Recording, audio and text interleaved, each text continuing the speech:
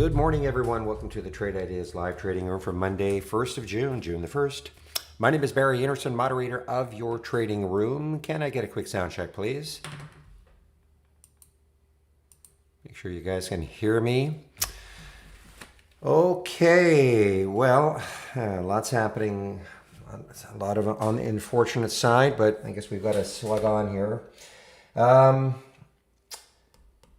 So some of the ones that are moving this morning, let's take a look. By the way, GAN, I think its lockup period is over. It's either today or this week, GAN. So that means insiders can start selling. Not that I'm not saying they're going to sell en masse, but of course this is my my biggest miss. But take a look at some of the other ones. SLGG, same. SLGG, Super League Gaming. And the other one, AESE, AESE. Both still ripping here.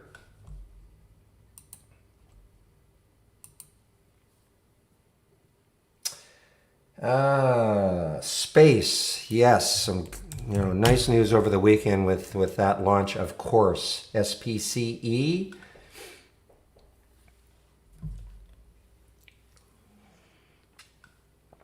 A couple of stocks. I'm sure you probably understand what Digital Ally is, DGLY. So this is gapped up, and I think another one is kind of the same, for the same reason. CETX, CETX. So Digital Ally and CETX, huge gaps. Look at this big gap for CETX through the 200-day moving average. Yeah, the body cams, yeah. Crowd, CRWD, CRWD, CrowdSource, or CrowdStrike, excuse me. Not quite new highs, new all-time highs, but $10 away. But this is obviously really bounced off that low way back here. When, well, rumors, we'll call it rumors, whatever you want to call it. But anyway, CrowdStrike, nice recovery for it. OXLC, OXLC. I can't see any specific reason for it. Key developments for preferred holders, okay. But a nice gap up for it. Look at this move on the daily chart. I mean, it's got lots of room, OXLC. We don't even have a float for it, so I'm not even sure what the float is. WRTC, this is one that was really, really moving Friday afternoon. And it kept going. It's, well, look at this. I mean, well, I'm sorry, that's Friday's right there. Look at the volume that came into WRTC in Cincinnati. Anyway, look at this WRTC on Friday, and it is continuing here. This is not quite an all-time high.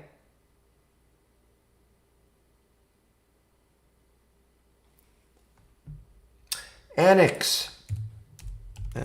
Annex. That's what we call our satellites in Canada. We used to anyway. Annex, ANIX. So nice little gap up here. Low float, 19 million in the float. This is a cancer drug.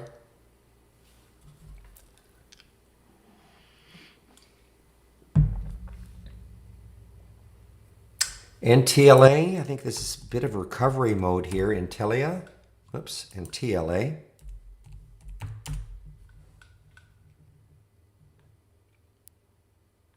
Yeah, look at this week it had. It was basically, a bit of a downer, a down week, but it is a nice recovery so far for Intelia.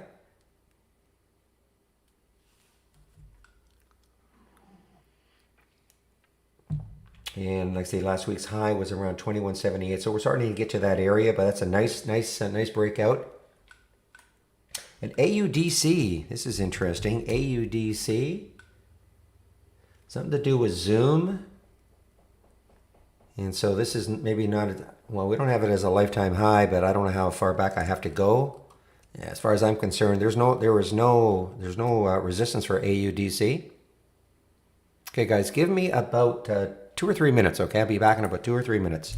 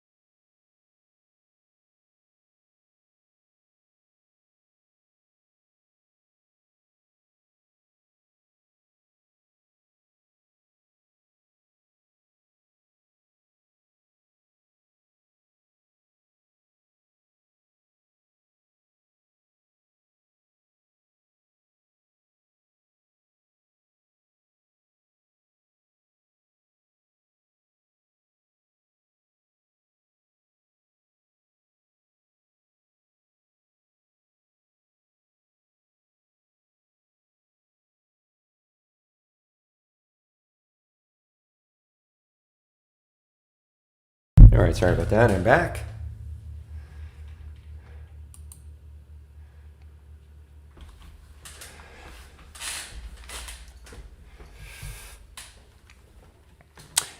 Yeah, Bart, I don't know how to answer that. I mean, if because this is a, oops, Bart, I'm typing in your name.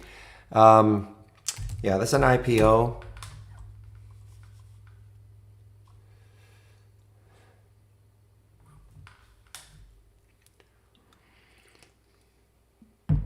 Yeah, I have no answer for that. I mean, this is what our data provider is giving to us. You know, I know we are looking at changing. We've been saying that for a while, but we're definitely looking at changing our provider. But so I have no answer for that.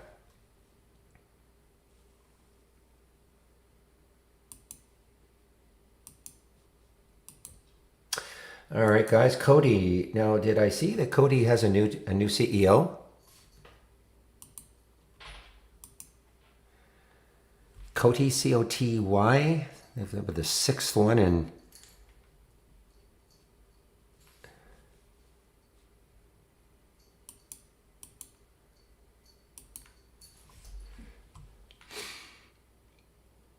appoints Chairman Harf as CEO.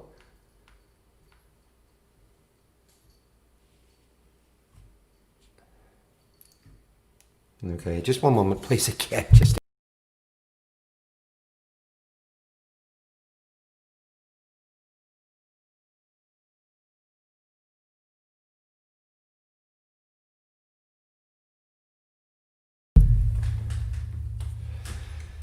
Yeah, Cody's got, yes, that's right. It's got a huge float though, 700, 3/4 of a billion in the float. So that is a massive float for Coty, C-O-T-Y.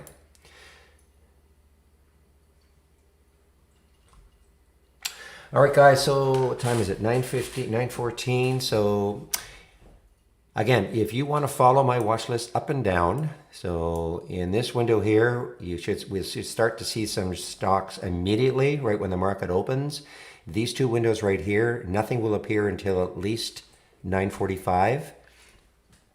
And there is a new symbol list, okay? There is a new symbol list name for this week, so just be aware of that. If you do want to follow my watch list, excuse me, click on from our toolbar, new channel bar, and then my windows.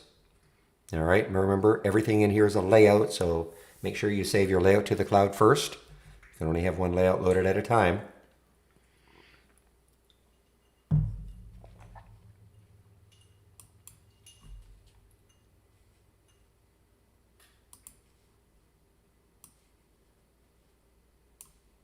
All right, I'm going to quickly take a look to see what sort of upgrades and downgrades we have this morning.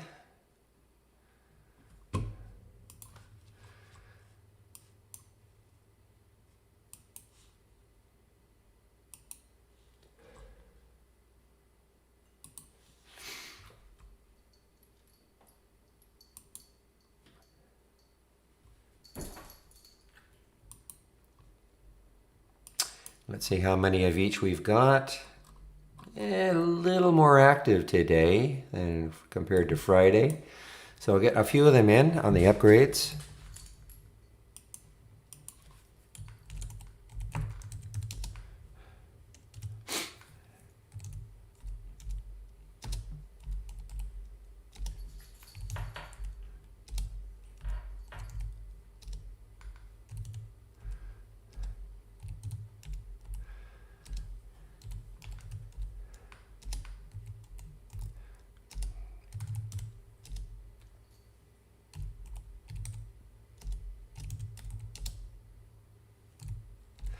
Just a few more to go on the upgrade side.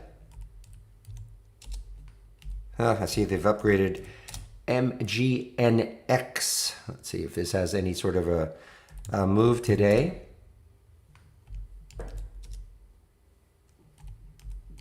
All right, there are some of the upgrades from briefing.com.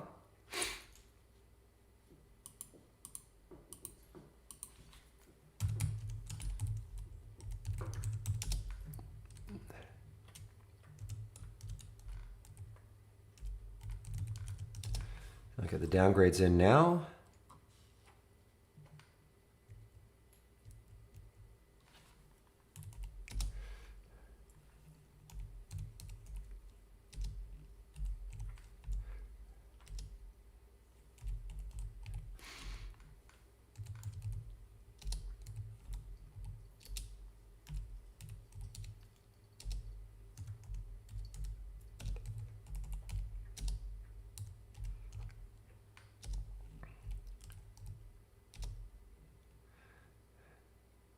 See a couple of downgrades for NXTC. I'll have to check that one out once I get the rest of these in.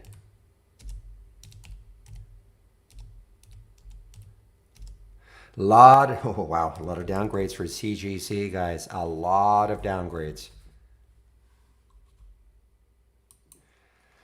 Just save them to the cloud, Katie. If you save everything to the cloud, it's there in the cloud for you all the time, okay? So right click, any window, right click where it says save or share to cloud, and then save. It's in the cloud. It's now, unless you delete it, it'll be there for you forever.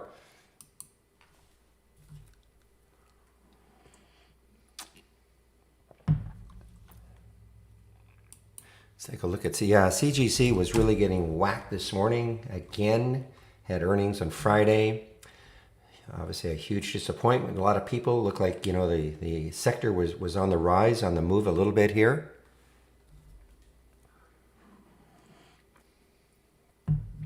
But it is continuing down. It's a second day continuation down off earnings. Big volume too. Look at that, 500,000 shares already, almost 500,000 shares already.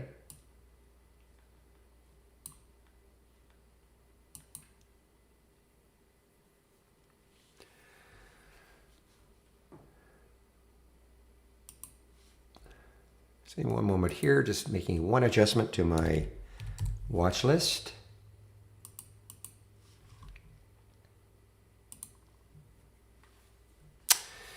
All right, so today, like I did on Friday, because we were testing this new VWAP stop, and so I've turned on my two strategies.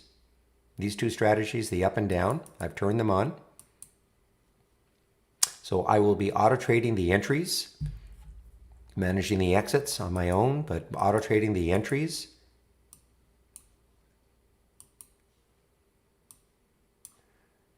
And that'll be in these two as the alerts start to happen.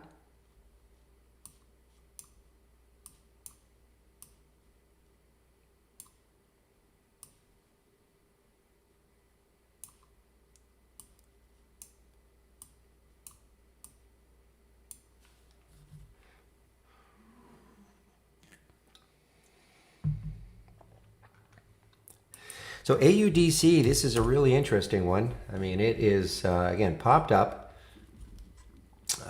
It's not very much volume yet, but it is a low float. 24 million in the float for a $38 stock. That is very, very low. So, but this has popped up some kind of an add-on or deal with Zoom as I quickly was looking at the news. And Zoom, yeah, there was some news for Zoom. I think they've increased security for businesses using their service, not the free service, but business services. So, I mean, this is almost an all-time high again. And they have earnings after hours tomorrow.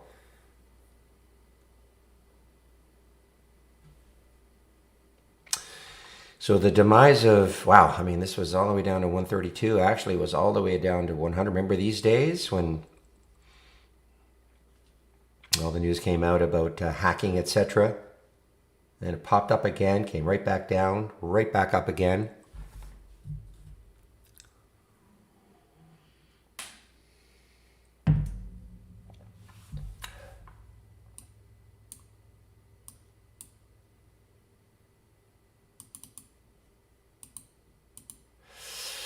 Might want to keep an eye on this news.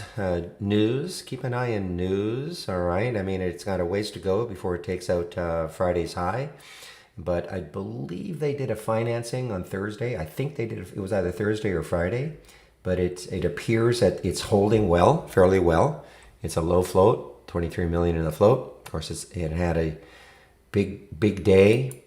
Got up to almost $3 at one point on Thursday. And then I think they announced the financing. Morning, Izzy. Welcome to the room.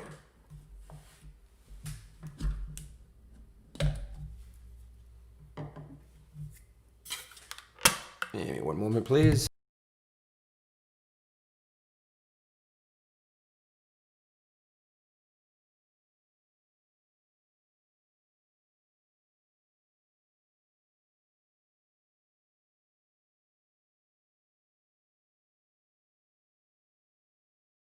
And welcome to you too, also, Sean.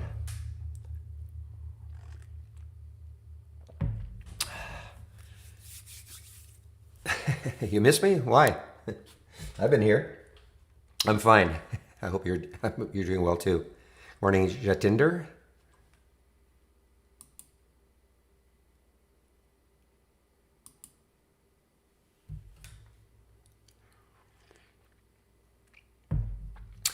Okay, let's see. I'm going to, what time is it? 9:23. Give this a little bit longer before I shut these two. I can't find the news on this EW, guys. There's no way in the world this is a drop like that. Was it? I still couldn't see the news. Oh, there it is. There it is. Finally, it shows up. So a 3-1, not a reverse reverse split, a forward. So that's why this is. So this is not real. This is not really dropped 66%. Okay, for EW.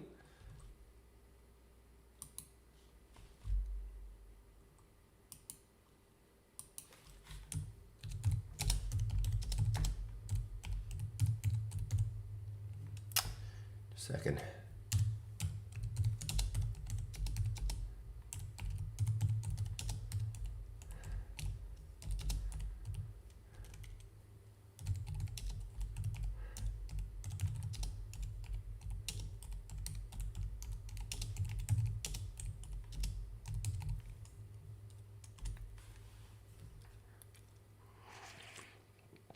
I have no thoughts on it. I'm sorry. I honestly don't look at the macros like that. I mean, all I know, I think I read somewhere that is on Thursday that Russia, OPEC getting back to the drawing boards. I don't know. I mean, but I have no, when I say I have no thoughts, I mean, I don't have any way to, I don't think about it as terms of, okay, what could happen because of these talks on Thursday, the on again, off again situation. I just don't think about it like that. Sorry.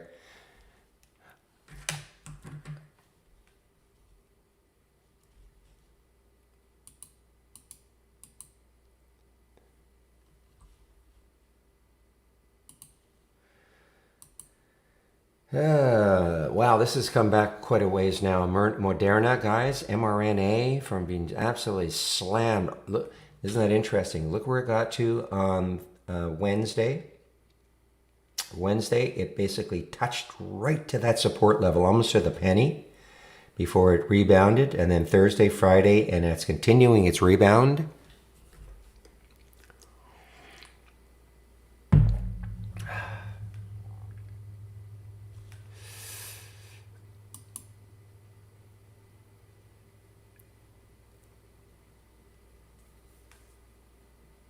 Are you talking about Trade Ideas? You have to be a member of Trade Ideas. You're in a free trading room, Sean, but this is a subscription service. What you see here, this is a subscription service. All these scans you see, this is a program called Trade Ideas.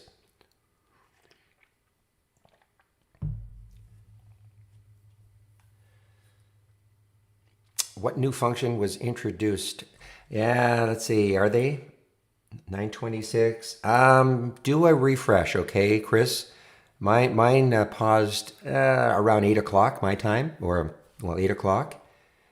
But I noticed they're okay now. I hope well, it might be a server issue depending on the server you're on, but I have noticed that mine are updating. I know we had a little bit of an issue on Friday.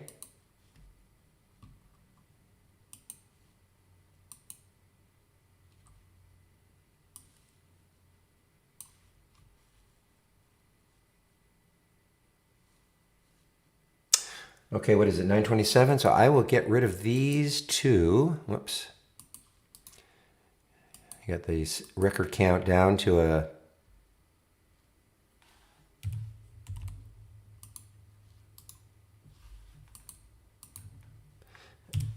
better level. Okay, so I'm going to get rid of these two.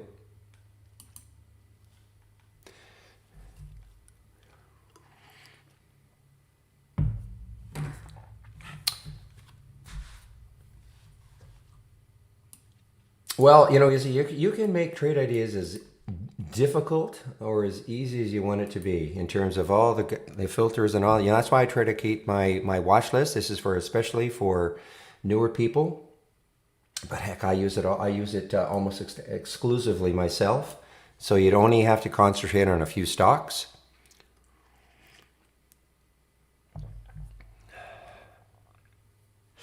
Yeah, I don't look at it like that way, Z. I like the market open. Okay, I mean, you know, the AUDC looks very interesting. I mean, it's technically it's on an all-time high, but it looks interesting. The volume isn't there yet, though. As an example, Alex, or that's Interactive Brokers. No, actually, what time is it? 28. Okay, let me show you what it looks like. I'll give you a link.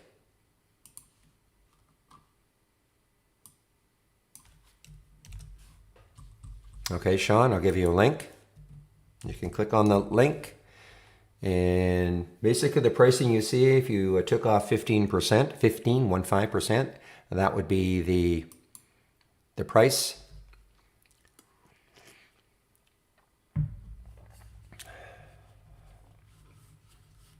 I don't steady. I actually don't. You know, I don't do any of that when I link with IB.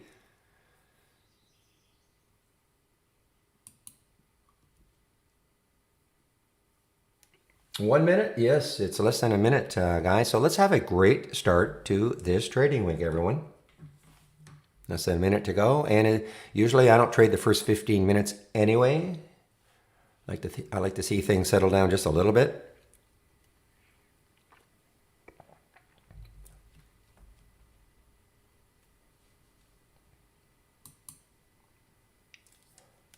The gap is moving up a little bit here.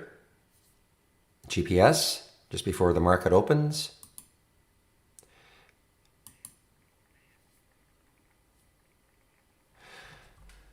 Okay, here we go. We are now open.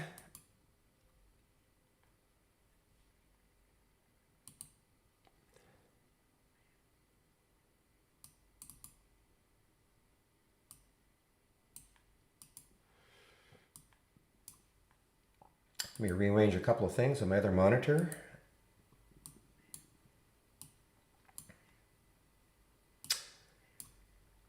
I think we have a fairly big, I don't know if it's today, but we have a fairly big IPO this week. I think Warner Music, if I can recall what I read on the weekend. And we have a smaller bio.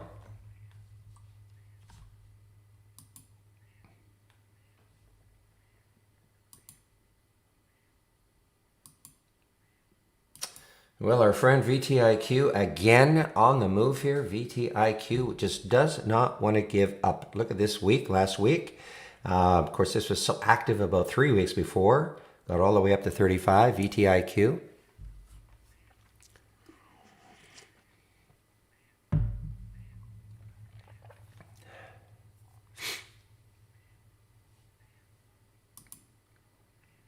Oh boy, are they doing a financing? MLND. This was on the watch list. You know, after that move on Friday, this was on the watch list. Look at that potential gap fill. But to start, it is definitely selling off. It's almost like they're going to announce a financing.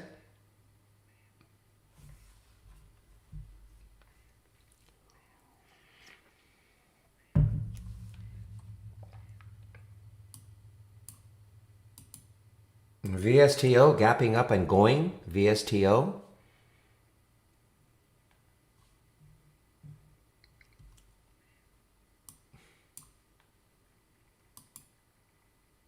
Okay, this is a gap down in reverse. ADAP gap down, trying to reverse.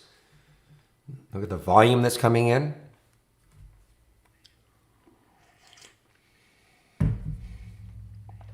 Wow, look at this VSTO. As I say, this is a gap up and go.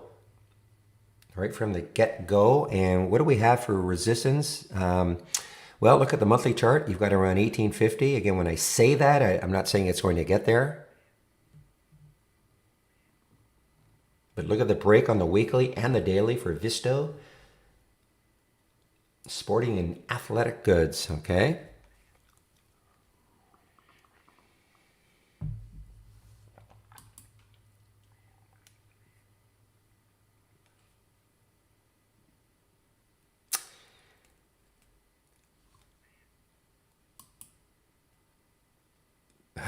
These airlines, it's so hard. I find them virtually impossible to intraday trade them anyway. Look at the gap up for save. And then, before the market opens, just slip sliding away. Now a pop on big volume, but I just find them very difficult to trade.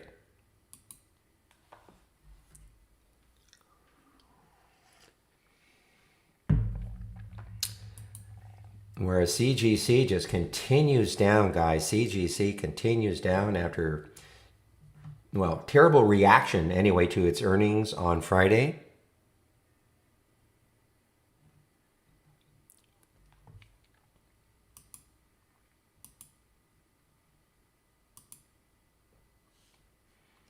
Make up your mind. Look at save. I mean, yeah, CETX.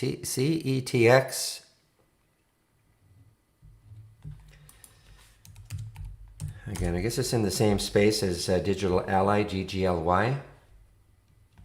Lots of room, of course. Let me check that monthly chart. I have to really expand it to get a better picture. It's a low float, 7 million in the float.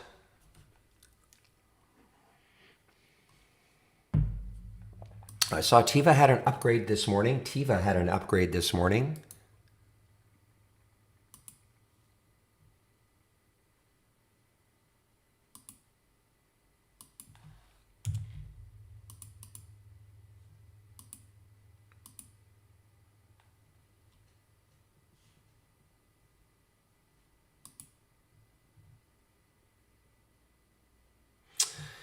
All right, yeah, this is not shortable for me. This is just CJJD. This is obviously a China stock, but it is gap down now through the 200-day moving average.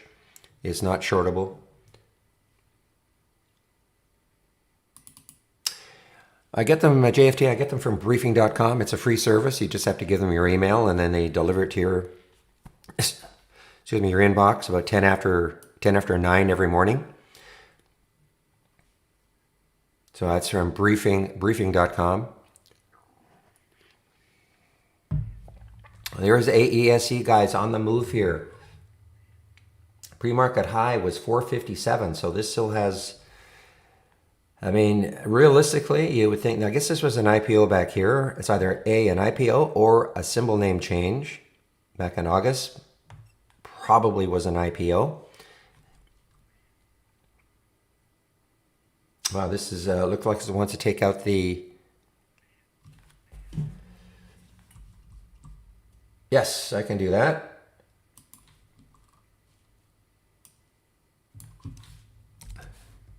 So this is an IPO tracker, guys. This is what I use, okay? And again, I think one is coming out today. It's, if not today, tomorrow. Warner Music. That's a big one. And then I think I read there is some little bio with about 6 million shares coming out later on this week.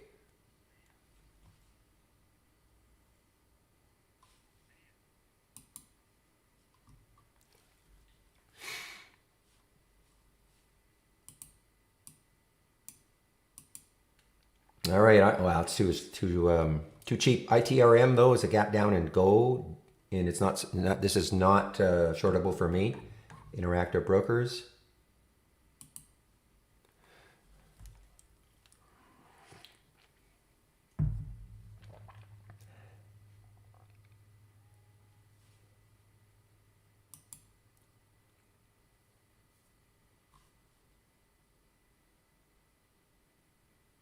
Guys, take a look. Keep an eye on this Delphi DLPH. The high last week was about 1324. It's very close to that. If you look left, it has room to about 1550 or so. So I'm going to stick an alert right here around 1327. Oops, that's not right. 1327 or so, and see if it takes it out. Maybe later on today or tomorrow.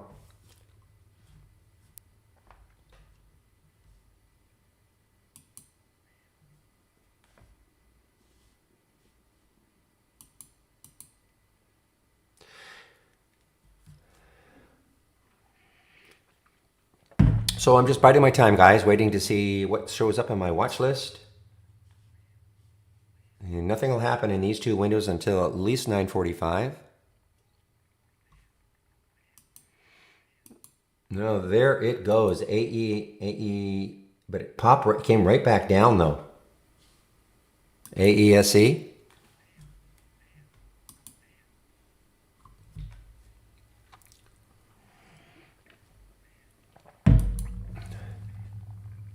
Yeah, that's the link I gave you, PJ. You just have to the IPO tracker link.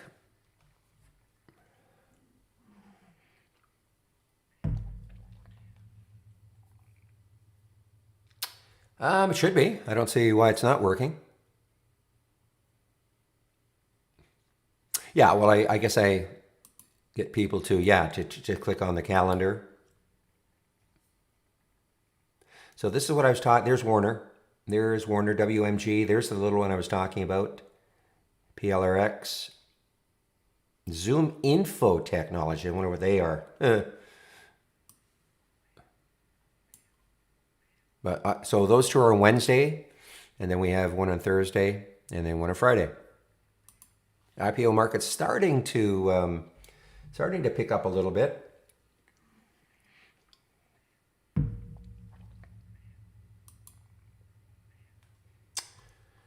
Well, man, I'm just kicking. What's GAN doing right now?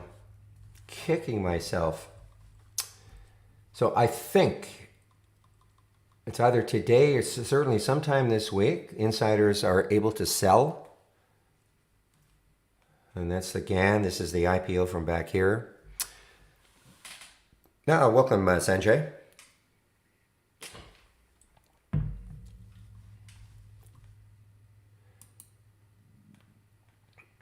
Well, this is a gap up and reverse for space, SPCE.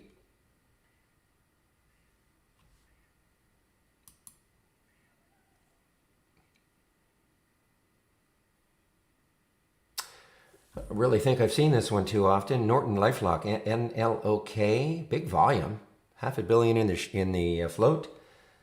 On the way down, broke down through the whole number. For me, that could be pretty significant. Lots of room underneath for NLOK. But again, I usually just bide my time in the first 15 minutes.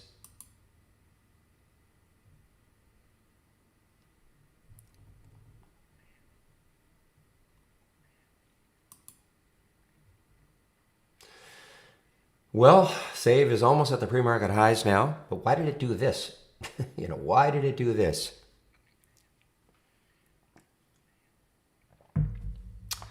Digital Ally, okay, well, still low float situation, 9 million in the float, so Digital Ally 277 or so, pre-market high. Obviously, if it can maintain, there's a lot of room. Most of you probably understand why this one is popping this morning.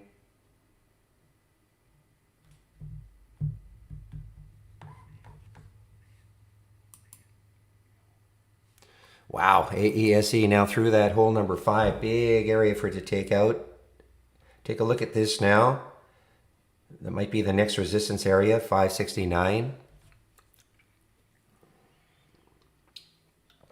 Market's down. I didn't even really look at the market, but the market is down a little bit. You're saying Apple is up? Interesting, if Apple is up. Yeah, so it should drag the NAS up a bit.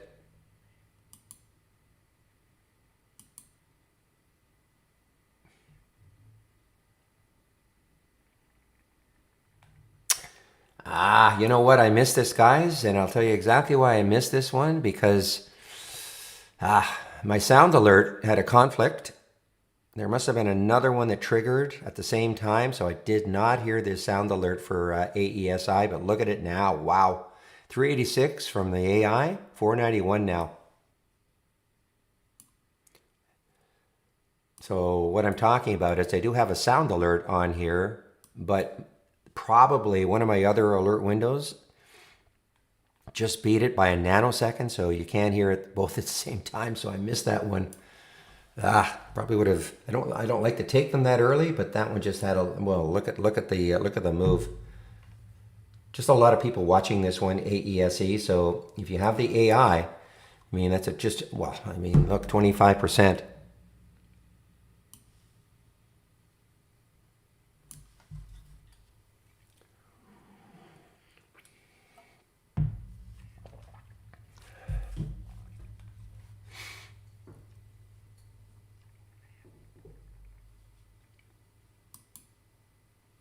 All right, so Fred, yes, you're again.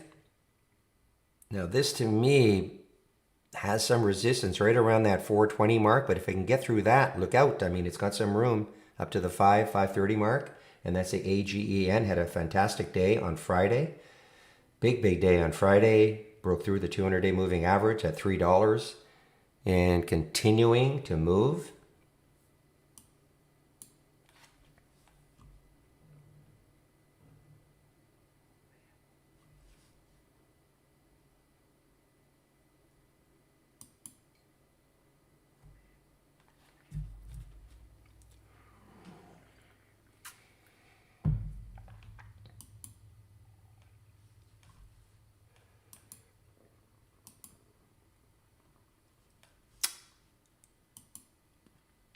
Okay, guys, so this SLGG is sort of lagging a little bit. It's lagging the AESE. Let's take a look at AESE and how much is it up? So it is up almost 100%, okay? And it has 7.8 million in the float. SLGG, what's the float? Okay, so a very equivalent float, guys. So keep an eye on SLGG because this is lagging it quite a bit. I mean, it's up 12%, but it is lagging it quite a bit. And it has a ton of room, SLGG. You know how traders think. You go, okay, I missed the AESE. I'm going to stick an alert just over 4 for this one. See if it takes out 4. That looks like about the pre-market high for SLGG.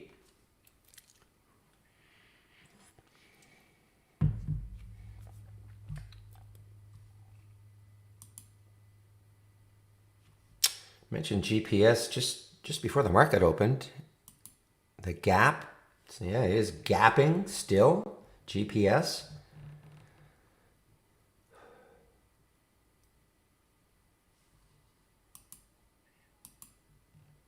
As is, look at AMRS. What are you doing?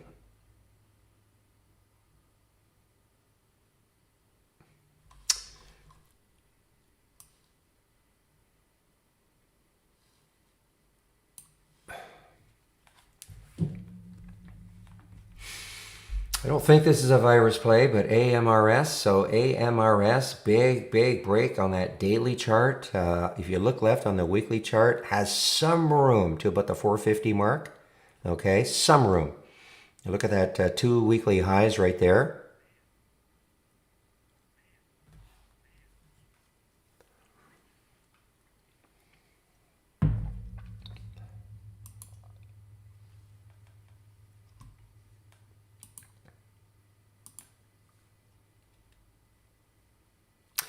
Macy's is even having a bounce here. Macy's.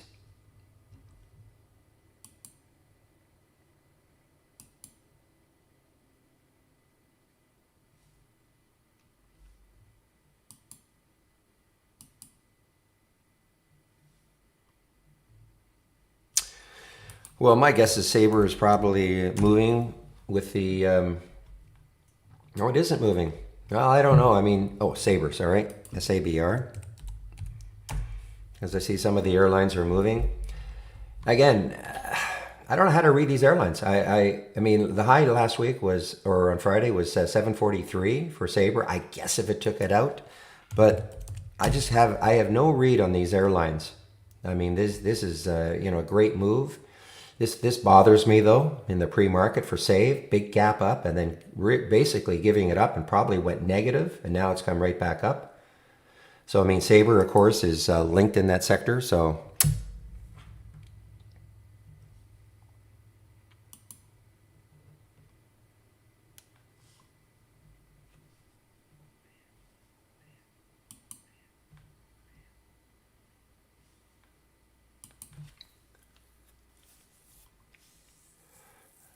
But Save is just, I mean, are they all moving like this? Or is it just Save?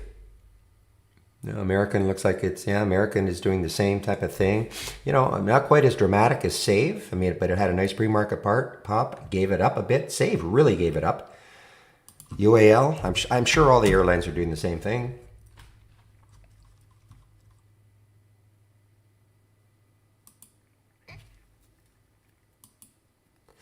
Wow, the gap keeps moving. Huge area for it to try to take out, guys. 10. Big, big, big, big psychological number to try to break its way through is for GPS.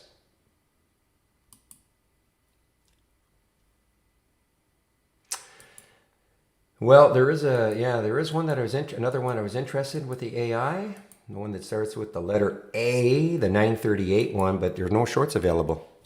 No shorts available for me.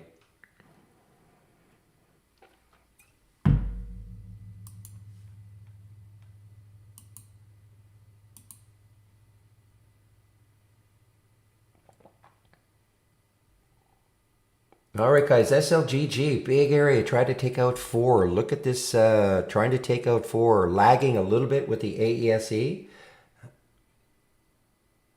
So I'm just going to stick my alert a little bit over 4.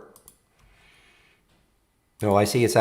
Oh, I see. Actually, it took these 947. So it took these. This is on the auto trading. Okay.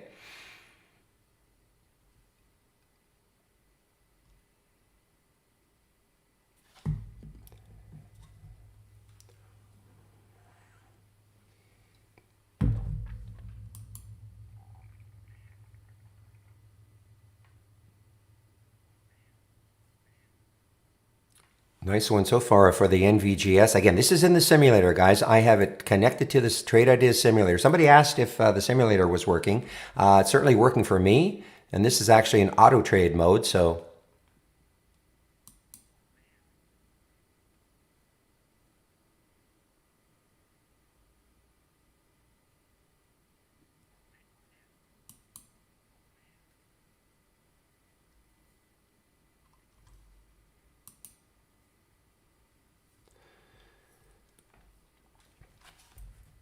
well, I keep an eye. I mean, the WRTC, so it had the pop in the pre-market, the drop. Now it's trying to come back. And low float, 14.5 million in the float. Okay, so here's a word about this, okay? This is why I like to have that max P&L up here, okay? So I was up at one point in the simulator, $75, and now it's gone negative. Probably would, you know, if you're really trading, you would not let that happen. Okay, I'm just going to let it run its course, but just trying to show you that you shouldn't let something like that happen. You know, take out at least half or something.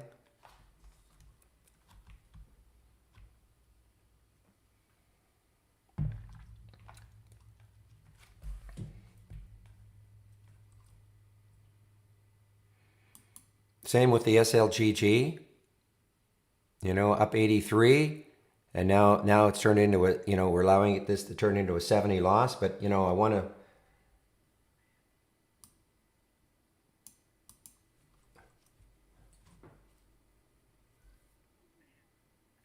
Yeah, so that got closed out.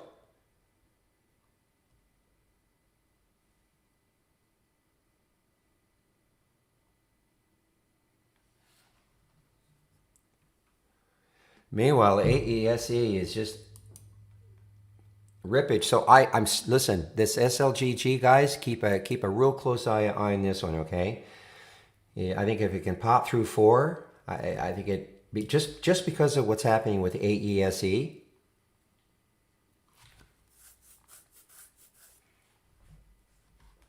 Ugh. Look at this, 34%, 35% right now, and the AESE. I had to figure out what I'm going to do about that because you know that's exactly the type of trade I want to take in the AE and the AI. Stocks under $20, even if it was early.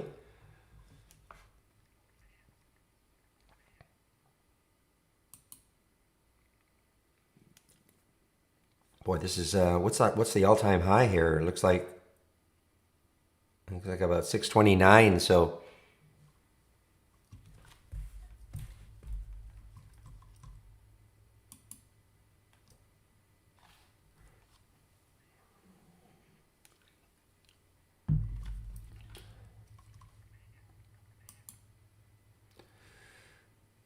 Okay, so the NAS is up now, so a mild disconnect. We've got the other two indices down. NAS is up a little bit, and the trade of the week. I forgot to mention it.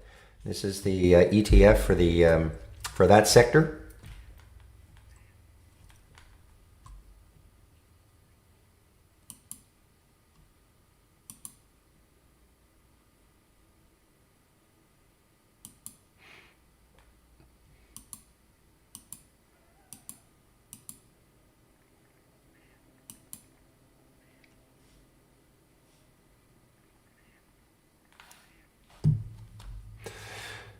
Okay, CETX guys starting to fade somewhat now. Well, dangerous. Well, I mean, like anything. I mean, hopping on like a new high for the day. If it's gone straight up, I mean, you still want to wait for a pattern.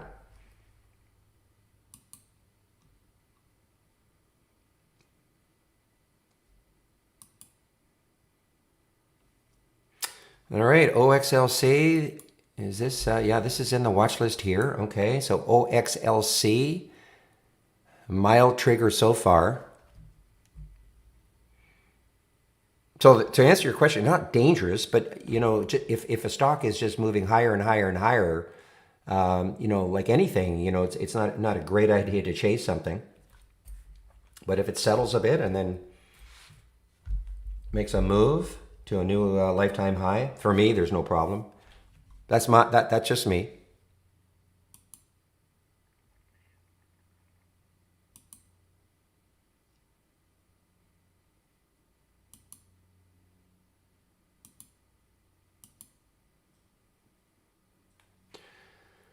Wow, look at this, 44% now, 386, almost $2 from the alert for a $3 to $4 stock.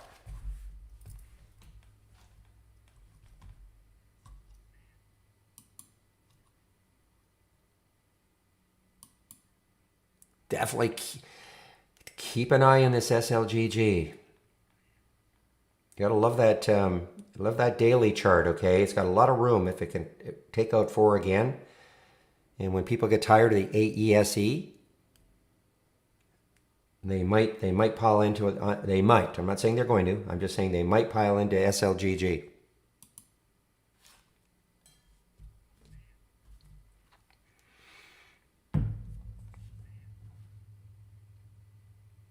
Well, Sanjay, these are mine. I mean, okay, you have to create your own. Okay, these are mine. You're not going to see what I have.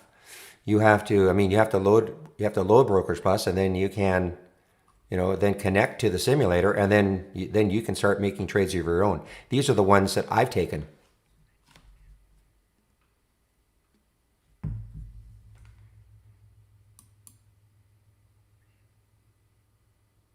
Well, I'm going to flatten out of this one just in case it can't take out 6.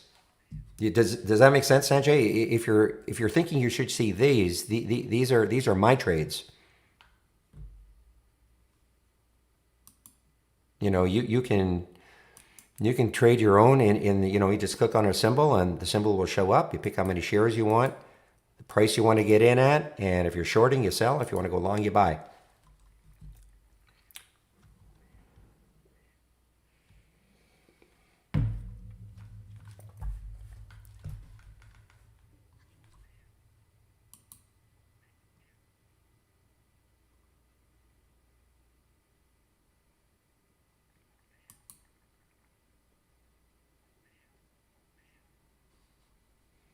Oh, I don't. PJ, there's been talk. I know Bettman had the big call last week. I don't really know for 100% for sure.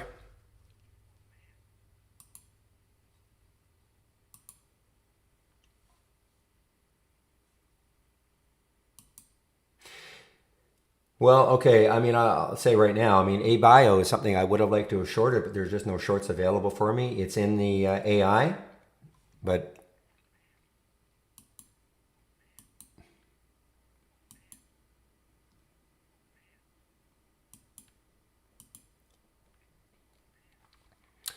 wow, ADAP on the move here. ADAP on the move now. Lots of action so far this morning, even though the market is relatively flat.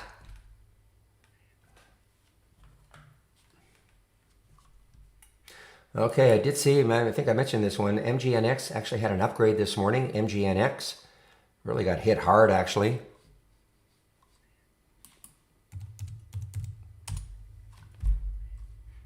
AESE, this is another stock not available for me to short.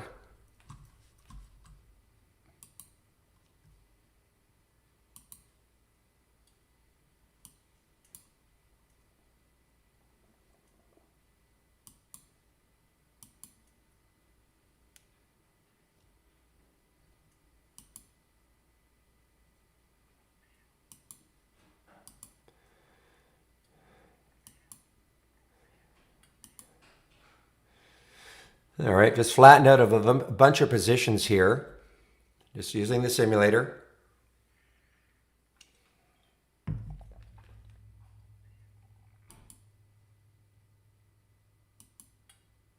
All right, Cody now. This could be interesting. How much room does Cody have? Last week's high was, did I say it was around 450? 466. So Cody has room, guys. COTY does definitely have room.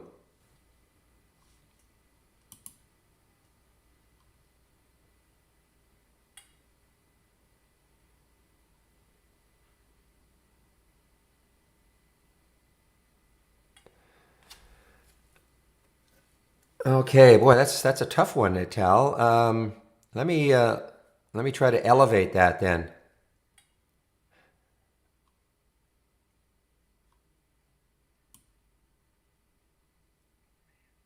Nobody's okay. I'm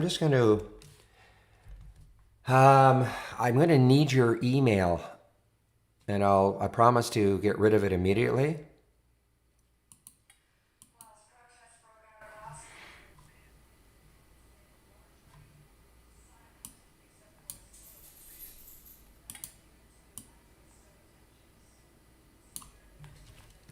Okay, just a second here. I'm gonna make sure I've got it.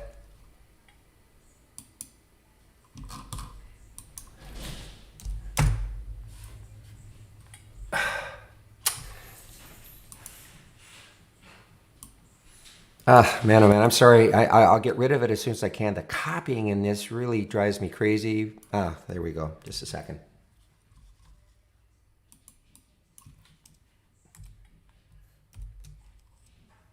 Okay, second here.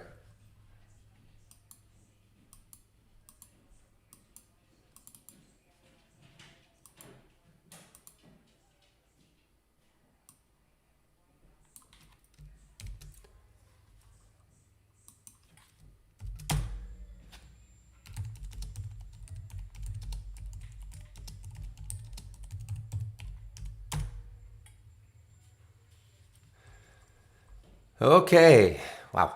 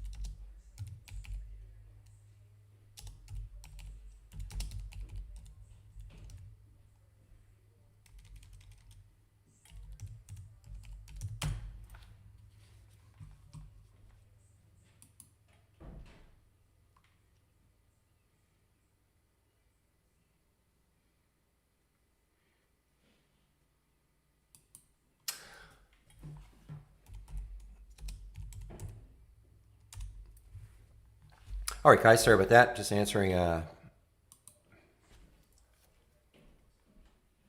they can do screen sharing, but hopefully it's just something in your account, Itel Designer. Okay. So I've already popped it into the support.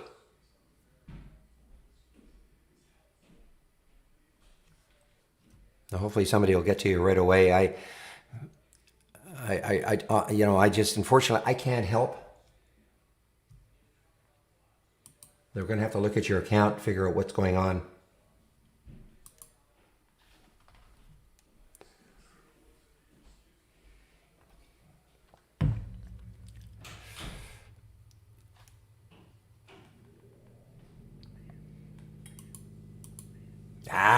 Son of a gun. I wanted to take this one earlier. So Cody is on the move here.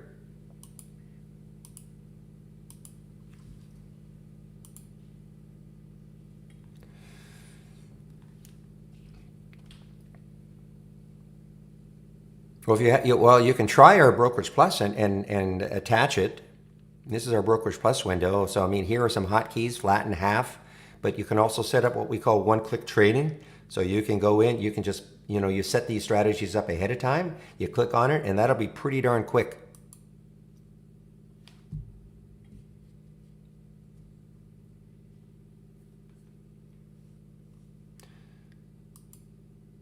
Yeah, I wanted to get that Cody right around. See if it pulls back at all. Yeah, right here, right on that 450 or 420 or so break. Because it doesn't have a ton of room.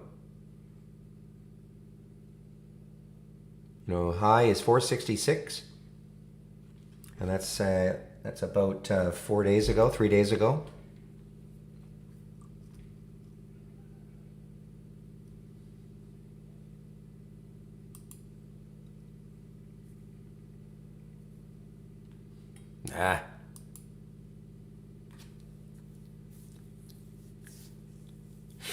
So I did a reasonable job at getting at us. The only one, of course, is that, had up $75 turned into a $32 loss, which, should never let that happen if you're really following your simulator and taking it seriously. It's okay. This is our brokerage, what we call Trade Ideas Simulator.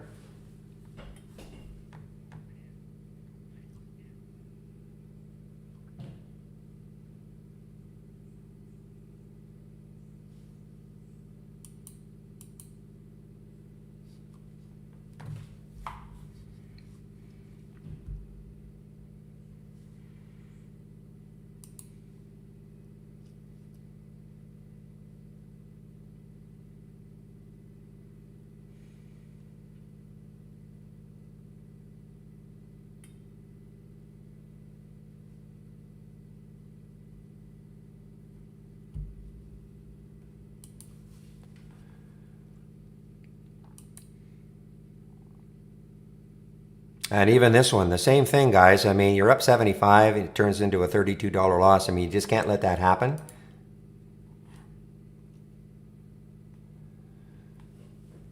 That's why I do like to have this max P&L column up. It shows you how well did you execute getting out of your trades.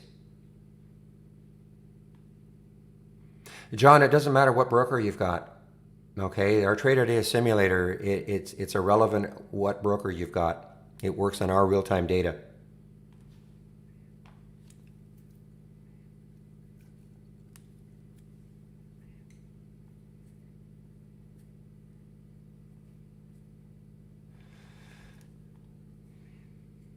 Yeah, well, so we have a VWAP filter, as if. So I mean, it's just a matter of here's our VWAP filter. And distance, add filter, so you can you're not going to be able to get an alert that says, okay, now it's up 1%, but you can filter for stocks, minimum 1% and max 2 as an example. So you can zero in using our VWAP filter. Well, yeah, flatten is just get out of a position, like sell, half, get out of half your position, double gets you double your position. Okay? Reverse, I wouldn't pay too much attention to it unless you're very comfortable with, reversing your position. You're short, now you want to go long, or you're long, now you want to go short. Basically just reversing your position, okay?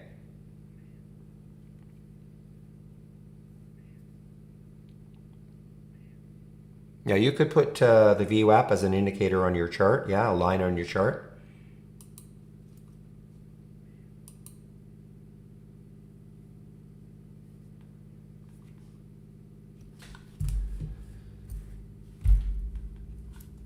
So the simulator, okay, so it's part of our standard service, Gabe. You just have to click on new, and this is part of, If you're using our web-based version, it's not available. Okay, but if you have the app, the desktop app, click on New and then Brokerage Plus. Okay, this window will pop up, and then where it says Connected, just check Trade Ideas Simulated Trading.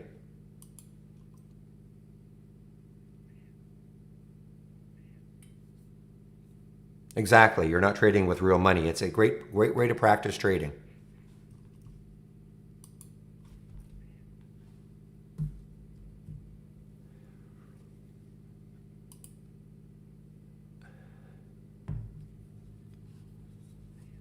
Well, I can't do anything at Tel Designer. Personally, I can't do anything, okay? Because somebody might have to take, I have passed it on. Let me just see if,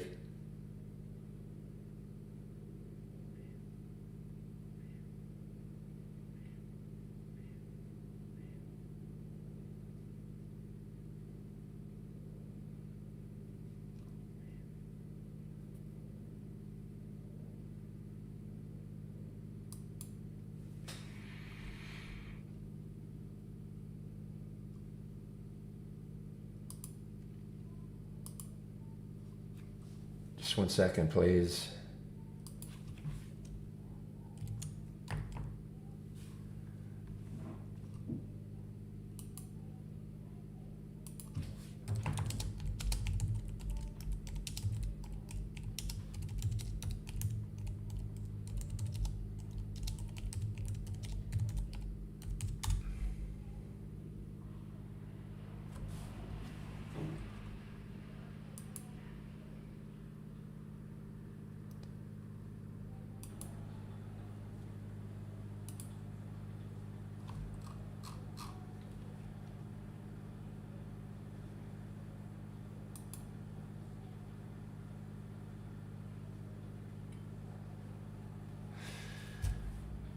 Okay, sorry about that, guys. I'm trying to see if somebody's trying to answer or trying to help Tel Designer.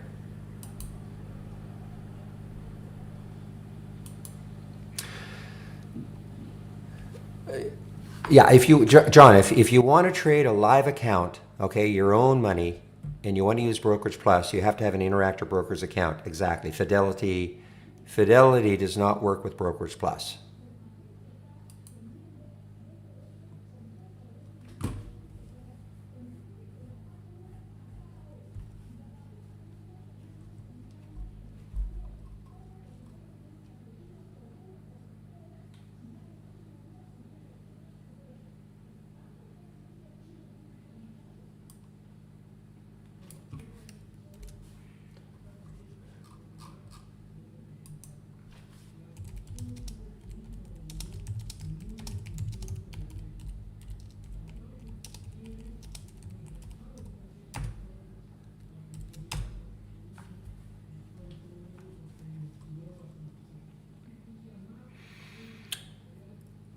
Do you call Interactive? No. For what? No, you just. I'm sorry, I don't understand your question, John. When you say, do you call Interactive? I mean, if you have to set up an account with them, yes. In terms of calling them, you usually can do it online.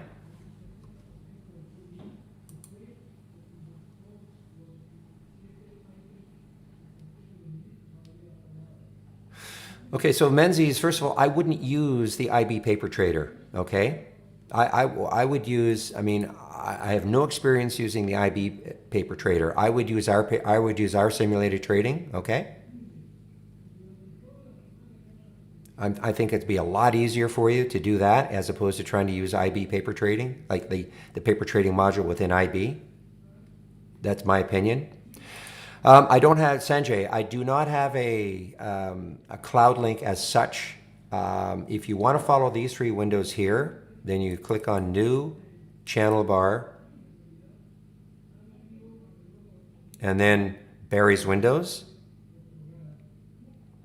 And then you'll get, but this is a layout, all right? So make sure that you save your layout to the cloud if you have one up and running already. Make sure you save that layout to the cloud because you can only have one layout loaded at a time. And then you can follow along. You'll only see the last ones. People say, hey, I'm loading your window. I don't see all of them. You're only going to see the last ones. The last one depends on when you load it. The other scans, I'm sharing a lot of scans. If you click on the scans tab, you'll see a lot of scans that I'm sharing, okay? You can also access it from the Room Drive icon. Looks like a half-open folder, scans that I share, download. Then you can pick and choose which ones you might like. No, John, I really don't know. Swing Trader channel, no, don't have any idea, I'm sorry.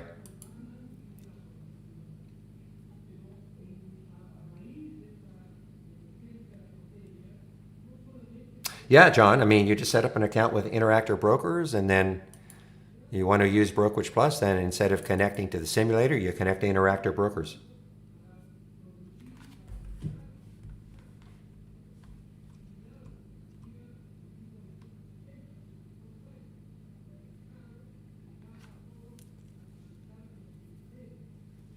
Don't talk to me about Coty. Do not. Now, guys, if you're in this one, be aware right around here, on the daily chart. So 2 days ago, the high it's getting very, very close to that high. About 450 or so.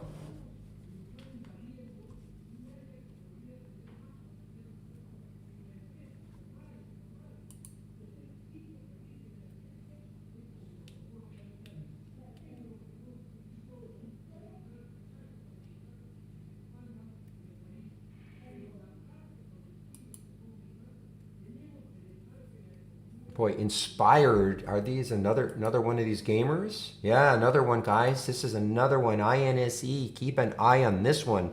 Look at the room it's got. INSE on the monthly chart. 370 is the high looking left. This could have a lot of room.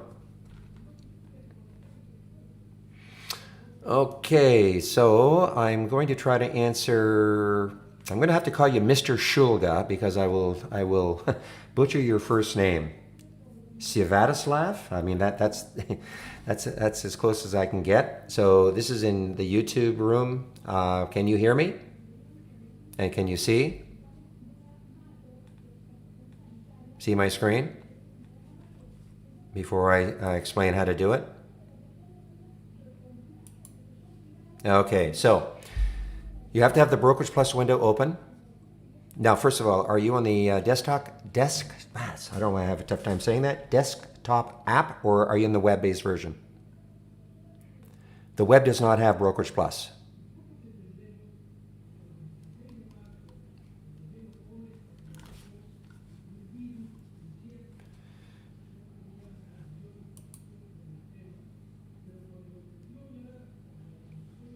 Okay, good. Okay, so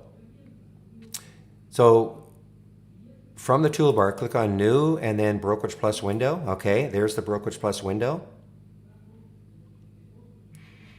You have to click on the Strategies tab. If you don't have the Strategies tab open, then from within the Brokerage Plus window, click on New and Strategies tab. So you have to have the Strategies tab open. Okay, are you following along so far?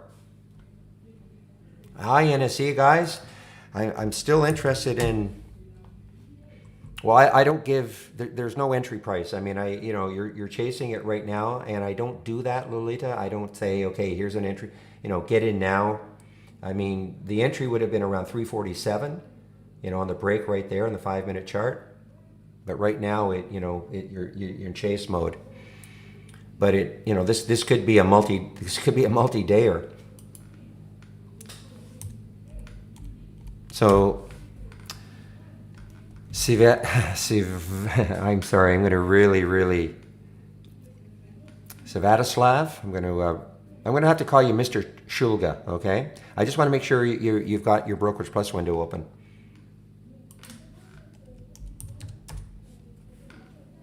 Well, if you look at the weekly chart, the next high looking left is around 445. I mean, so in theory, it's got some room to there.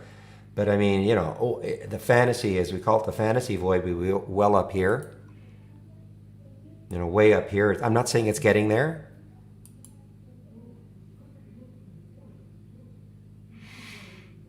Oh, you've already done it. You've already created your own strategies. Well, then you've already done it.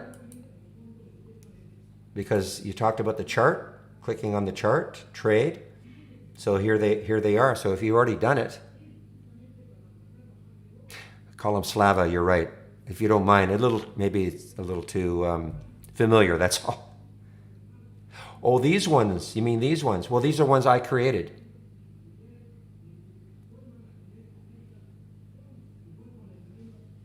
These are just ones I created, okay? So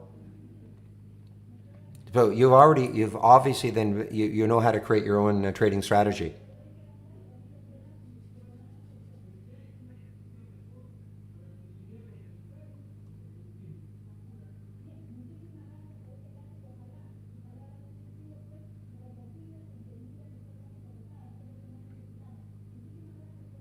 So and then you just fill these in, as much information as you want in all these tabs to create your own strategy. I was going to ask guys, how's the screen sharing going today, other than William, who always seems to have a problem? Sorry, William. Guys are being able to see my screen? Okay.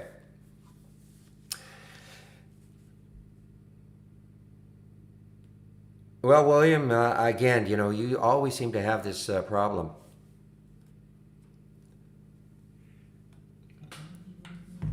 Or from time to time, you have a problem.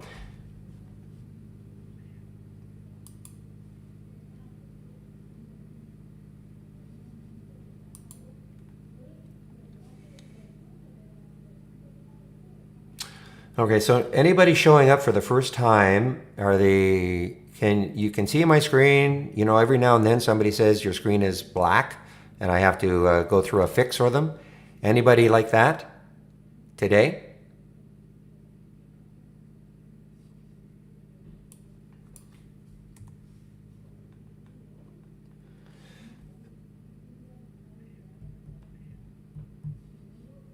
SMH? No. I'm sure it's not to the downside. I'm sure it's not to the downside. Did you read the email?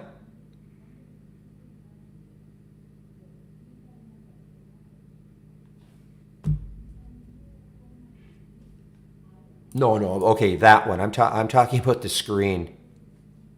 I'm talking about the screen. You guys can see my screen. The reason I'm saying this is I didn't want to bring it to anybody's attention before, but I am now streaming in a different way. And in this different way, supposedly, this will get rid of all those issues.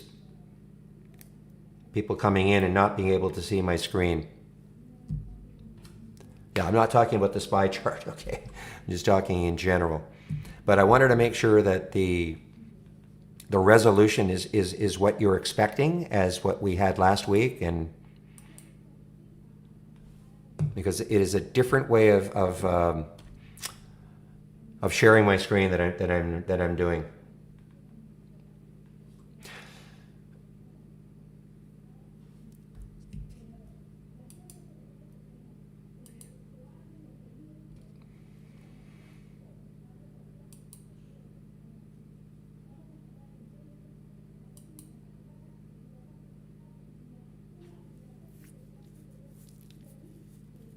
Yeah, well, William, we can't help you then. I mean, if you're on William 7, if you're on version 7, can't help you, man. I mean, there's only a certain amount we can do.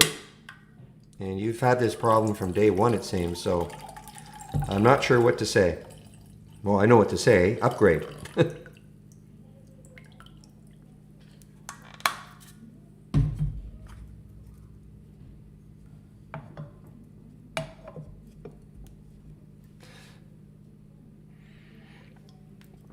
Well, William, I can't help that then. I mean, there's only so much we can do, right? So,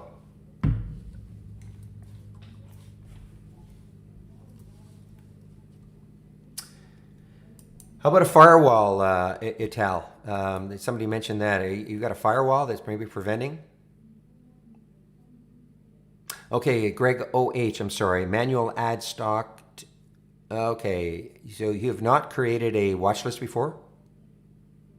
Or have you created a watch list before?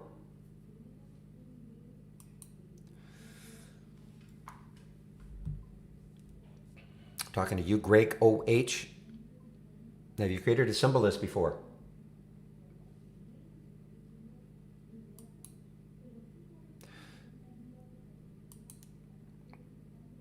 So it's Hal. Is it possible that you got a firewall blocking something? Is it possible that I'm just looking at a comment that somebody's making?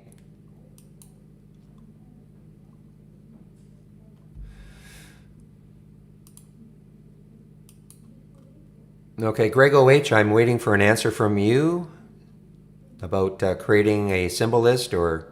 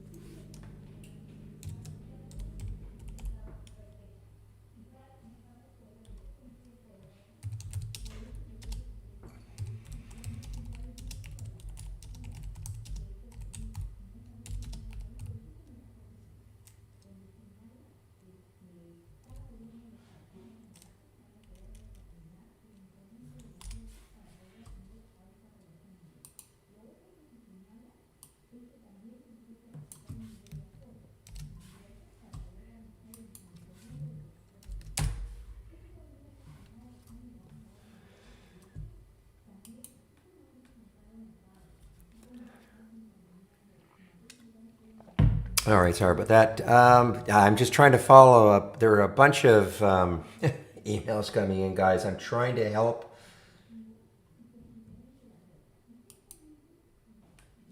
I haven't taken, unfortunately, I wanted to take that Cody trade. That's the one I really wanted to take. Well, I wanted to take the AESE, but. All right, I'm going to exit this one, flatten out.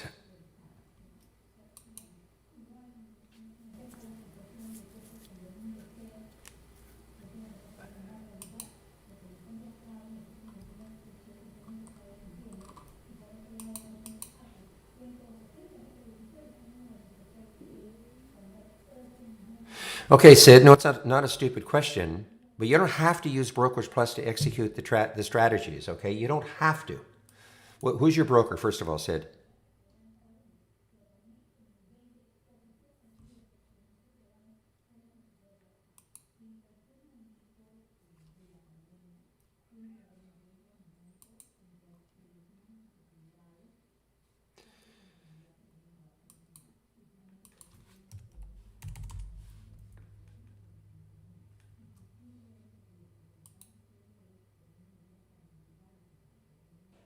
Okay, so are you talking about auto trading or just trading, just normally?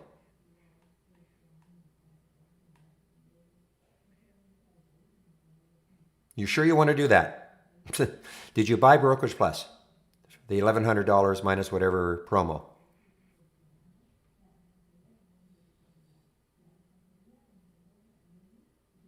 All right. Well, click on Holly AI. Okay, you have to have and turn them on. Then you just turn them on. Turn all the strategies on and see if they say off and enable selected strategy. Enable the ones you want to trade, auto trading. But I caution you. But if if you want to do that, fine. And then once you have to connect, of course, to Interactive Brokers. But you have to go to the Holly tab and you have to switch them on.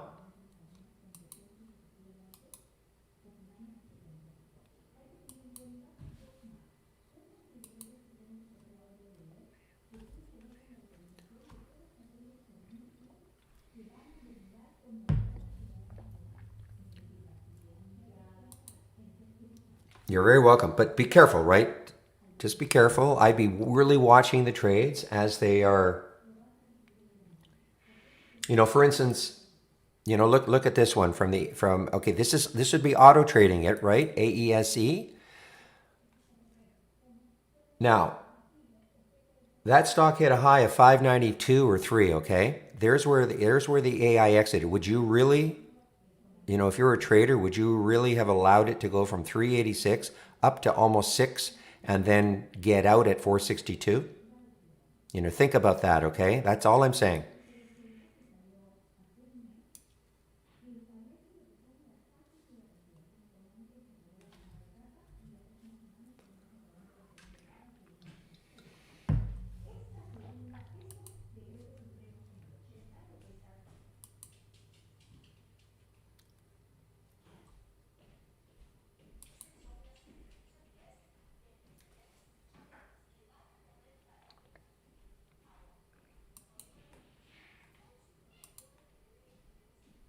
Yeah, see, if you're very new, just, I would simulate. I would use it in the simulator first, okay? I would do it in the simulator first. Oh, okay, okay. Before you start, okay. But did you see what I was saying here? I mean, there it is, 386. It gets up to almost 6.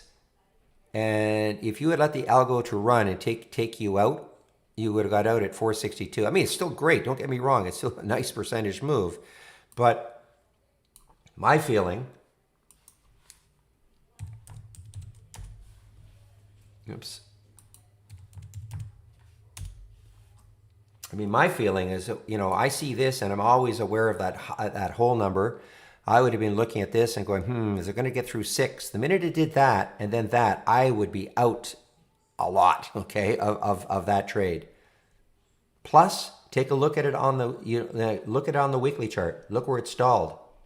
Okay, right in this area here. I mean, I'm not saying it's not ever going to get through that 631, but that's why I'm saying to really, sort of try to analyze it a little bit. Also, just I think it's, you want to take these on the auto entries, fine, but I would be managing the exits.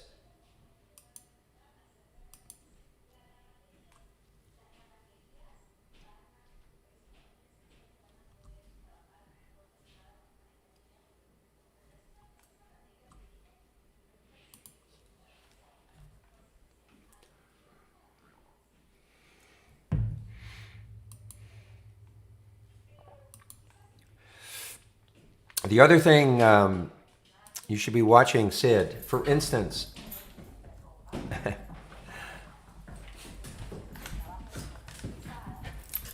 for instance, there are a couple. There's one short anyway. That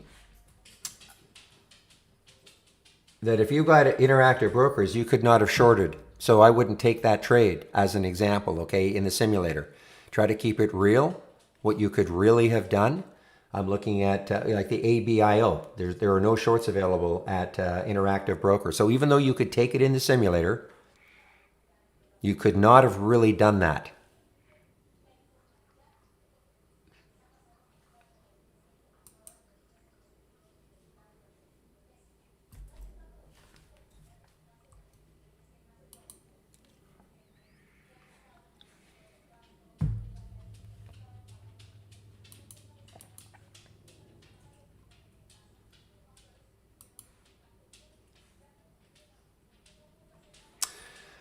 Refresh time, I'm not sure. I've never really thought about it. Refresh time on the window, to be honest.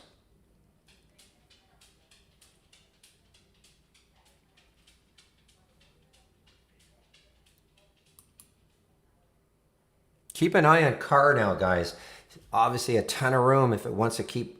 I mean, it's taking advantage, of course, with the unfortunate Hertz situation. This takes out 23. The high last week was 22.22, so it's well above that. It takes out 23. I mean, look at the room it's got.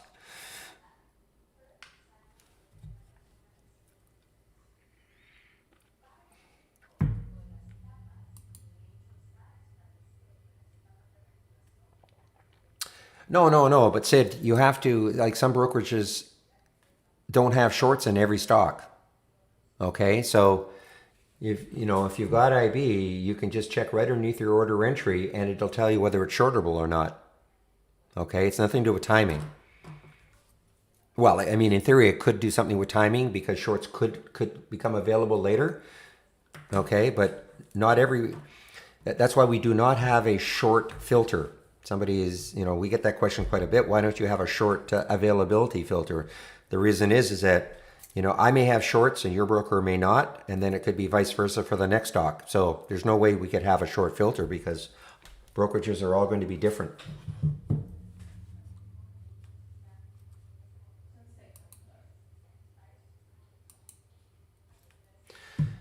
Oh, MYOV, another little 2-bar pullback on that 5-minute chart. 1417 would be the trigger.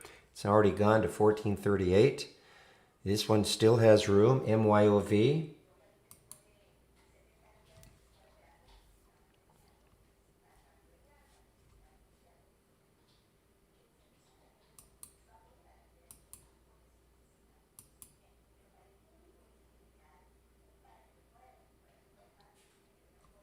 So here's another one, guys. CT. So I'm up $85. I've let that go down to just 14. You know, and probably it's stalled right at the whole number. You know, so again, if you're going to use a simulator, treat it like it's your real money. What would you do?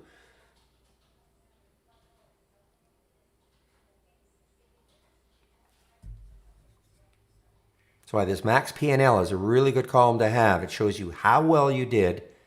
You know, I mean, I'm not saying everybody you're always gonna get out right at the penny of the high, but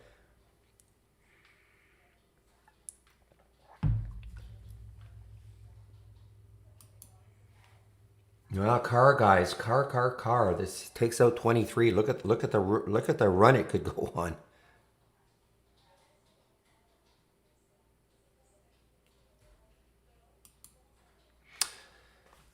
Cloudera. Haven't seen this one for a while. CLDR. Big volume. Look at the volume.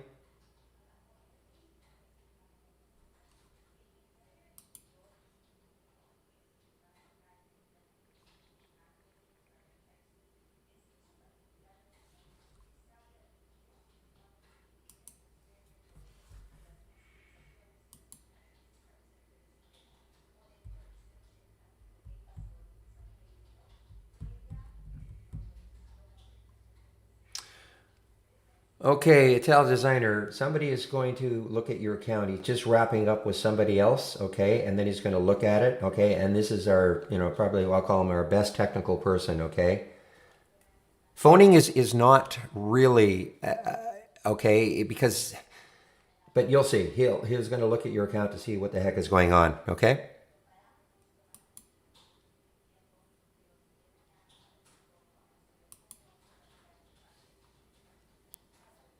And I do apologize. I you know, I don't, I wish I could personally help.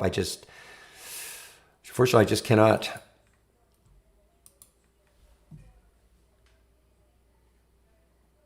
Guys, I mentioned Delphi a little earlier. Taking it, okay, that just check out last week's high, okay? Well, first of all, normally at around 10:30, I go over a bunch of links and things. So, first of all, a big welcome to anybody who's brand new into the room this morning. This is the format, Monday to Friday from 9 a.m. to 3 p.m. Eastern Time. I do share my screen, and I am live on the mic. And if you're in the room here and you are not a Trade Idea subscriber, you know it's a free room. This is the way it is all the time. If you are a subscriber with Trade Ideas, I am sharing a lot of scans. Now, people ask me about this one. In order to get this watch list up, these three, you have to click on my channel. So from the toolbar, new, channel bar, and my windows. Okay, now everything in a channel bar is a layout. So before you click on anything in a channel bar, make sure you've saved your layout to the cloud before, all right? You can only have one layout loaded at a time, so your layout will be replaced, which is okay as long as you saved it to the cloud. But if you want to follow my windows, they're right there from my channel, Barry's Windows, okay? I'm also sharing a lot of other scans. If you click on the scans tab in the room, you will see all the scans that I'm sharing. Okay, hopefully they're named in a way in which you might say, hey, yeah, that might be an interesting scan to take a look at. You can always access them all from the Room Drive icon. It looks like a half-open folder. Scans that I share, download. That'll go to a Word document, and then you can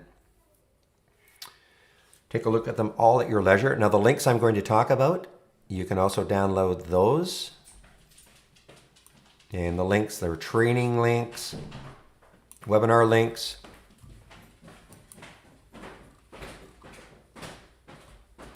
And let me talk about some of those links right now. Well, actually, let me go to the subscription right now, okay? So if you want to take out a subscription to Trade Ideas, there's your link, and there's the promo code, Barry4Alpha, for 15% off, 15, off the first month only or the entire year. This is how much a subscription will cost.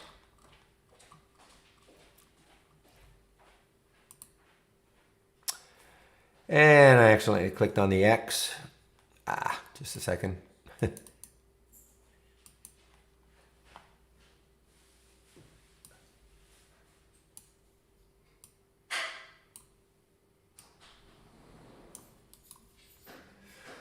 This is my monthly chart.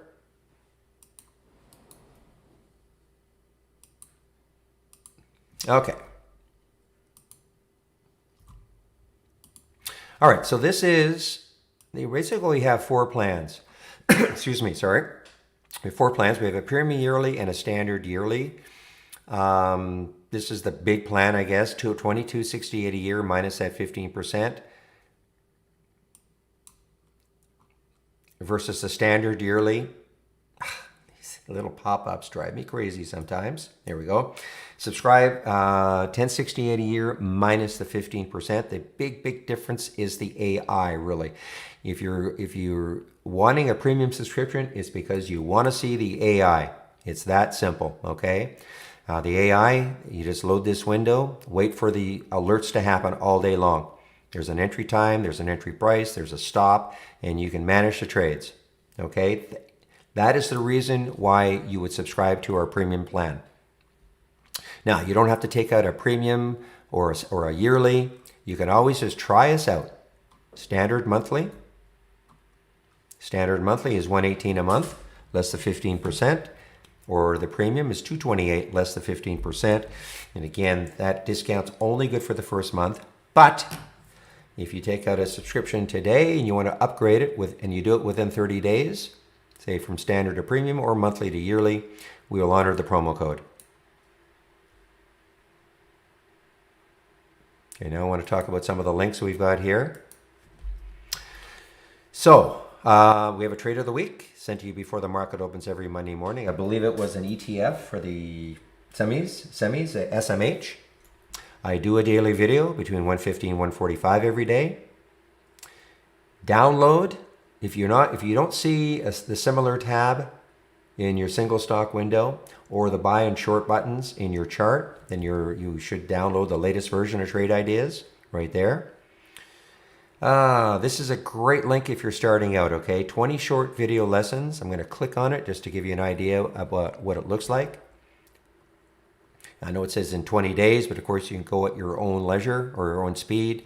But it goes over some of the basic features of Trade Ideas. You know, what is a top list? What is an alert window? Okay, and the bottom 3, Brokerage Plus. Okay. And then this TI training, that is the sort of overall training link in which, you know, you can join the YouTube feed from 12 to 1. This is that 20 lessons in 20 days. These are all the webinars, okay, that are all free. Getting started videos. Okay, lots of information here.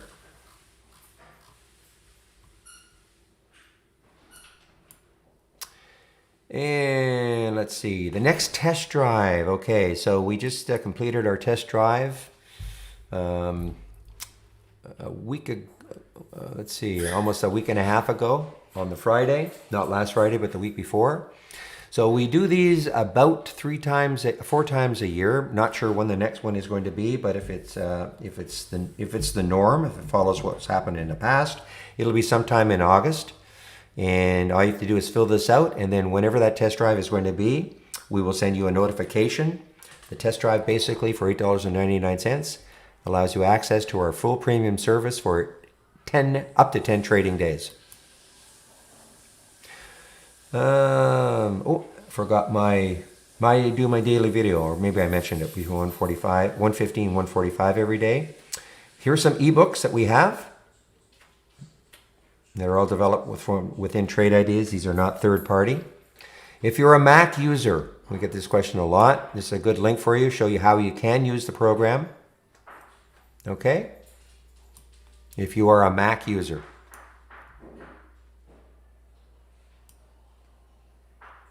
Okay, now I want to go over what the AI and Brokerage Plus is all about.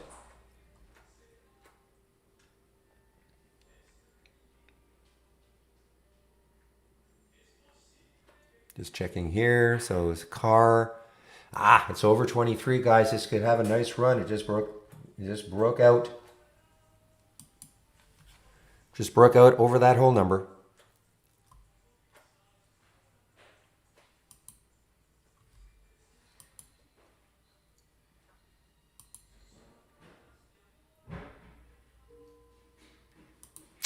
All right, so this is what the AI basically is. This is not one of the AI strategies. We have about 50 of them. But if it were, basically the AI takes a look at each strategy and goes through an optimization procedure and waits for the end of the day for the market to close, so it has access to the latest market data, and then it starts to take a look at the filters that are in place. The AI strategies have way more filters in place. Maybe starts adjusting filter values, maybe takes a filter out, adds one in, goes through this optimization procedure. Tomorrow, these are the ones that based on, waited again for the market to close on Friday, and these are the ones that were presented to us this morning. And typically for a strategy to make the cut, the win percentage has to be 60% and the profit factor has to be 2. But you notice down here, these are the NEO strategies, which are aggressive strategies. Look at this one. Horrible. 31% and a profit factor of 1. Horrible. Never would have made the cut, of course, but look what it gave you, AESE. So these are more aggressive strategies. They make the cut all the time. In fact, I wish we just get rid of this. It doesn't really matter what the win percentage or profit factor is. I know it might sound a little confusing, and that's why it is confusing. In fact, I'm going to make a suggestion here.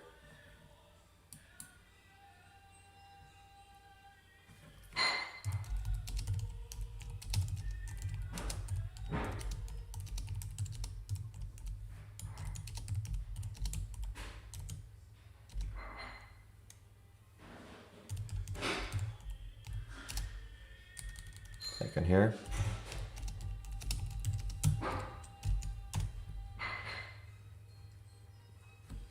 All right. So tomorrow we don't know which ones are going to make the cut again because it's going to take today's market data, and all you have to do is just wait. All right. You just load from the toolbar new AI/Holly strategy trades window, not the top one, but the strategy trades window, and load it before you start in the morning, and just wait for them to fill in, for the alerts to show up. You can also, what I would do is take this window and incorporate it as part of your layout so you don't have to do it every morning. And again, they're all laid out. Their entry time, the price, the stop price. If you allow the algo to run automatically, it's going to get you out automatically. I would encourage you to manage the trades manually, if you are in them.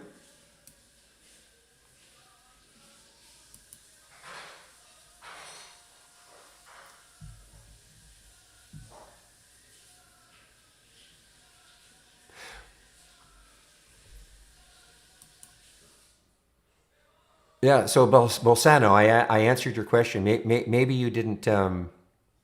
Yeah, simulation trading is that's paper trading. It's not a real account. Okay, so if you're using the simulator, yeah, that's what the simulator is all about. Practice trading before you commit to real money.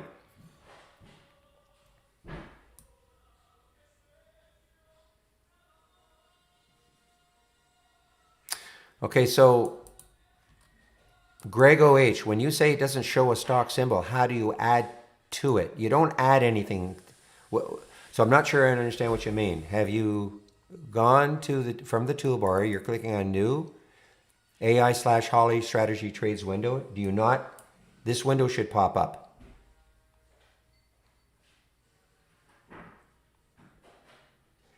Okay, now you can't add symbols to the AI. That's not the way the AI works. That's like saying, the AI doesn't, for instance, today, we don't know what stocks are going to make new highs or lows. It's all based on the filters that are in place. So for sure, new, not this one, not the AI/Holly strategy window, but the strategy trades window. And does it say all?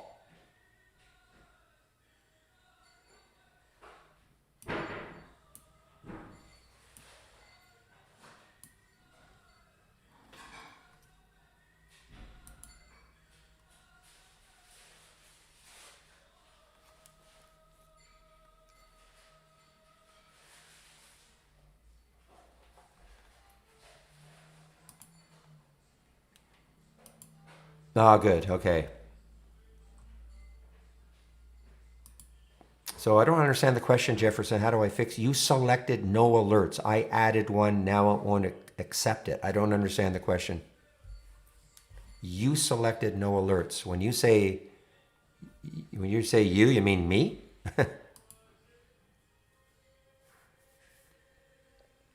Yeah, I mean that's if you want to see. I mean, I agree. I would get rid of it, because you can see the win percentage and profit factor right here within Brokerage Plus.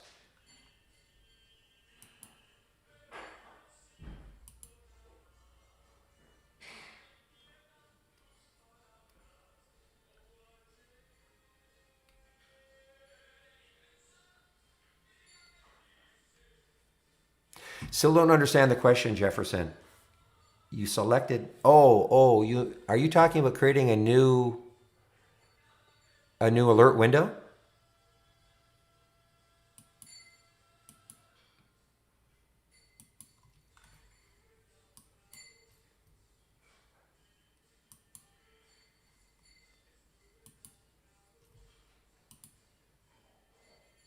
Well, you have to select an alert, like a trigger. So for instance, if I started from scratch, loaded the settings, and then I said okay, it'll say you've selected no alerts because I haven't, I have to have an alert.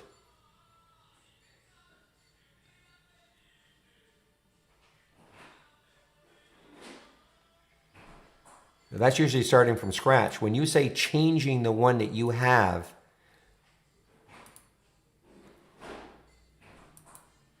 is it possible that you accidentally deleted the alert?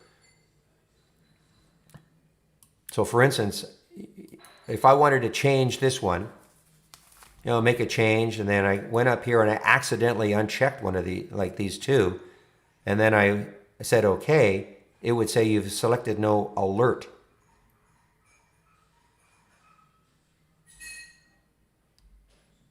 So you can't, if you deselect it, then it's going to say, yeah,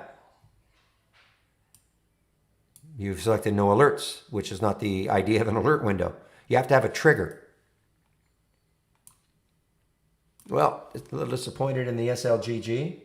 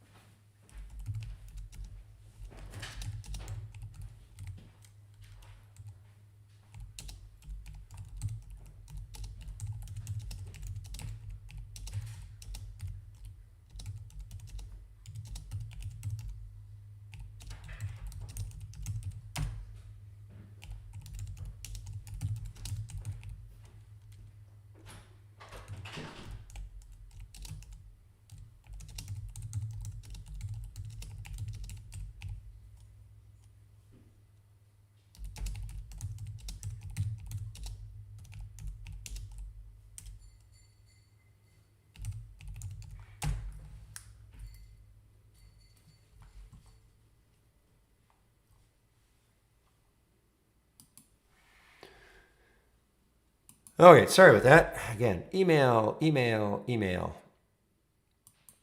No, I see this actually went short now because it just went below the low of.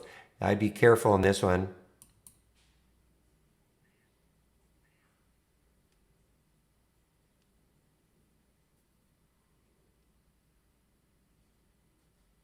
Flatten out. All right, so I want to talk about Brokerage Plus right now. This is what you see. This is what we call our Brokerage Plus window, okay? And everything I'm going to say right now is part of our standard service until I say, here is when you need our premium service. So the Brokerage Plus can be used in one of two ways, and probably the biggest way for most people is going to be as a simulated trading. Okay, the biggest way. Paper trading, practice trading, just like I'm demonstrating right here.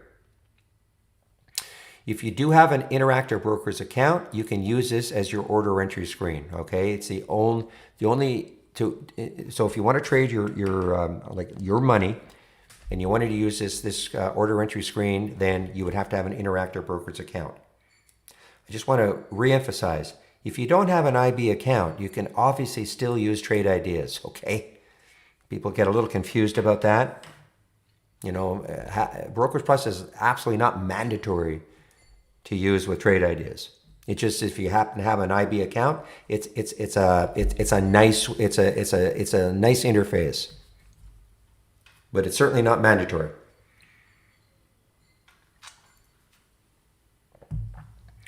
So in simulation mode, first off, from the toolbar, and this is only available with the desktop app. Okay, the app, not the web-based version. So you, from the toolbar, new Brokerage Plus, this window will pop up. You'll have some columns here. If you right-click on a column, you'll see the columns you have. These are tabs that you can have from Brokerage Plus window, new. Here are all the tabs you have. So if you click on the Positions tab, you should see a big buy and sell button. If you don't, for some reason, this gear, you just have to, check Show Order Entry.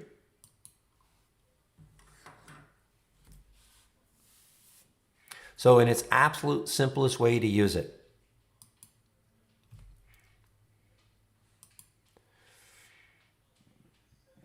So let's just say you wanted to trade FireEye right now.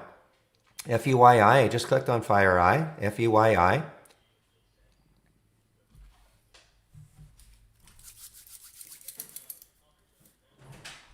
And, yeah, well, info at tradeideias.com. Whoops. And you can send a feature request, okay? We do not profess to be a full-blown charting package. Okay, but you can certainly send that as a feature request.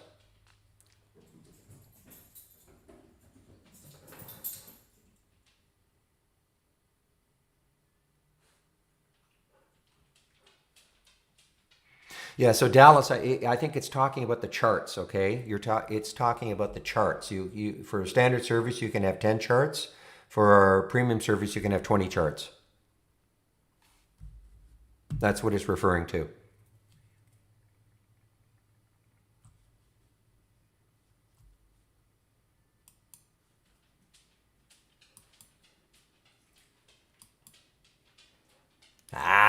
You see, I lost sight of the end. See, there is the entry. I, got stopped out right down here, but it just exploded from there. And now if you're in this NVGS, be aware that the 200-day moving average is 970.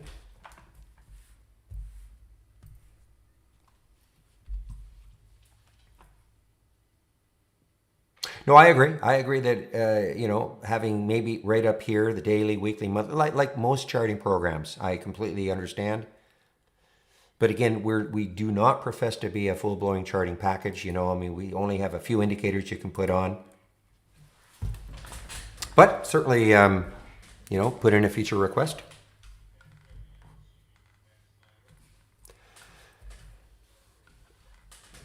Well, if you look at NVGS, look at the 200-day moving average is right up here. 967, 970. 200-day moving average is a I'm not a big indicator guy, but it's one of the few indicators that I absolutely pay attention to, along with probably virtually every trader, but most traders will pay attention, and the algos will pay attention to that 200-day moving average. It can be really be a big resistance area. Okay, and there, as Real says, it's an area, but that's the actual number. But okay.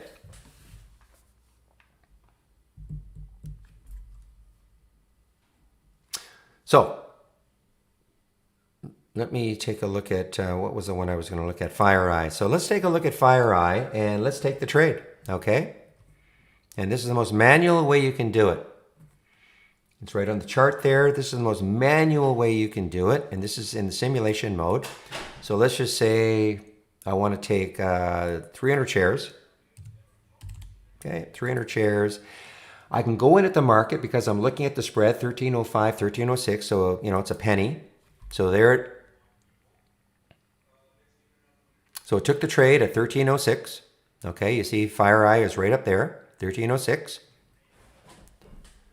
At this point, now you should always, you know, ahead of time, but I'm just really doing this in a very manual way. You should have a stop in place.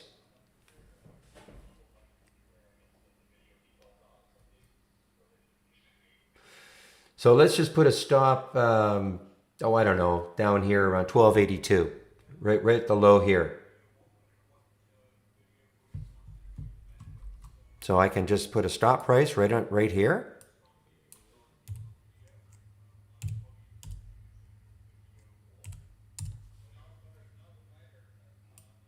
Okay, and sell it. And so you see right on the chart, the line is there. See that red line? So if I allow this trade just to run in, I guess, auto mode, you know, if I allowed it just to take me out, if it hit there, that's what it would do. Now I can always, at this point, I can always take the stop and move it around wherever I want, right on the chart. So let's just say people ask about trailing stops all the time. I would use this as a trailing stop. Let's say the trade really starts to work well. I would just keep moving this stop up right on the chart, and I would put it in areas that make sense to me. So in other words, if it took out what I would consider maybe a support area on the chart, if it got below that, I should get out of the trade. So very easy to do. I can also put a target now if I wanted to. Let's just say put a target of 1450. I mean, I'll make up a target.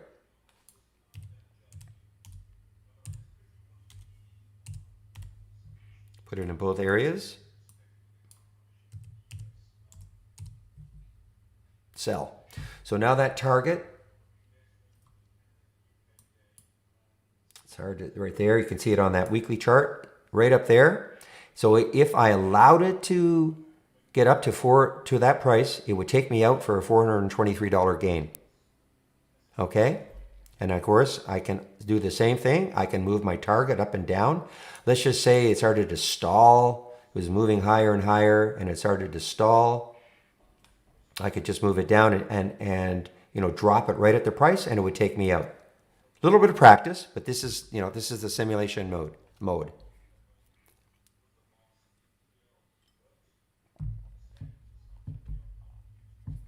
And you can set up what we call your own one-click trading. It's not quite auto trading, but it's very darn close. You can set up your own strategies like I've got here. You know, right click, new trading strategy, you give it a name. I'm going to show you what I do for my chart, the buy button on the chart. I called one of my strategies chart long $100 risk. I'm going to edit the strategy to show you what I put. So order details, you notice I've got 100 here. So I really encourage, if you're new to trading, get used to the fact that not every trade is going to work for you. So when you get into a trade, you have to have an idea about, okay, if it works against me, how much am I willing to lose? So $100 I'm putting in the simulator. Now, you know, I say all the time, I mean, if you have a $5,000 account, you're not going to risk $1,000 a trade. So I've put $100 here based on a stop loss. You'll see the position sizing based on a stop loss. And then risk management. I'm using, this is a new VWAP stop that we are experimenting with. You don't have access to it. You can use the old one if you want. It's right there, VWAP stop. This is just a big drop-down menu when you click on filter. Okay.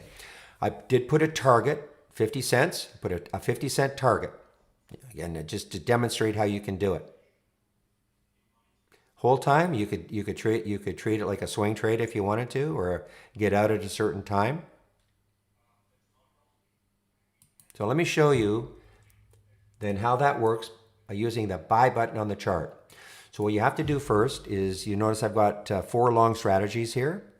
5 long strategies here. Well, 4, sorry, forget these 4 long strategies. I have to designate one of them as being the way in which I want to trade if I want to go long using the buy button on the chart.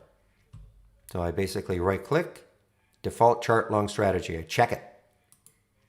So now when I click on the buy button, it's going to follow these rules that I created here.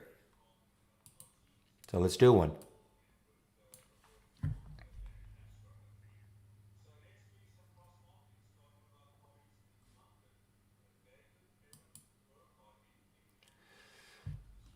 Let's take, ITRM is trying to come back a little bit here. Let's take another one maybe.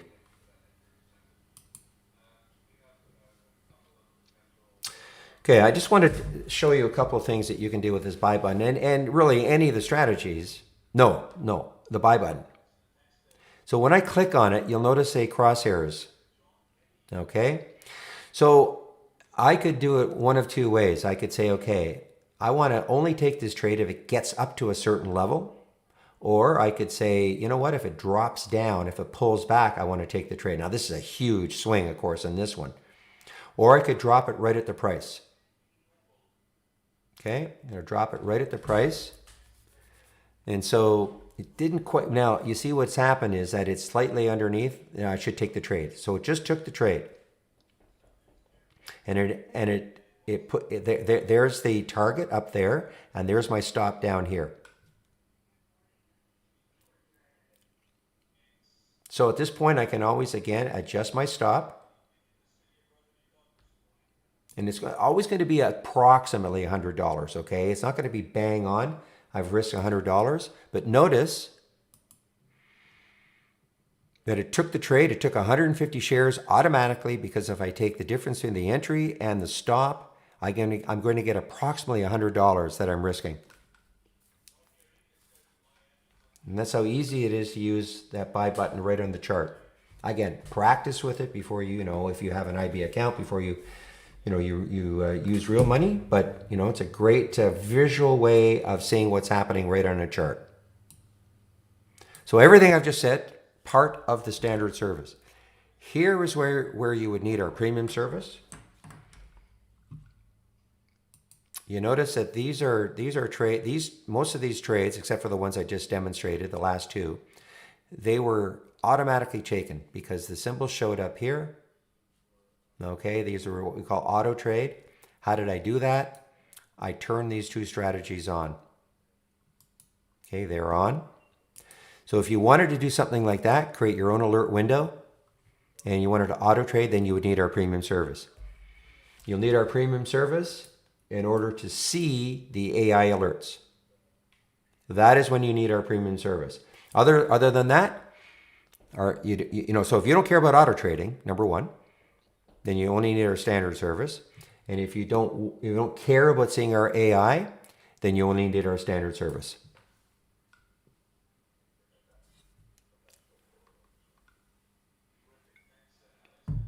So I know that's a lot to go over, but that's why I'm here every day.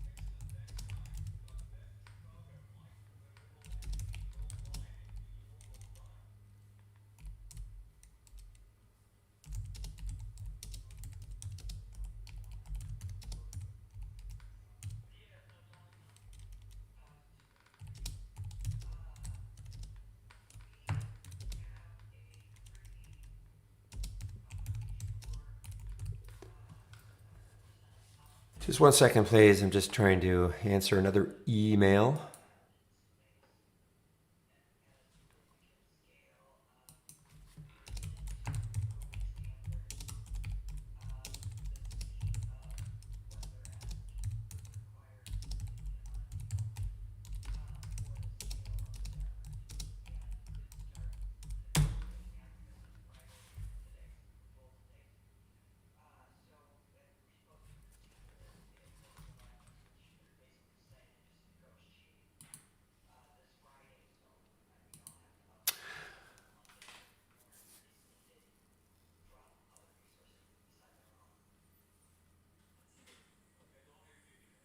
I love the quick question. Yeah, okay. So it took 150 shares because again, if you multiplied 150 times the difference between the entry and the stop, you're going to get approximately $100.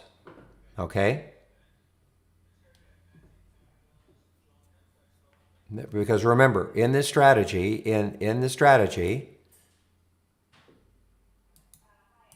I'm wanting to risk only $100 in the simulator.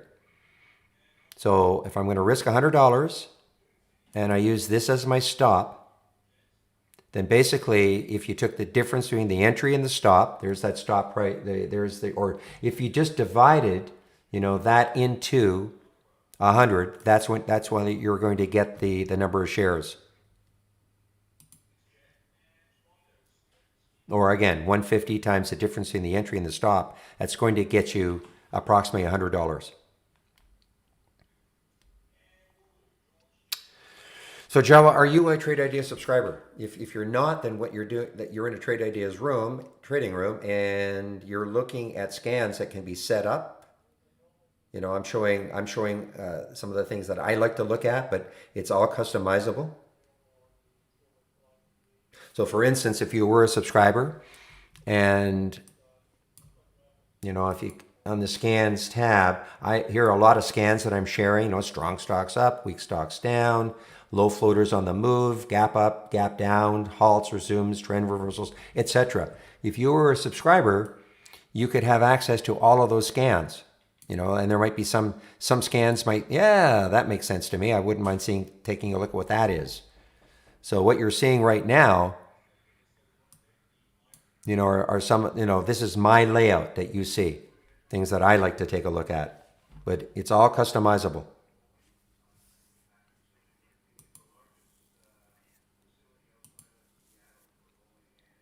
And what you're also seeing here is our trading simulator in action.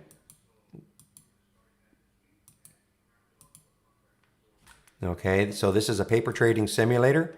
It uses our real-time data. Doesn't matter what broker's account you have. So I'm going to get out of everything because I took all those. I took all those other ones that just says demonstration.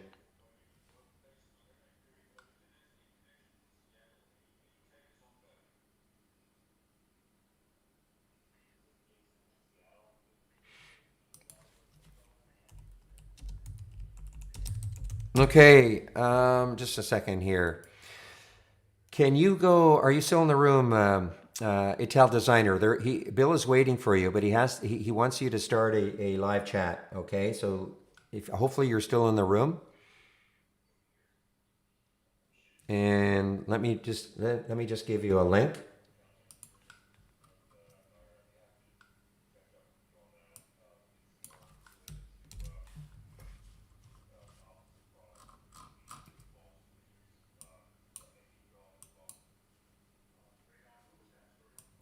So Ital Trader, or I'm sorry, Ital Designer, are you still in the room?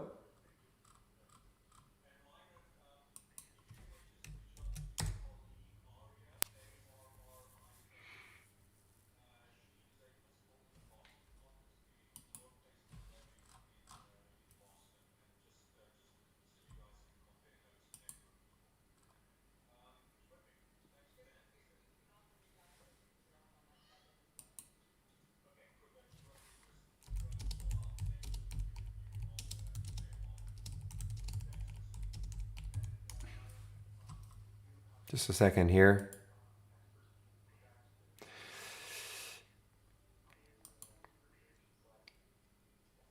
Yeah, so the idea again on trade size, guys, is that you should always. Oh, let's see if that's it, Tail Trader. No, no.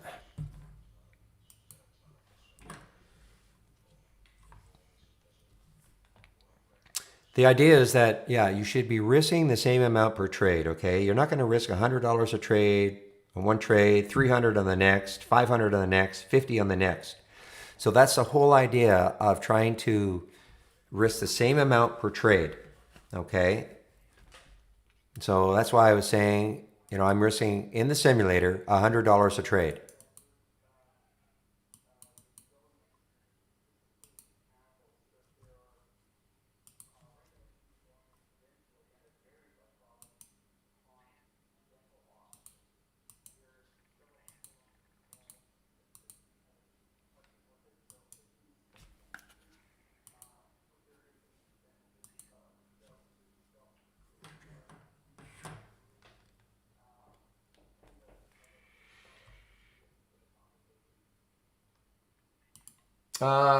Yeah, on that custom route, I'm not sure. I mean, I just keep it on. I don't even know what I use. That's something within IBWC. Okay, somebody who's a more power user than I am with IB. Listen. I'll be totally honest. I signed up 3.5 years ago with IB. I haven't looked or changed the settings since. Okay, so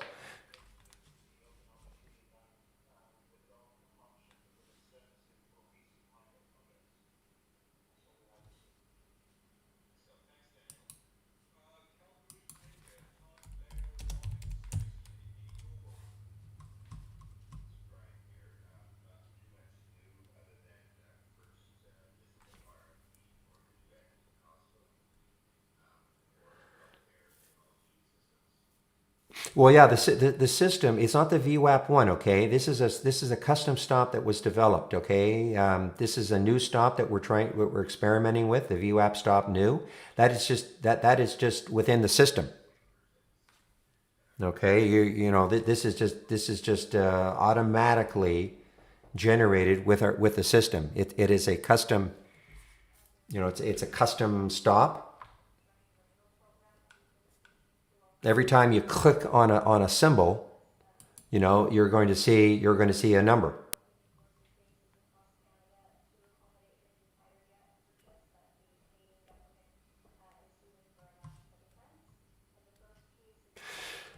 You're talking TD8, yes, George.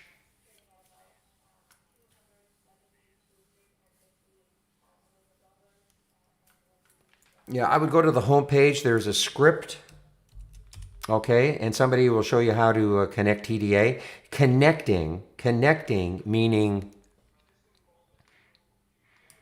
when you click. See, we have it. We have what we call never mind Brokerage Plus. Okay, I'm going to go off Brokerage Plus.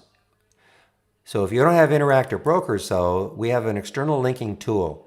Okay, and what that allows you to do with most brokers, is that when you click on an alert, it'll just automatically load into your order entry. It's a time saver. That's all it is. It doesn't trade. It's got nothing to do with it. Then you will trade you'll trade it within your brokerage account. It's just a time saver. And that's what our external linking tool does. Meanwhile, MYOV is just, I'm hearing it ripping here. Wow. Where did I mention it? Right about here? Obviously, guys, there are a lot of questions here, so I'm not really able to do too much trading right now. That VWAP, no, it's not new yet. Sure, not new yet. It's not available yet. It's custom. It's not available yet. We're in test mode. There was no trial subscription. Unfortunately, you just missed what we call our test drive, which was about a week and a half ago. All I can suggest is that if you want to try us out for a month, we do have month-to-month subscriptions. You click on the subscriptions tab, and you click here. There's a promo code Barry4Alpha, 15% off the first month only. And when you click on that, this is our pricing right there. You can always just start off with a standard monthly and check us out for a month, 118 less than 15%. And if you like us, then you can just continue a subscription.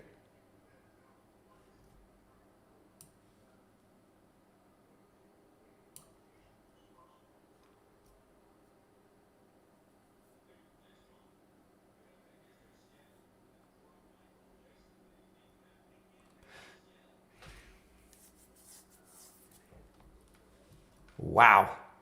MYOV. Well, you still, George, you have to click on the alert. It's not going to go automatically. It's not. It's not going to load into if TDA automatically. You have to click on an alert.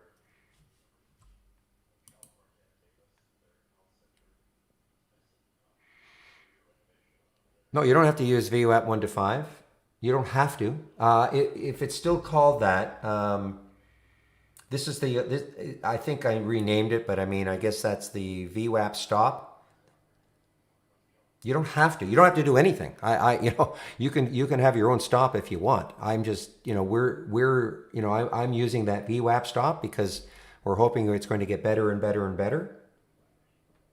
But you don't have to use, the VWAP stop at all. If you have a different stop you want to try, you can go ahead. It's just a suggestion.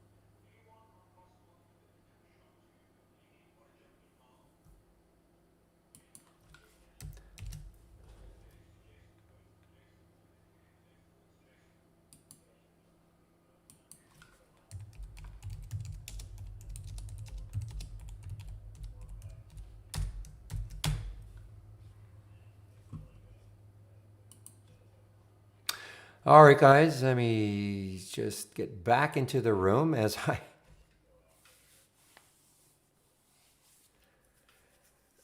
Yeah, George. George, no, there's no way you can do that, okay? The only way is if you had an IB account, okay? But if you have a TD Ameritrade account, you have to click on the alert and it's going to load into your brokerage platform. There's no way to have it send it, automatically, okay? Just so you know. Interactor Brokers. Interactor Brokers. An IB account. Interactor Brokers. Wow, look at DVA. Well, when you say trade from, these are just ideas, okay? George, I'm only going to put it in caps. I'm not really trying to yell at you, but it's only IB, okay?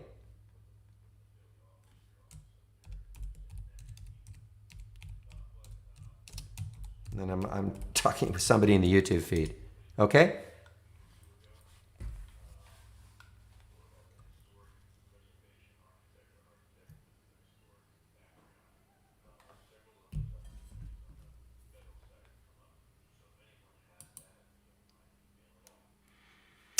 Guys, take a look at PRTS. Wow, look at this weekly move for PRTS.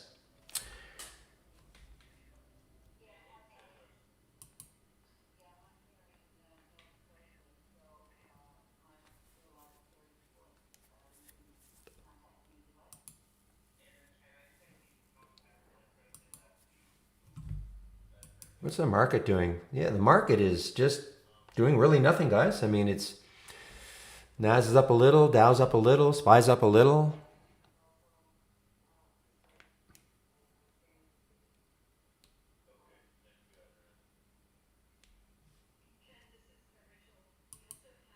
George, I don't understand your question.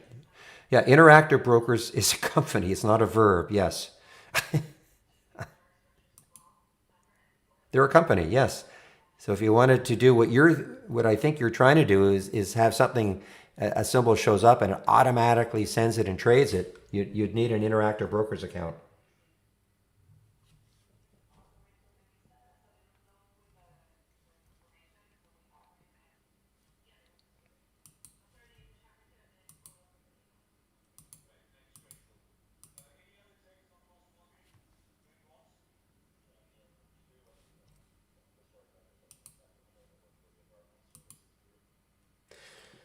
Oh, thanks.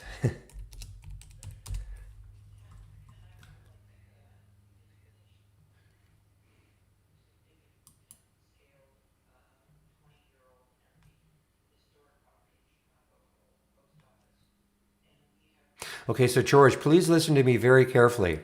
We can set up a link with TD Ameritrade so that when you click on a symbol, it'll load into your order entry.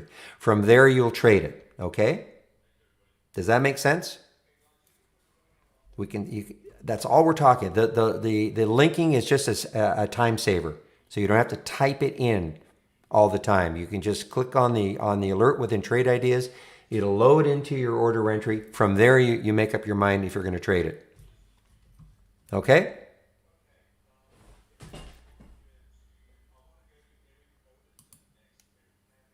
Meanwhile, man, oh man, I'm missing a lot of these.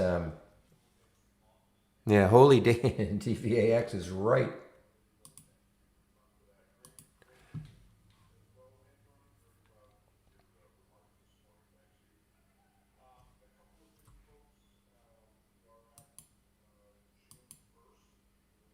So, I mean, this is a great short from the AI. My problem is that there were no shorts available for ABIO.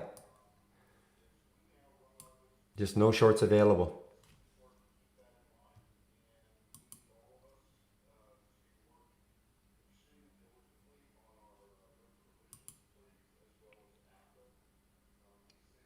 Fun fact, Annex, little brother in Inuit. Okay.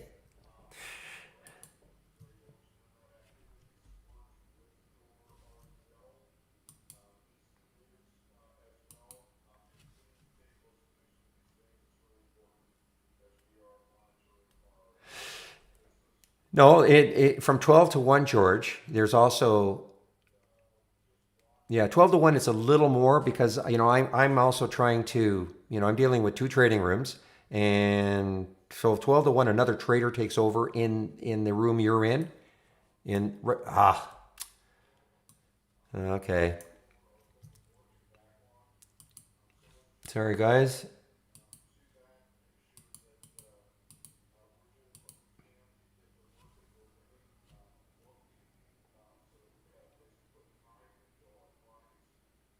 Give me a moment here as I move too quickly, move around windows, everything disappears. Just give me a moment here while I.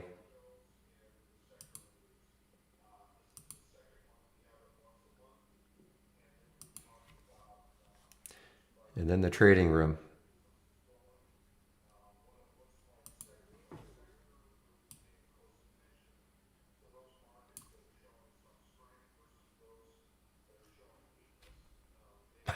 Okay, George. Yeah.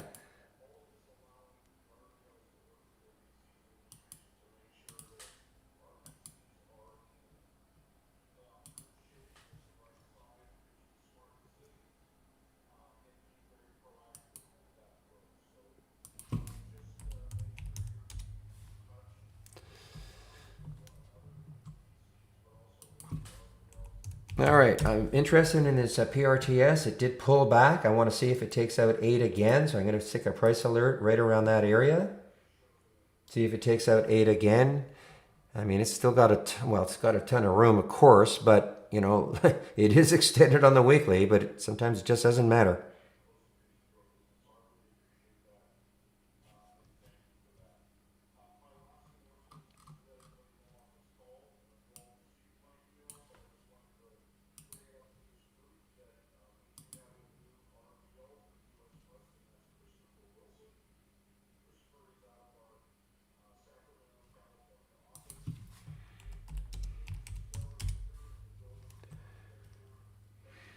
Boy, MYOV.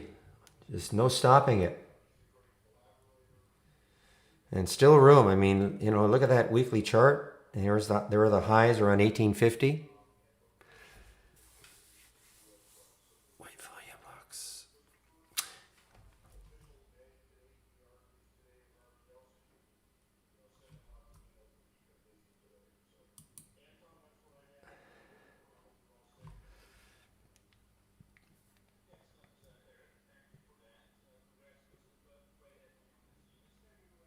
You're talking about that little pop-up. I don't get it often either. I see it up here at the top.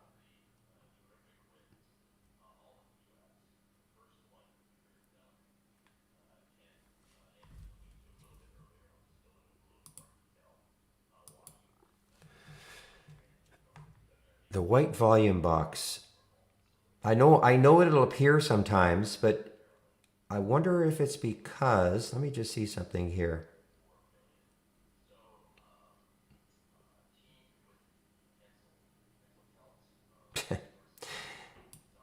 Yeah, I don't pay enough attention to that. I don't know why it, you know, I get it all up here. That's basically the box, okay, up here. It's just not in box form.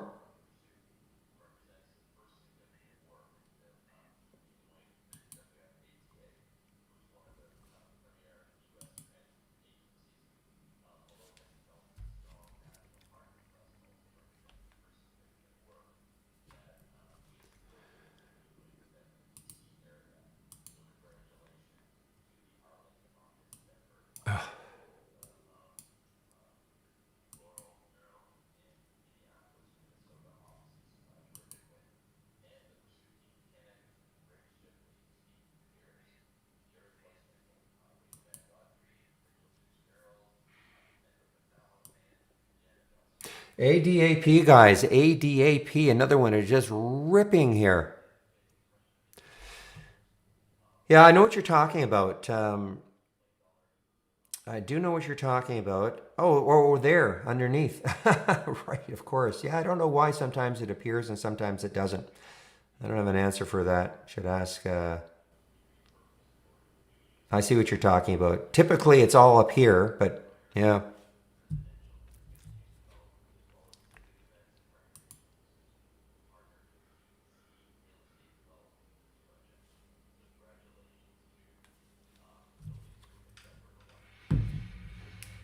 So guys, again, just a quick question. Anybody who is kind of new to the room, you can see my screen, no issues, no black screen. I'm not talking about the black chart here. Look at ADAP.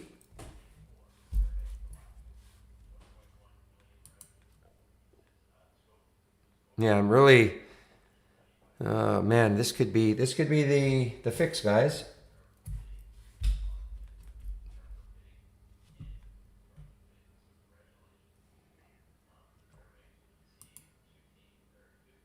Keep an eye on PRTS, guys. PRTS. Keep an eye on it. Yeah, in the YouTube stream, it's never an issue. It's just in this other trading room.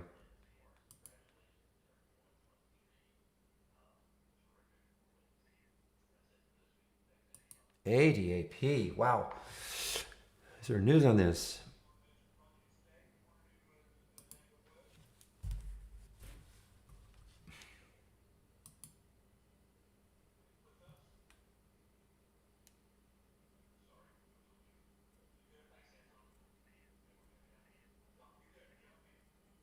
Well, no, the stop doesn't consider your account position, TJ, at all. I mean, the stop is the stop, okay? But this is where, you know, you have to in your trading strategy in theory. I mean, there's where you're going to, you know, your risk per trade. Now, you know, if you're doing it just in a manual way, I mean, obviously you're going to know when you're running out of funds, okay? But the risk is, I mean, the stop is automatically generated. And so if you're going to risk $100 or $50 or $25 or $200, whatever, you know, which is appropriate for your account size, then it's going to size accordingly based on that stop, which cannot be adjusted because, you know, it's computer generated. Make sense?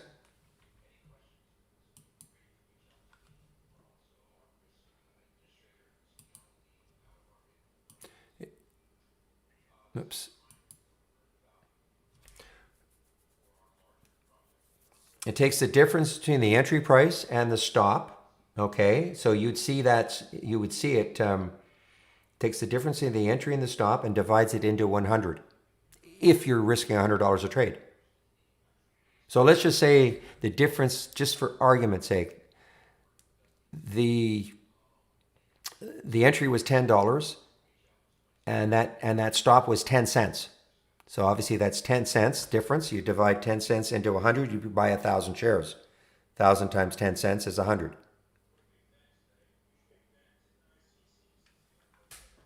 So if you're risking 10 cents, so basically just divide that stop into whatever your dollar risk is. Again, if it's $100, it makes it the math easy.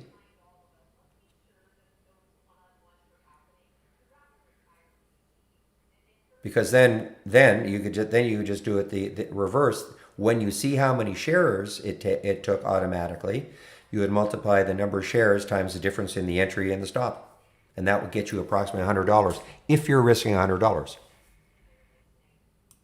Does that make sense? Okay.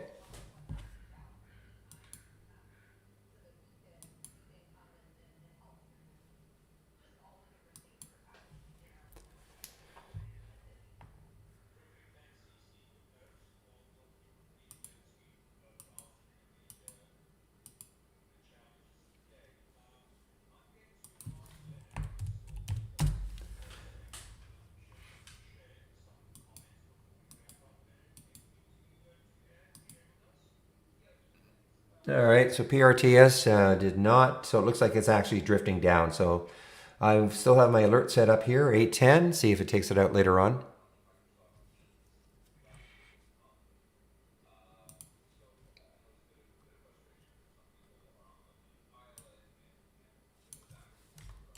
Yeah, George, so this is the link for the other room.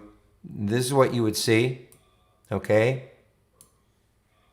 A lot more traders in this room, and it's easier for me to share links, etc.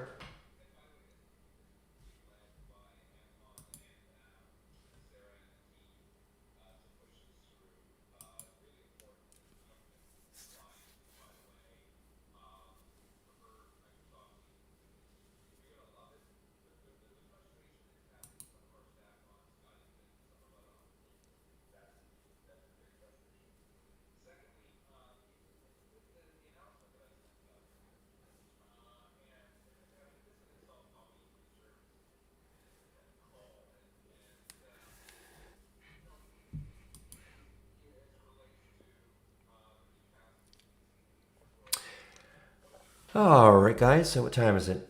11:38. So in about a little less than 20 minutes, I'll be taking a break. I take a break from to about 12:30.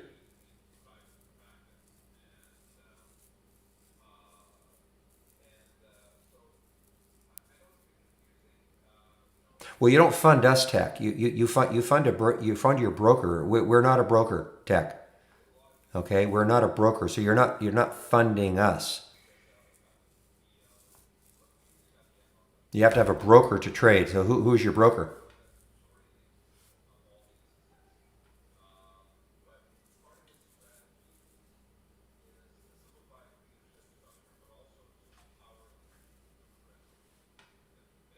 We're subscriptions. We're a scanning service, a subscription-based scanning service. Where we are not a broker. So you always need a broker to trade with.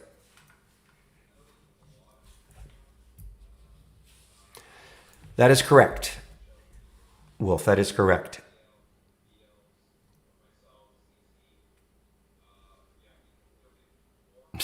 William. There you go, George. That was easy. Okay.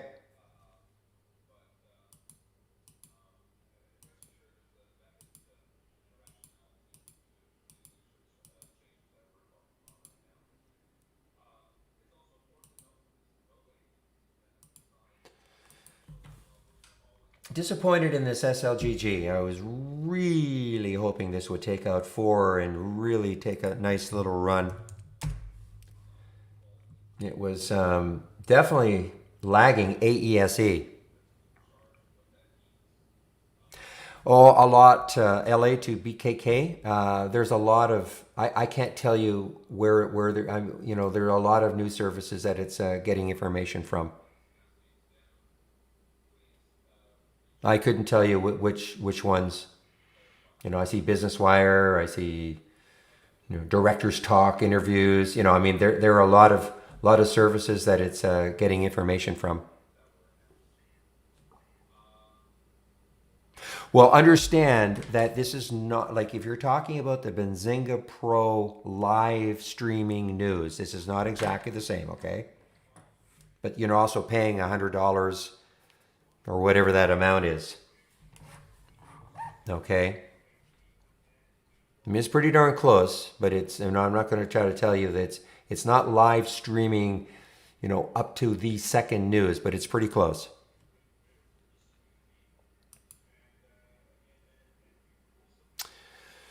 What would you like? What would you like me to say about swing trading? I'm not a big swing trader, so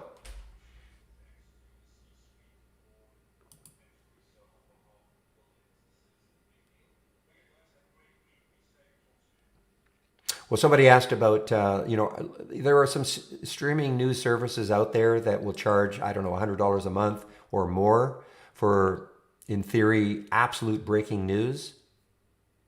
So we do have a news tab, and it's pretty close. First of all, typically what happens, you're going to see something on the chart, it's exploding, and then there's some news.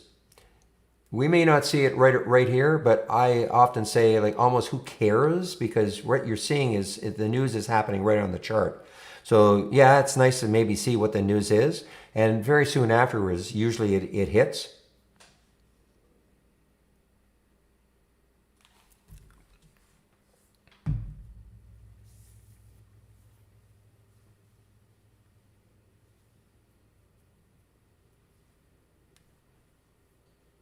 No, there's only one chat room. Okay, where different tabs. That's all.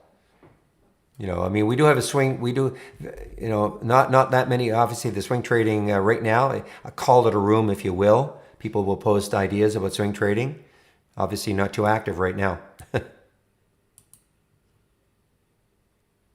Well, JB, I have to make a decision. Okay, I could go crazy and have every single top list window and alert window and not want to miss anything. I have to make a decision. I love my watch list and I like this one, and that's all I'm going to do. Because you can get really drawn into the trap of having too many windows open and not getting anything done.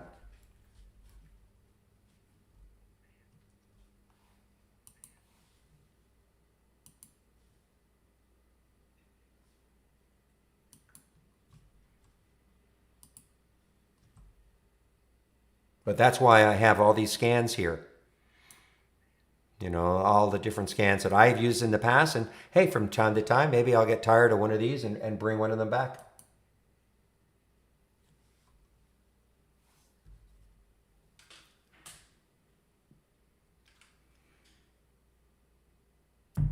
Well, T Mason, I'll give you a nice, I think this is a very good little link. If you're new, these are 20 short video lessons setting a scanner up. Okay, there are more, but that link right there, and it'll bring you here. And what is a top list? Build one. What is an alert window? Build one. And they're very short videos. You can do it at your leisure or pace. And at the very bottom here are information on Brokerage Plus. Okay, I think that's a very good link, especially if you're new to trade ideas.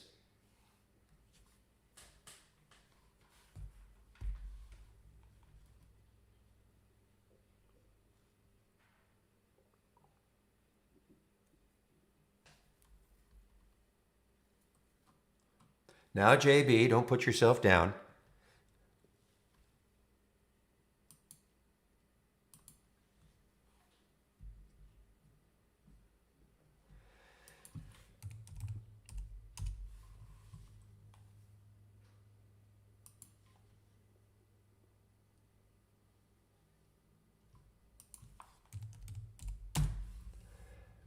Well, if I look at well, there are a ton of. I guess the AI liked buy for whatever reason for a long time.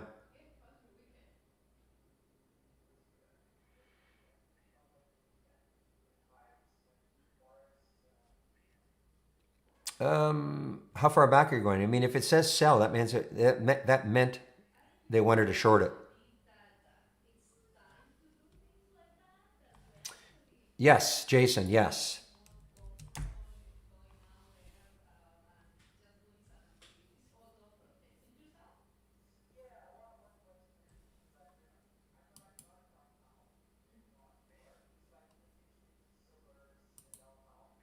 Boy, I would have loved to. If this is a right there, 1447. What a great entry right around there for MYOV.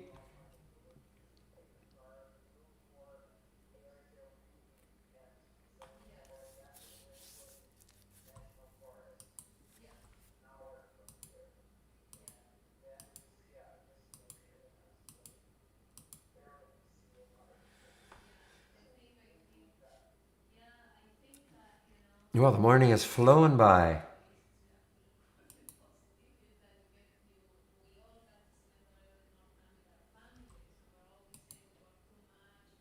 So why I like organize. You see my watch list up, my watch list down. You only see the symbol one time. Over here, you'll see it every time a stock makes a new high from my watch list. You're going to see it or a new low. Okay. Why I like to organize it like this, because then I can kind of go back and say, okay, there was the alert for NVGS at 947. The price was 835. What did it do since then? Okay, so would have had to hang on a little bit, but I mean from 835, it got up to 1002. Now, obviously pretty good. So you can start to, go back in time and just say, well, what did it do since that alert? Look at OXLC, way here, sorry, 375, it's 412 now. Wow, 750, this got up to 8 something. So, I mean, this is a great way to kind of go back and see, okay, what happened since that alert? Yeah, George, I don't know if I can answer that question.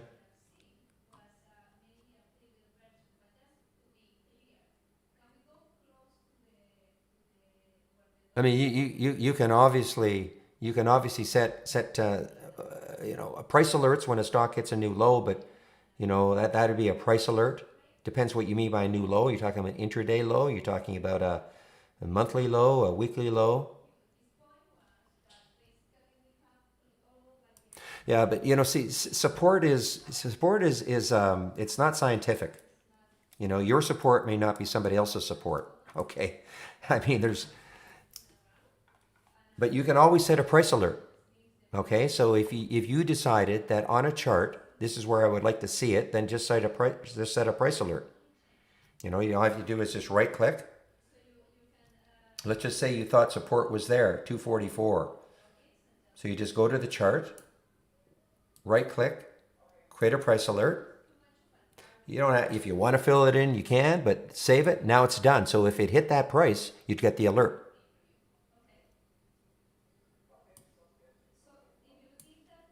JB, I cannot answer that question. You have to have if you have a stop, it hasn't hit it and you're comfortable, but you have to have a stop if it's hit your stop.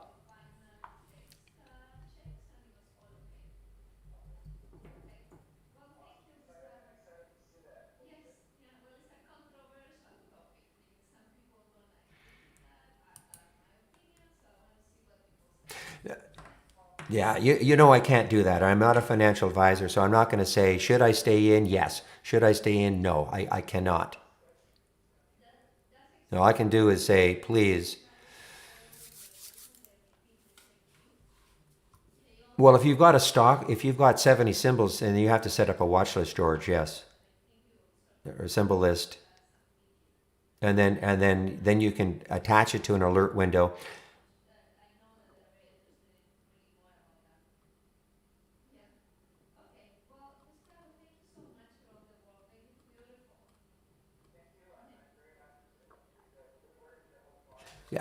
Yeah, I don't know, George. I'm not 100%. You might want to, you know what, if you want to send something to info,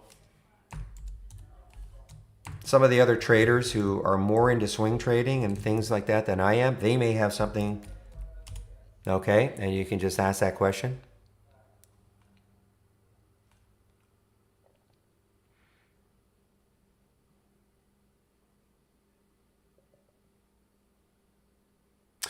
Okay, so you can start, yeah, I mean, the pre-market channel Z, obviously the pre-market channel, you can load that and see the active stocks during the day.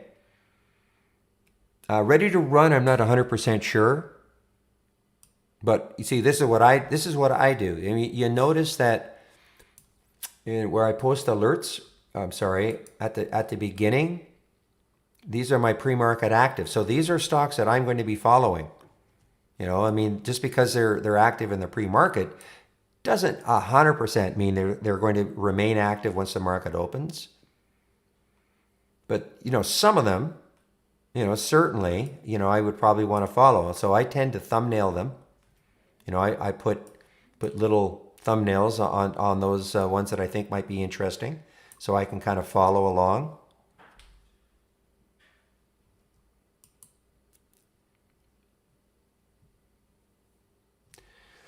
HSBC.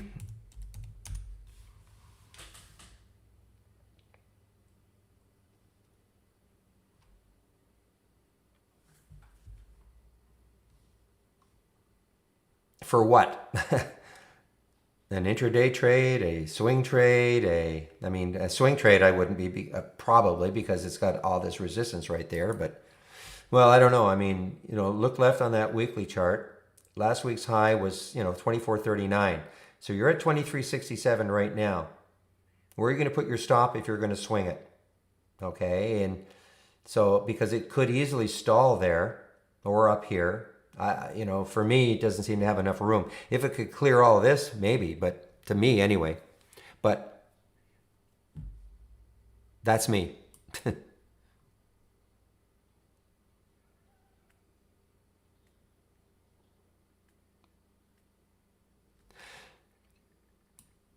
Well, George, I mean, I just keep an eye. This is where you were before, and you know, if I just call it the person's name, that's all. Well, with premium service, you have access to 20 charts, right? So I just keep loading up to 20 charts, new, and I just create a little, you know, and I don't and I uncheck the symbol linking, so there's no symbol linking. So I just create little charts. You know, you just load the charts, new chart window, and if you have a premium service, you can have 20 charts. Obviously, these five time frames right here, they're all linked, so that when I do click on an alert, you know, I want to see the same symbol in all these five time frames. The SPY chart is unchecked. That's why it doesn't change. One moment, please.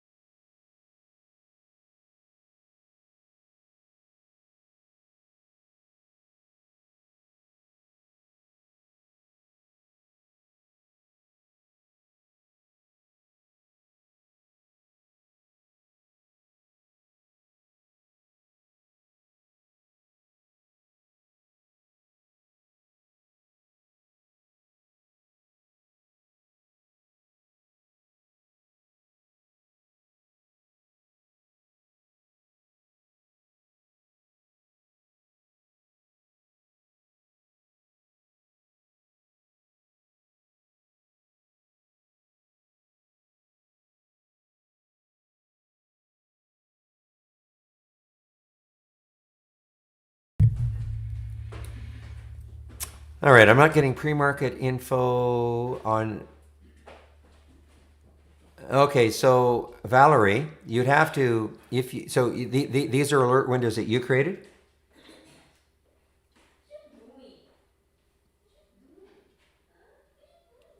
Okay,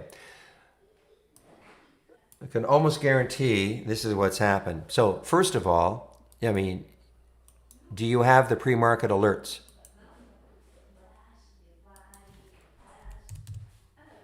Okay. Do you have the relative volume filter as one of your filters? The relative volume filter is one of your filters. Okay. When you go to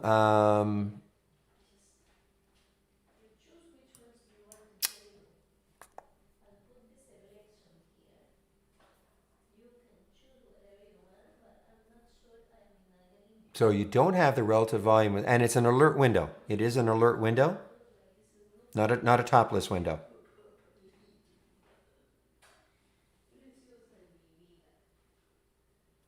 Ah, there you go.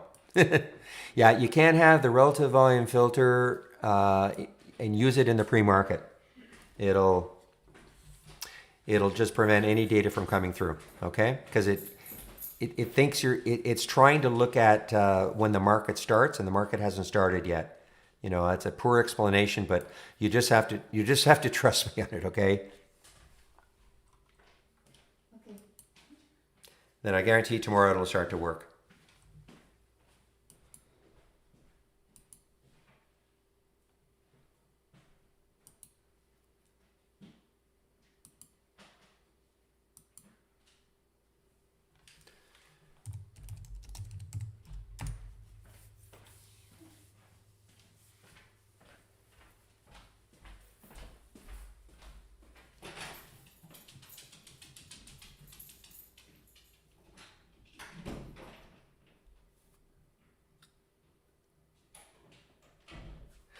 All right, guys, in fact, I'm going to put the announcement in right now. I'm going to take my break now, and Sean will be taking over in the YouTube feed.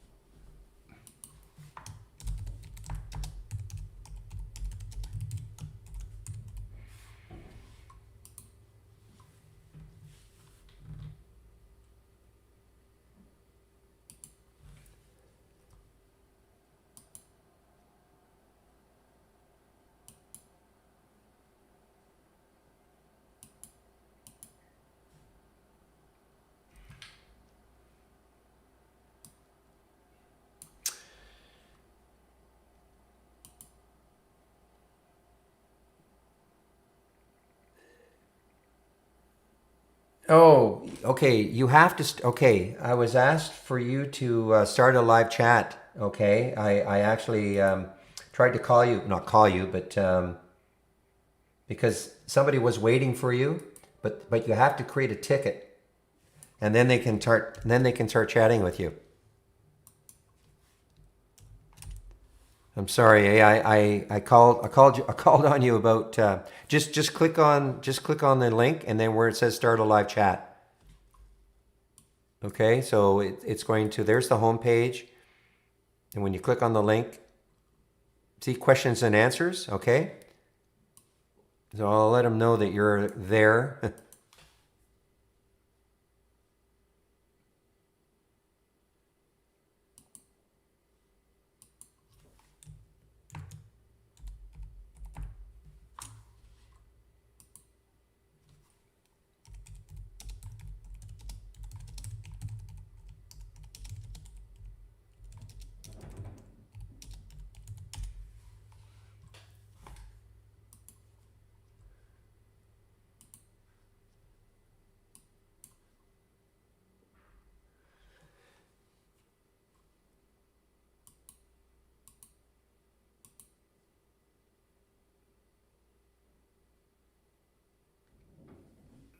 Okay, guys, I am just. Oh, Sean. Okay,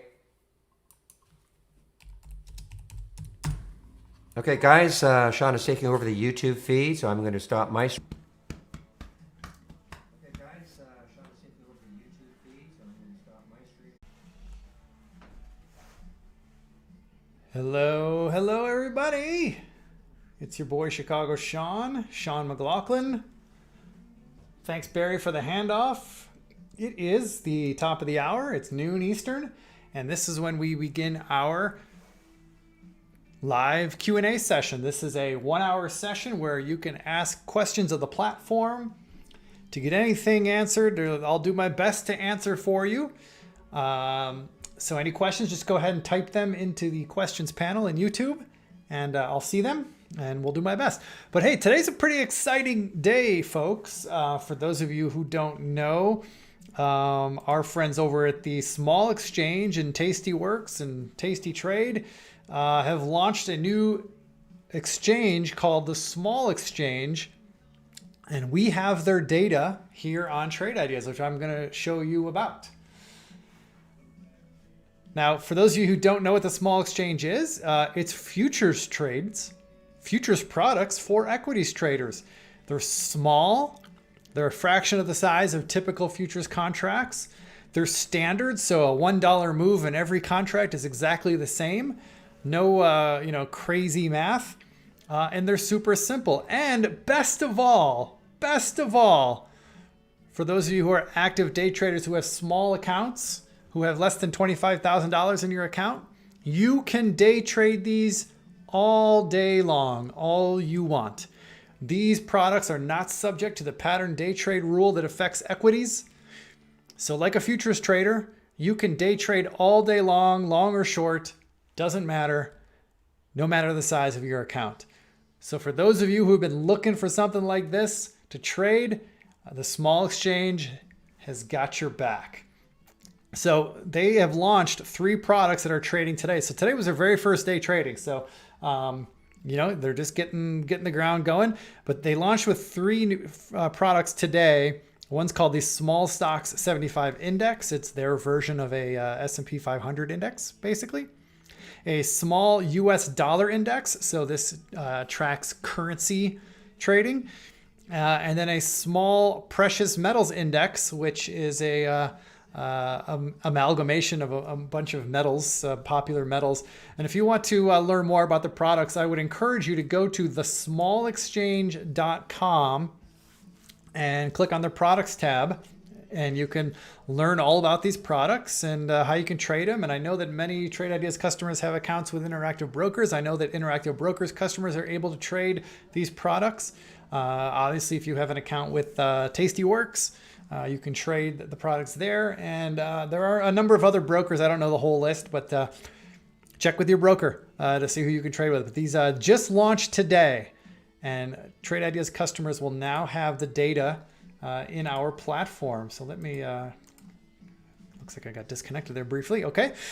And you can see here, I got 2 alert windows right up here dedicated to the Smalls products. And I'm getting alerts coming through for the Smalls products. Now these symbols are a little getting used to for our customers, but the /, anything with a / in front of it, that's the actual futures product that you can trade. The other things like this FX : SME, these are just the underlying index values. All right, so the product is what you would trade, but these match, or they track the index. So think of it like this: like if you're a SPY trader, SPY, you might track the SPX, right? But the SPX is not a product you can trade. You can trade options on it, but for equities traders, there's no way to trade SPX. It's just an index value. SPY, the ETF, tends to track SPX 1-to-1. Near perfect correlation. Well, that's kind of the same thing going on here with these symbols. You can see the index value and the actual products that trade. So the actual products have this / in front of it, in front of the symbols. And so for anyone who wants to play around with these, with this new data, in any alert window or top list window, you just right click and go to configure. And in the exchanges tab, you'll now notice that there is the Small Exchange. That data is available there. So you just activate this for this particular window. It's the only exchange I have activated. So you will only see symbols that come through from the Small Exchange. pretty cool.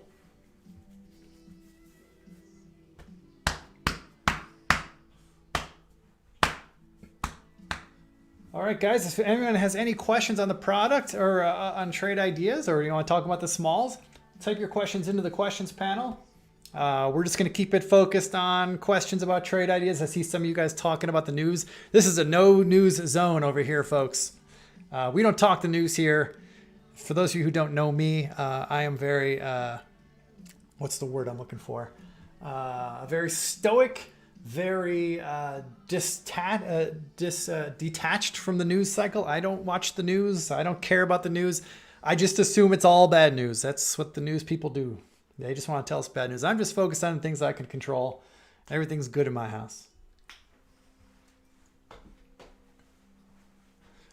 So I'm looking at some futures small exchange charts right now. I mean, obviously these things just launched today, first day of trading. So the daily charts just have one candle here, not very exciting. The intraday charts, you know, they're still, these are 1 minute charts here.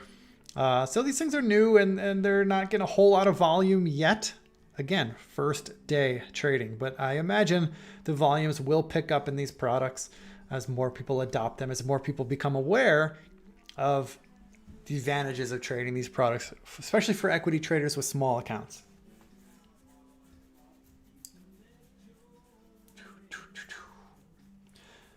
George, the trading room, I've taken over the trading room. This is, we do live Q&A every day at noon Eastern, which is what's happening right now. So from now until the top of the hour, for the next 53 minutes, you'll have me, Chicago Sean McLaughlin, answering questions on the platform. And then Barry will be back on with the trading room soon after I complete at the top of the hour. George, if you're on the YouTube channel, which apparently you are, and you're not seeing my screen, maybe just refresh your browser. It appears that everybody else can see us. Sometimes there's a little hang up with the switch over.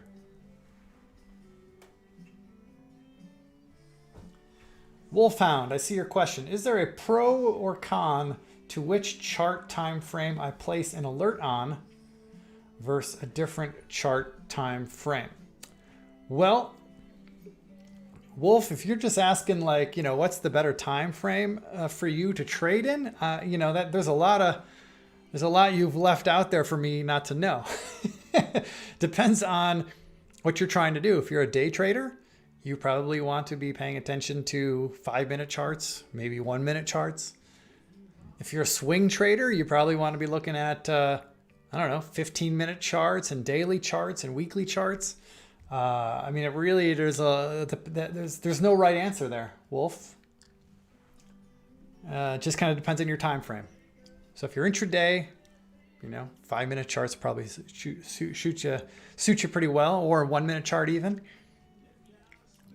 And you could base your alerts off of that.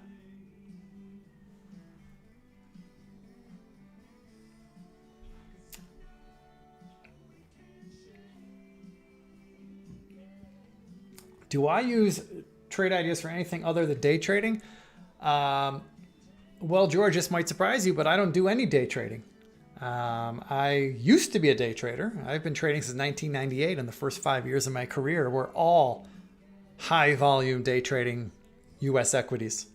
Hundreds of thousands of shares a day, banging keys until my knuckles bled. But I don't day trade anymore. You know, I'm older now.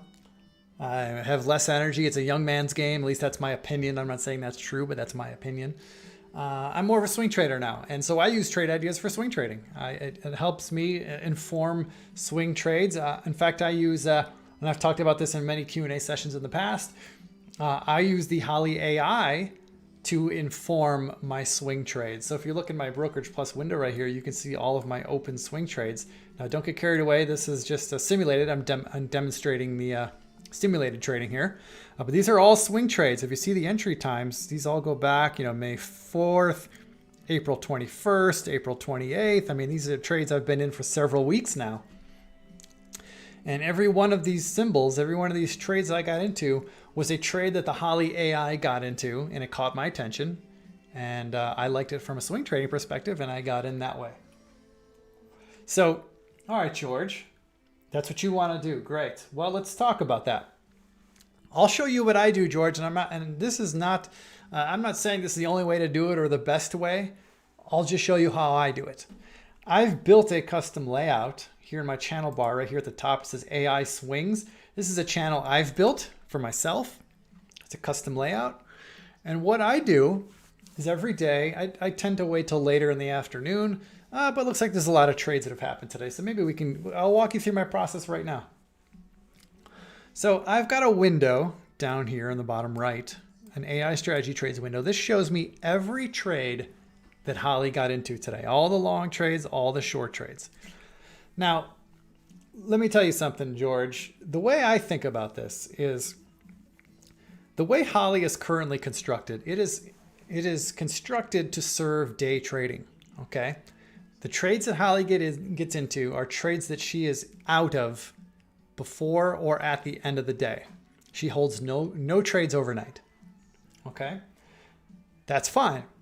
However, the catalyst that got Holly into the trade to begin with, and the catalyst could be any number of things. It could be stock making a new all-time high, stock crossing a key moving average, maybe an explosion of volume, maybe an increase in social media chatter. There's hundreds of reasons why Holly would get into a trade.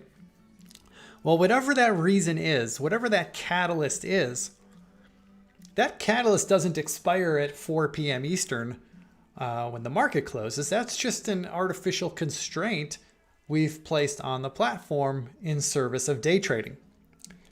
The reality is that catalyst has the potential to push a stock for several days or several weeks if we're lucky, right? Does it always work that way? Of course not. Of course not. But there's potential there. There is a catalyst at play that may give us an edge. So with that in mind, when I'm looking through all the trades that Holly has done today, I'm going to start cycling through the charts. And if I see a long-term chart, again, I'm a swing trader. So if I see a longer term chart, I'm looking at the monthly chart here and the weekly chart there. If the trend is in my direction, the overall broader trend is in my direction, I'm much more inclined to take a swing trade because I know I've got the wind at my sails. The longer term trend is at my back, and Holly has identified a new catalyst at play that has the potential to move a trade. So for me, my preference is I only like to take swing trades from the long side. I have nothing against the short side. In fact, when I was a day trader, I much preferred taking short trades. Those always seem to be the best money makers for me. But as a swing trader, I prefer long trades. And really the reason is a long trade has the potential for unlimited gains. It could go as high as the market will take it. Whereas a short trade for a swing trade, the most you can make theoretically is 100%, which nothing to sniff at. 100% is a fantastic return on any trade, on any swing trade. But that's the most you can make. And you can only make that if the stock goes to zero, if basically the company goes out of business. And what are the chances of you shorting a stock at any price and taking it all the way down to zero? Pretty low. So for me, I just like to swing trade from the long side. All right, so that said, here are all the trades Holly's done today. I got them open in my window. And this is what I do every day. I'll start cycling through all the trades. So I've got them sorted by entry price because I don't like to trade stocks below 10 bucks a share. So I'm going to start here with MAXR. That's a $15 stock. I'm going to start here. And notice across the top, I've got 4 different charts. I got a monthly chart, a weekly chart, a daily, and a 5-minute. I'm mostly paying attention to these 2 charts here, the monthly and weekly. And I seem to have somebody sawing something loud outside my window. Hold on a second while I shut my window. All right. Sorry about that. So I'm looking at the monthly chart and the weekly chart. We're here on this stock. I don't like it. The weekly chart's starting to pop up, But the monthly, I mean, this thing is in a long, protracted downtrend. I'm going to pass. So I'm just going to go through the list here. I'm going to cycle through. I don't like this one. I don't like this one. There's going to be a lot of busted charts because the market's been so crazy for the last 3 months, as we all know. Anyone who's been around knows. But let's see. Maybe something will pop up here. There we go. Okay. Monthly chart, we're at the upper end of the range. Weekly chart, upper end of the range. Daily chart, I mean, all the stars are aligning here. This is a stock I like. So I'll get into a swing trade, and I've got my thing set up here where I could just right click in any chart, hit trade WCLD, hit buy using swing trade buys. That's a strategy I've created, and I could go back and review that if you'd like in a second. Let's go ahead and hit click, and look at that. Brokerage Plus just got me into a trade. If I go to my executions tab here, you'll see WCLD. There's my trade. I bought 110 shares at 36.16, and you can see my stop loss showing right there. My stop loss level is 34.35. Now you might be wondering how that all happened. How did it get that share size of 110 shares? How did it know where to put the stop loss? I've set that up so that all of my trades, all of my swing trades, the stop loss level is automatically set 5% away from the current market price. So 34.35, my stop loss level is 5% away approximately from where I got in. Okay. And it's created the share size, the 110 shares. It's done the math. It knows that I'm willing to risk up to $200 per any one trade that I get into. And so based on where my stop loss level is, it's done the math. It's divided my stop loss by $200 per share. And the result is 110 shares. So it knows no matter what stock I get into, whether it's Amazon, like a $2,000 stock, or a $3 stock, whatever size stock I get into, doesn't matter. It'll get the right amount of shares so that if my stop loss gets hit, I will lose approximately $200 and no more. That's the way I do it. That's how I manage risk. I encourage all of you to do that as well. But that's how I get those trades. So anyway, and George, if that's confusing, I'll go ahead and review that in a second. But let's just continue going through this and see if there's any other trades I want to get into. Then we'll complete this process. We're almost there. Let's see. AFG. Okay, here's one. This is a good one too. CrowdStrike Holdings. Monthly chart, we're back up near the high of the range. Weekly chart's looking great. Daily chart's breaking out. All right, I like this trade. I'm going to get into it real quick. Right click, trade, buy, boom. I'm in. All right, so that was pretty easy.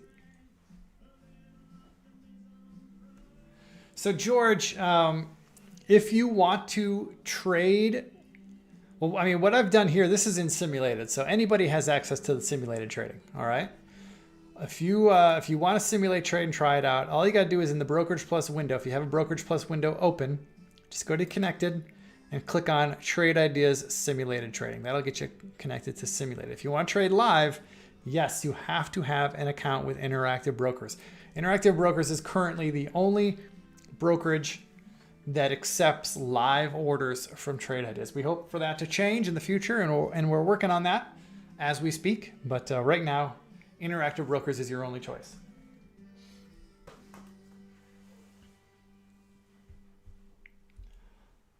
All right, George, go back to Strategy Trades window. You're talking about this window right here. This is where I was getting all my orders or all my ideas from. Now, I think this will be instructive for everybody else, showing you how I set it up so that I could just do basically like one click and get into these trades at the right share size and the right stop loss. So check this out. In your Brokerage Plus window, there's a Strategies tab. If you don't see a Strategies tab, all you gotta do is just go to Windows and, New, and choose Strategies tab, and that'll open it up. So here's your Strategies tab. I believe everybody has a discretionary long, discretionary short. That's just default. But these two right here are custom strategies that I built. Okay. And I'm really just using the swing trade buys. So let's check this out. So I've highlighted the swing trade buys. Let me right click on this and edit trading strategy. Let me show you what's going on here. So this is a long biased strategy. So I'm going to go across the tabs here, across top. Entry time. I'm open for trades at any time. I'm in the Mountain Time Zone, by the way. I'm in Colorado, so the market for me opens at 7:30 a.m. and closes at 2. So I just leave that wide open. Order details. This is where the important stuff happens. So position sizing. Under position sizing, you have 3 choices for determining what your position size would be. If you choose fixed dollars, then what this means is you will set a number, let's say $10,000, and you will invest $10,000 into every trade. So let's say it's a $100 stock. $100 stock, it's going to buy 100 shares because 100 shares times $100 is $10,000. Okay, so it'll do the math for you. It'll figure out how many shares it takes to buy $10,000 worth of stock. Okay, that's one way to do your position sizing. Next way is fixed shares. This is pretty easy.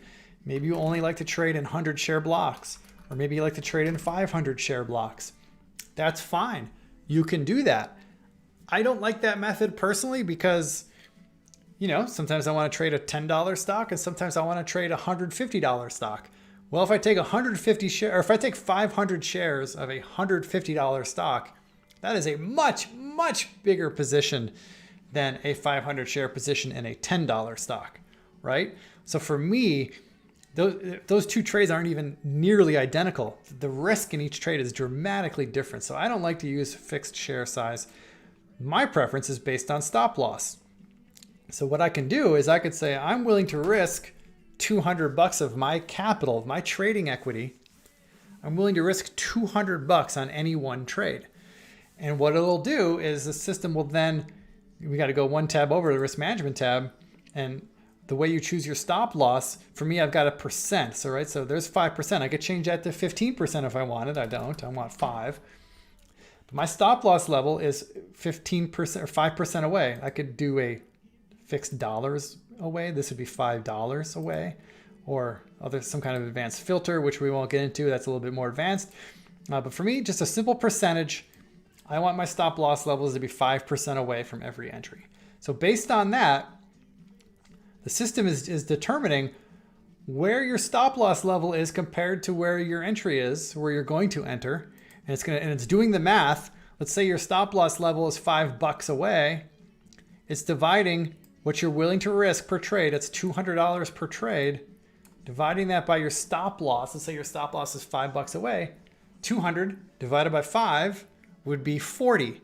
That's how many shares you would buy. You would buy 40 shares because if your stop loss level got hit on your 40 shares, you would lose approximately $200. And that doesn't factor in slippage and commission, of course. And hopefully it's not that big of a deal. But I'll know that approximately I'll lose $200 if my stop loss gets hit.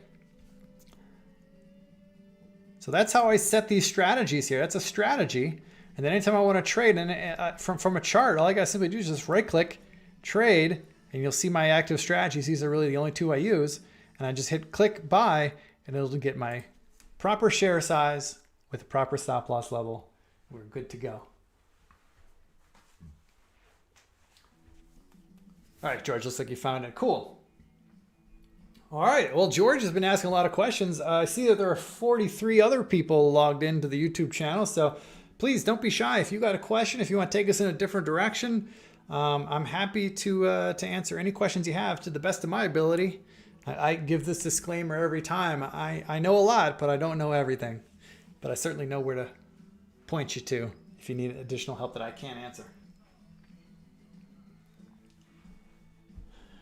Yes, George, you can use Brokerage Plus Simulated to do your trading. So I'm in the simulator right now. So all the trades that you see here, these are all my open P&L. These are all fake money trades, right? I wish these were real money trades. It'd be up $350 today, which is nice. Nice comeback from earlier today. Started off the day in the red, but we've been climbing back. And you know, another thing I like to do, and I do this every day, is I'll cycle through all my open positions and adjust my stops where necessary. So I don't know if you guys are aware of this, but in your charts, see these red lines that shows your stop loss level? You can drag and drop. Check this out. I can just drag my stop anywhere I want.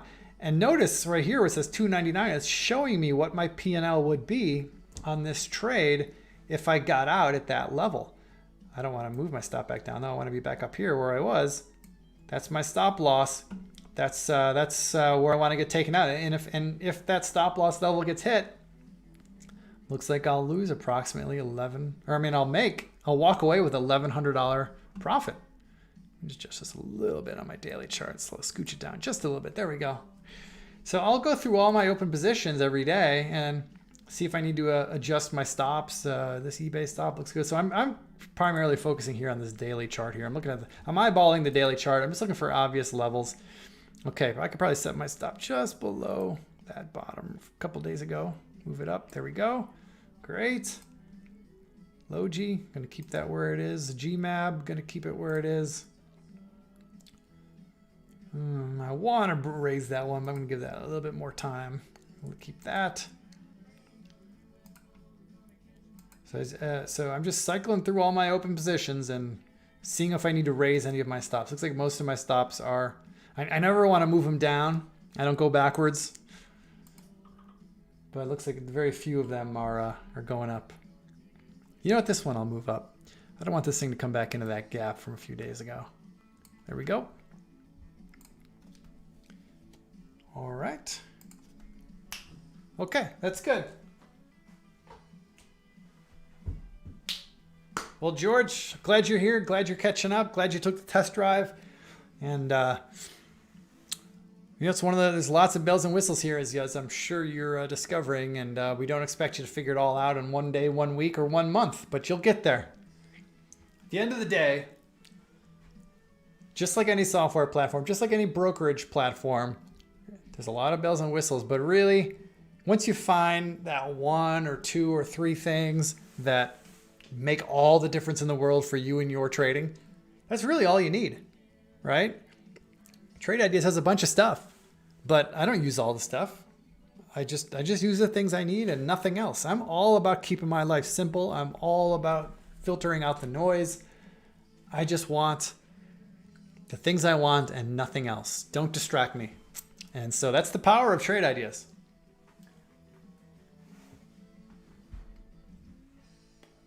Did I remove some strategy trade windows columns? Yes. Yeah. All these columns here are the Brokerage Plus window, as well as the strategy trades window. These are all customizable. Okay. These are just what I have and what I like to look at, because kind of going back to what I said a little bit ago, I don't need all the information. I just need the information that I pay attention to, and that's it. Get rid of all the other stuff. So if you want to customize any of these columns, just anywhere in the window, right click, go to columns. And here is where you can add anything you could grab something from the left and arrow it over to move it up, or you can remove things. These are all the selected columns. I can, click on any of these and move them out.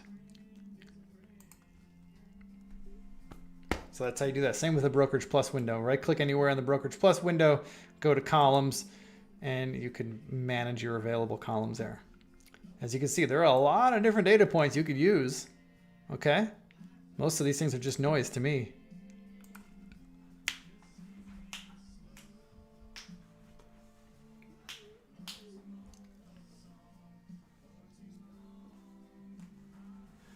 Yeah, Kevin, if you make any changes to any windows, you have to make sure that you save them. Okay? So if I made a change to this window here, okay? In fact, let's show a change. See how I got all the strategies listed right here, the strategy column? I'm going to remove this strategy column. Okay, so watch this. We're going to go to columns. I'm going to find strategy. There it is. I'm going to remove it by moving it over. Click OK. And now look, my strategy column has gone away. Okay. Now I haven't done anything else. I haven't saved this. So I'm going to leave this layout and go somewhere else. Let's go to my pre-market channel just to change out the layout. And now if I come back to my layout, where we just were, it was my AI swings layout. If I go back there, you will notice that look, the strategy column is back. And that is because I didn't save that layout. Okay, I need to save the layout. So if I make changes, anytime you make changes on a layout, on a custom layout, make sure you save your work. Go up to your TI menu bar up at the top, go to File, hit Save Layout. and you just call it my layout. Go ahead and hit save. It's going to ask if I want to replace my existing one. I'll say yes. And now I know that anytime I open up this layout again, it's going to have my changes. So it's very important that you save your work anytime you make any changes.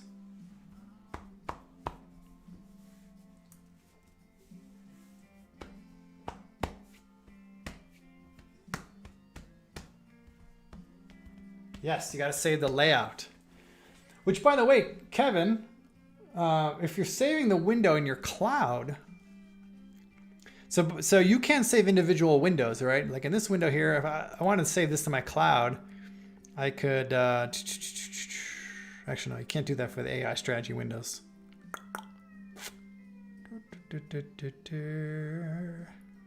Or you can hit save as default right here in an AI strategy window. I think that might address your issue. I'm not sure. But yeah, you're going to want to save your layout. That way, every time you come to layout, your strategy trades, or all your windows will look the way you want them to look. Alejo, I apologize if I butchered your name. Alejo. I do not have a consolidation strategy that I can share. It's not something I do. It's not. I don't do any consolidation breakout trades myself. But if you want to see what we have available out of the box for consolidation, we do have some consolidation breakout alerts.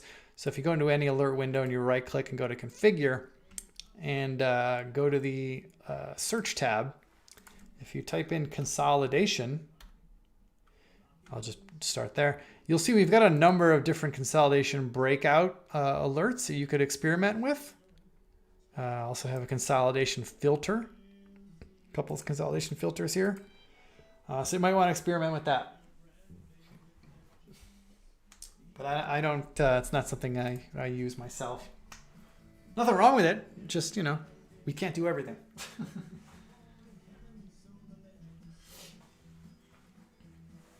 George, the columns I keep are the ones you saw.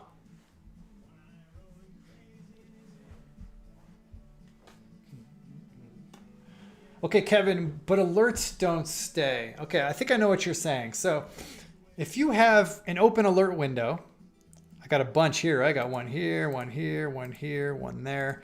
I got a bunch of tickers in there, right?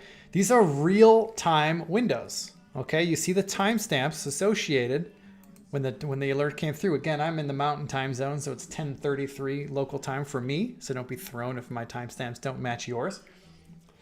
But anytime you go to a different layout, it's going to launch all these windows from scratch, from real time, and you're only going to see new alerts as they come in, okay? You might see like the most recent alerts. Oftentimes it'll show you the most recent alert. So watch, if I leave this channel and then I come back, you'll see all my alert windows will only have one alert in them. Let's see. By the way, my computer goes slow when I'm sharing my screen. So here I'm bringing my layout back up, and you'll notice that all of my alert windows now will only have one ticker, right? See how they all just have one? Because those are the most recent to fire. And so these aren't going to fill out until more trades happen. Now, if you want to see the history, Kevin, you can easily do that in any one of these alert windows. Just right click, go to history, and choose today, and it'll show you all the alerts that fired today, right? So you see, I can scroll back and go all the way back to the open, right? So that's how you could see all the past trades.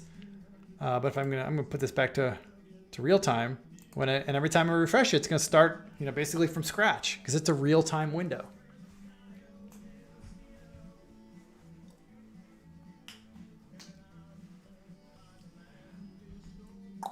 All right, so you, Kevin, you're having trouble with the audio alerts in Holly channel. So let's go to a Holly channel. Let's go to Holly AI.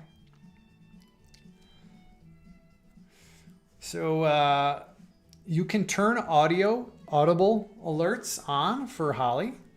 So anytime a trade comes into the open tab or anytime a trade closes, you can have not just a visual, but you can have a sound go off to help you out. So just to do that in any one of these windows, let's say the open trades window, I right click in here, I go to actions. I got to make sure I got a check in the box next to play sound. I could go here in the setup of different sounds I want. But Looks like it's good. I'm going to hit OK. And then again, this is one of those things you're going to want to make sure you save. Actually, you can't save this layout. It's a Holly AI. You can save as default. Maybe try that if your alerts aren't sticking. They should. But I've just gone ahead and saved each one as a default, and they should always work that way.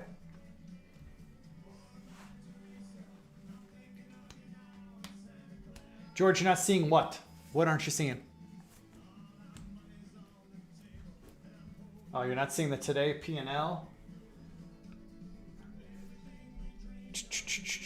So let's see.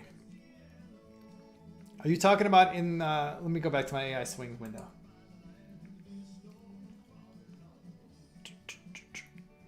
Are you talking about, where are you talking about, George? You talking about my Brokerage Plus window and you're talking about today's P&L? This column right here?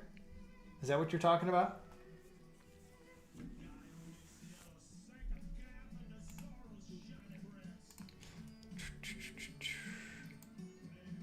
Today P&L, I got it right there.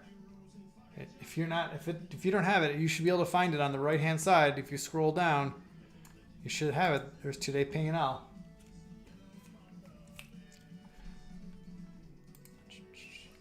Okay, you're talking about this window here, strategy trades window. Well, this is not going to show a today's P&L. These are just the trades. This is just showing me the entries. I don't think it'll show it. Let me check.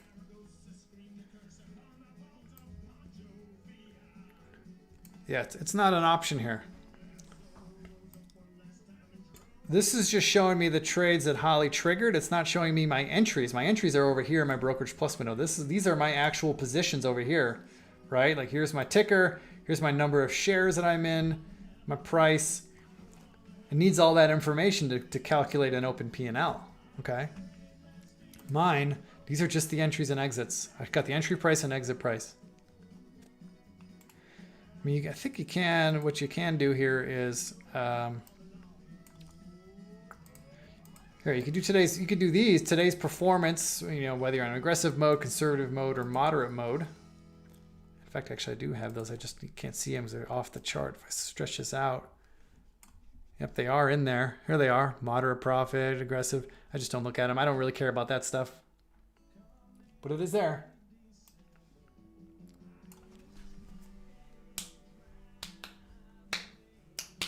All right, folks, I have 20 more minutes to hang out with you guys. This is your chance to ask any platform-related questions, any features that you need help understanding or you want me to demo for you. If you want to learn more about the small exchange, new products, we can talk about that a little bit. Anything you want.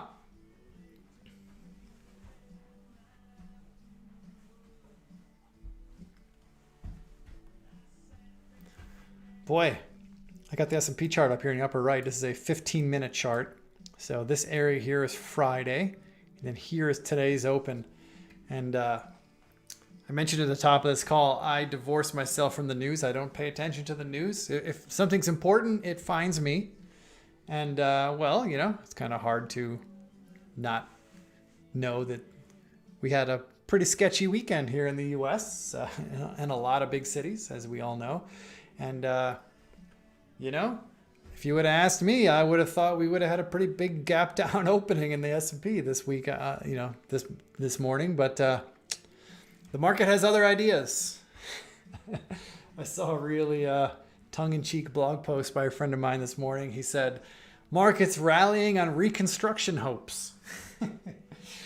All the looters are clearing out inventory, so now all the manufacturers are going to have to create more inventory and repair all the damage that's being done, and that's bullish for the stock market. I know he's kidding, but it was pretty funny. Pretty funny thought, anyway.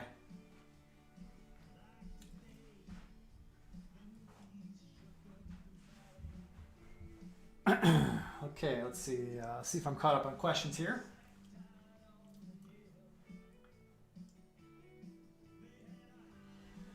George, if you're in the simulator, Interactive Brokers has nothing to do with it. The simulated trading all happens on our platform, nowhere else. right here in Brokerage Plus, and it will buy and sell in real time based on real prices.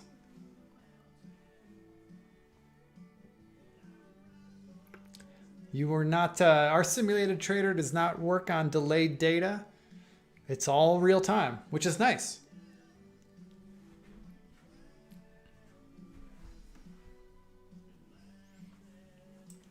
I'm not sure what you mean, George. Adding what you already have. Simulated trading and live trading are two very different things. I don't recommend doing them both at the same time. You'll likely confuse yourself. You've got 70 open positions in Interactive Brokers right now. Is that what you're saying?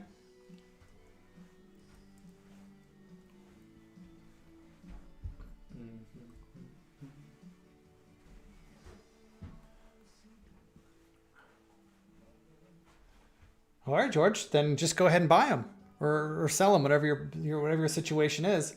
Go into the simulator, start putting trades on. You just pull up a stock, say it's Facebook. Just go in here, enter a trade. But it's you can't go back in time. You can't go and like say, hey, I want to be long Facebook from 150. That's not how our simulator works. It's all real time. You can get into it right now at this current price, but there's no way to go back and change the price. Go back in time.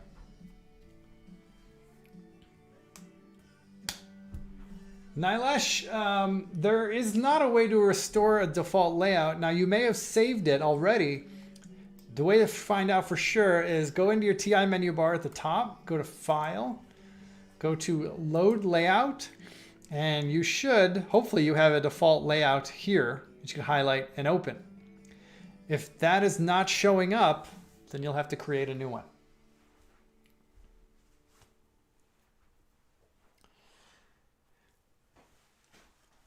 Nilesh, let me know if that answers your question.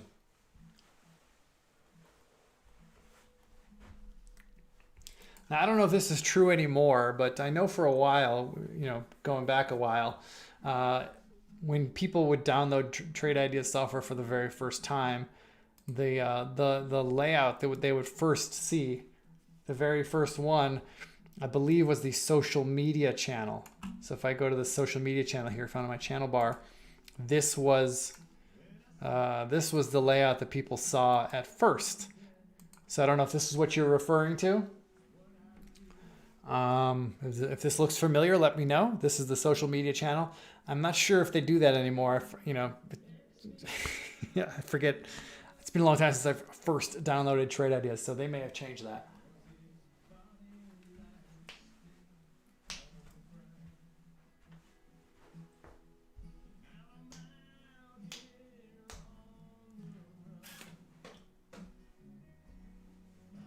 Definitely recommend the software version of Trade Ideas.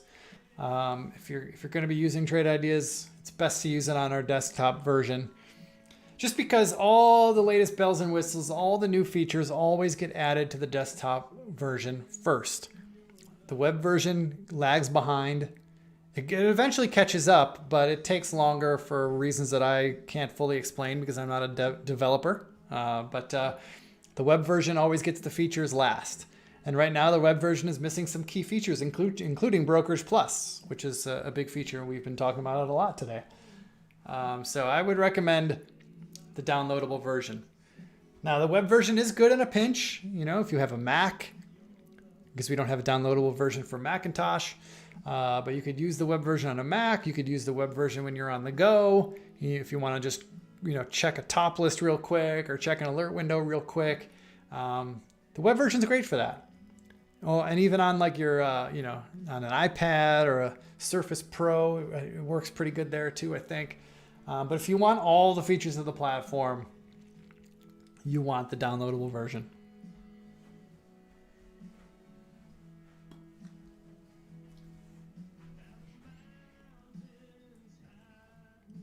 So Kevin, it sounds like you are on a Holly window, Holly channel. So let me go to like Holly AI channel. And you're saying, if I'm reading you right, are you saying that in the strategy trades window is showing a blank time. I don't have times shown here. Let me see if let me add the column. Let's see, entry time.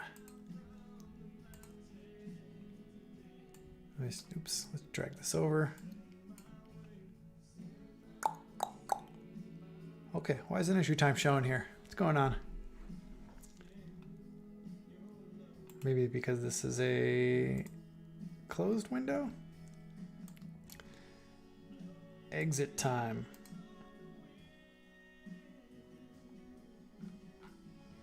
Let's see what's going on here. Oh, there it is. Exit time right here. So I'm seeing a time there. What happened to my entry time though? Oh, I say entry price. I want entry time. Let's put that over there.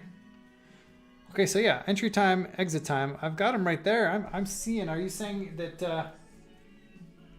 Are you saying that you're not seeing these times? You have columns for them, but the times are blank?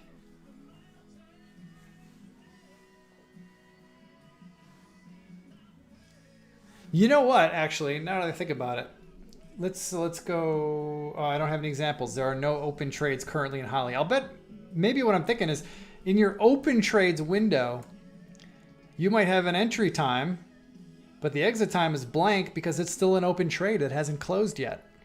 Okay, is that what you're seeing?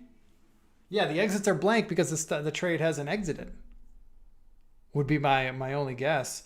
Unfortunately, all the Holly trades have all been exited right now, so I can't pull up an example in the open window of any open trades. But that would be my guess. Or in this closed window down here, are you seeing blanks in the exit time here?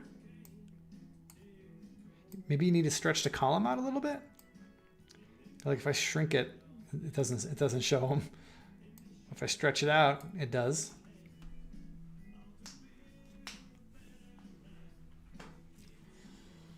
Yeah, you should be seeing times there. And if you stretch out that column and you still don't see a time, that's weird. That feels like a bug.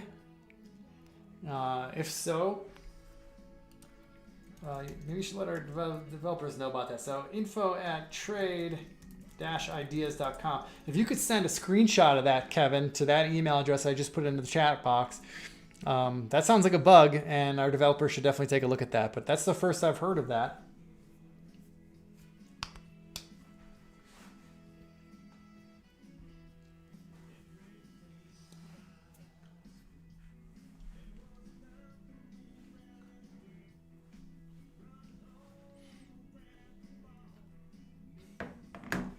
Oh, okay, George. Going back to your question before, my swing trades layout. When I'm going through these strategy trades here, I mentioned I'm sorting by entry price. So this column here, entry price, like you could sort by any column by double clicking on it. All right, so I just double clicked. Now it's sorting in reverse order. I'll double click again, and it's going to sort by, highest to lowest. I'm just sorting by that because I don't like trading these cheap stocks, these $9 stocks, these $3 stocks. I tend to want a stock to have a minimum price of $10. So I just sort it that way. So it's easy for me to just start here and then just start scrolling up. It just makes my life easier. That's all, George.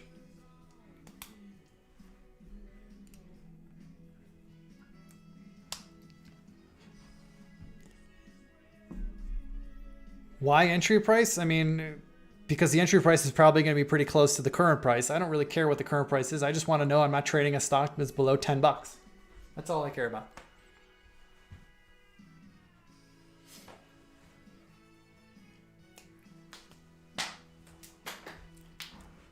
All right, folks, I got 10 minutes left with you, and then we're going to pass the baton back to Barry, and he'll take you out to the rest of the trading day, the live trading room. If you just joined me here and we're not part of Barry's trading room, this very same channel right here on YouTube, just stay right here for the rest of the day from the market open, and then from after this, it's all Barry's trading room. It's free for anyone to attend. Barry, you're basically looking over the shoulder of a live trader using trade ideas to trade intraday all day long. And Barry's a tremendous mentor, tremendously patient in answering questions and helping people out. So if you're not familiar with Barry and his free trading room, stick around after I'm done. I think he actually might not come back on until bottom of the hour. I think he takes a lunch break, a well-deserved lunch break. But he'll take you into the close, and he's great.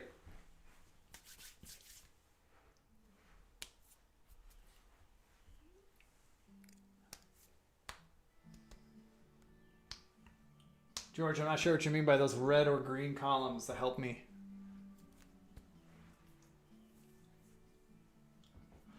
Okay, let's pull up this ticker GNSS. I typed that wrong. GNSS. Okay, so Wolfhound, you're asking about the color shading. I'm assuming you're talking about this area right here. This like red, orangish, and it fades to blue. So basically what this is just showing you is it's just if you were to get into this trade right here, our AI, or not AI, but our algorithms kind of determine a smart stop loss level you might want to consider. This is for long trades. So you see the smart stop level there. There's a profit target. It's just off the chart, but up there where the green line is, this is the profit target. So this is just really showing you the zone of where you want to take profit or exit loss. It's just a visual to help you out. You don't need to use it. It's just it's just there for your guidance, so to speak. Now the smart loss level, that's determined by some algorithms. I'm not exactly sure the exact math of it, but it takes into effect recent support and resistance levels. It takes into effect average true range. It takes into effect volatility. A bunch of things go into the soup to determine what that smart stop level is. And all that really means is it's just a statistically significant level, meaning that if you were to buy this stock here and the stock were to break that level, statistically speaking, you might want to exit your long trade because it probably does not have a good chance of working out. Can the stock reverse and go higher? Of course it can. It happens all the time. But statistically speaking, below that level, you probably don't want to be long anymore. And it's coming for it right now.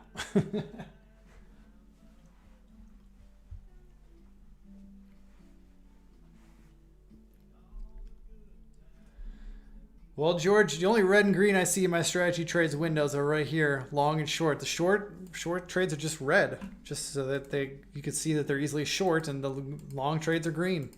That's it.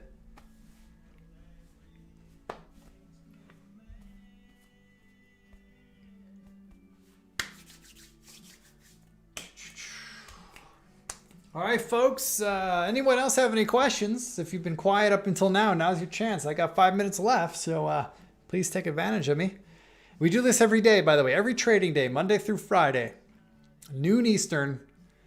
We do these Q&As, and it's a different person every time. I do Mondays usually, and I think Steve does Tuesdays, and Andy does Wednesdays, and Jamie does Thursdays, and Mike does Fridays, and that order may switch out from time to time. We cover for each other if somebody needs a day off or goes on vacation or whatever. But hang out with us enough, you'll get to hear all of us, and we all have different points of view, different experience levels, different styles.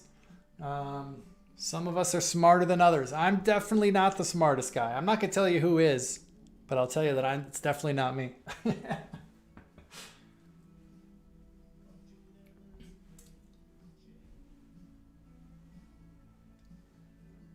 Great question. How do I weed out ETFs from a top list? It looks like you know the hack, but it didn't work. Okay, let's check out this UNG. Okay, well, this will be instructive for everybody. So if anyone's wondering, if you're building a top list or an alert window and you want to filter out ETFs because you don't trade ETFs, or a lot of the ETFs are thinly traded and you're just not interested, you can the hack for weeding out an ETF is to use our earnings per share filter, EPS, because an ETF does not report earnings per share. It's just an ETF. It's not a company, so it doesn't have positive or negative earnings. So if you put a filter in there for EPS, I add filter, and I put a value here of a minimum of 0.01 and then or maximum of -1, and I could check my work by clicking this little show me glass here. He'll say, show me stocks with earnings per share. See at least $0.01 per share, or the earnings per share is a loss, at least $1, or 1 cent. It's basically 1 cent per share.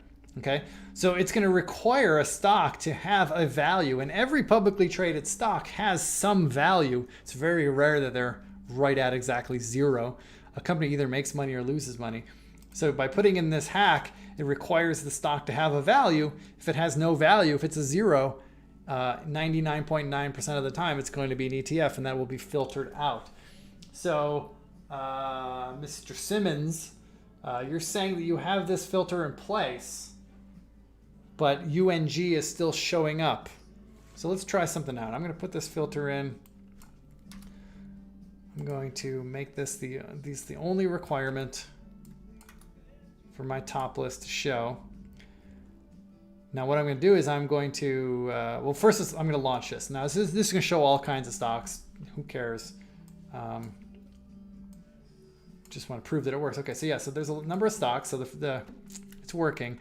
But now let me do this. I'm going to configure, and I'm going to go to a symbol list, and this is a nice little hack to just view one stock. See where it says all symbols? I could click on this and choose single symbol, and the example you use is UNG. So I'm going to have this top list only looking for UNG. Now my theory is that it should not populate because UNG should not have earnings per share. Let's see. But it is showing. You are correct, sir. Why is that? Well, let's check something out here. Let's add a column for EPS. So there I'm going to show the column, and let's see what oh, look at that. It's showing a value for earnings per share. I wonder why that is. That's unusual. We try something else. Well, that's the reason, though, Mr. Simmons. I don't know what your first name is, but that's the reason why it's not filtering out, is because for some reason it has a value for the earnings per share. Don't know why. That does seem unusual. Let me go in here. EPS. Show column.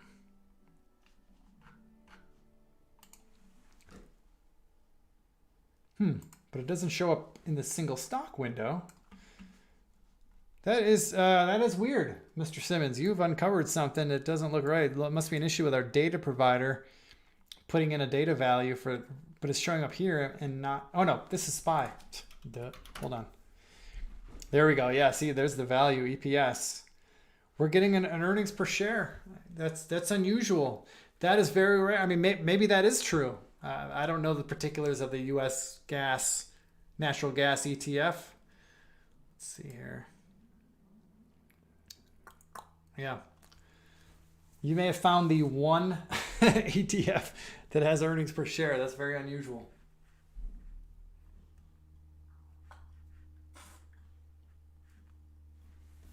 Okay, I got a couple questions left in here, and then I'm going to go here. Manny, you have a question about where does Barry record his videos?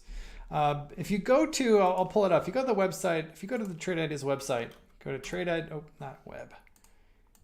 If you go to, TradeIdeas.com.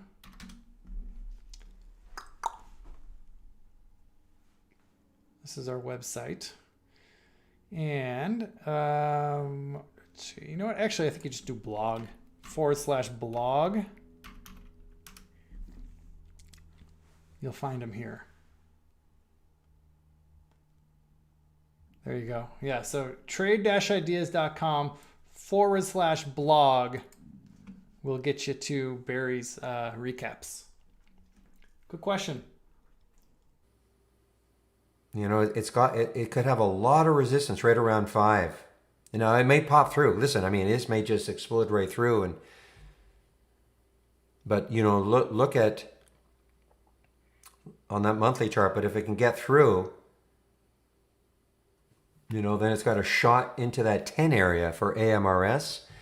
It's not a low float, 73 million in the float, but I'm always it's always to me suspect.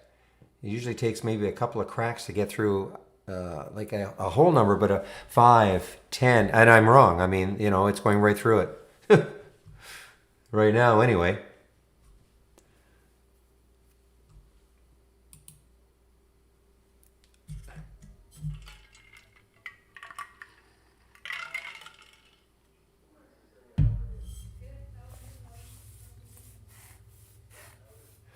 Well, you have to have, are you talking about trading your live account, WC?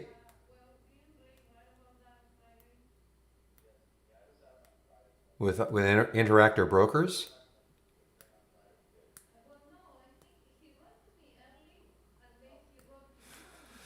Well, guys, well, no, you have to create your own trading plan. Just like I've done here, you have to create your own trading plan. I wouldn't be using a minimum number of shares. I'd be doing this, order details, risking a certain dollar amount, okay? A certain dollar amount, based on your account size, and then having a stop. You can try that VWAP stop, and then that'll share size you. I mean, if you want to set, obviously if you want to set just 100 shares or whatever you mean, or more, you can do it. But for the strategy you want, so you can set it if you want. Fixed dollars or fixed shares right there in the order details. But when you go live, you have to have your trading plan.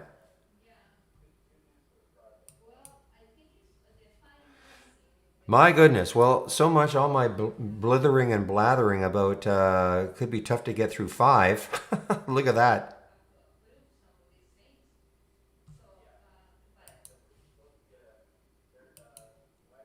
Okay, so can you guys hear me in the YouTube feed? I think Sean left.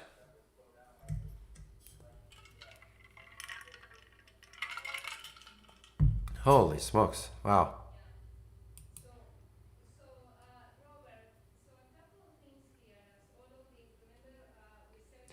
Well, I mean, there was the volume. You see the volume, but it's funny. The first volume. Oh no, I'm wrong. The first volume was right there. There's the volume bar, and then it kept going.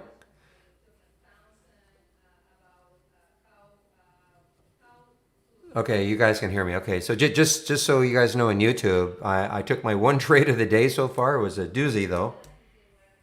GNSS.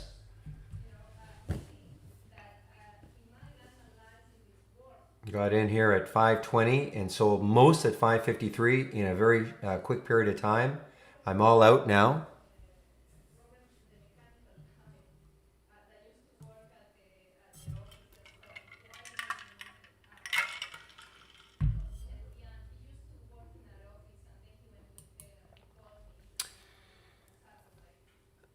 Oh, I didn't post the my outs. That's all. I'm sorry. Oops.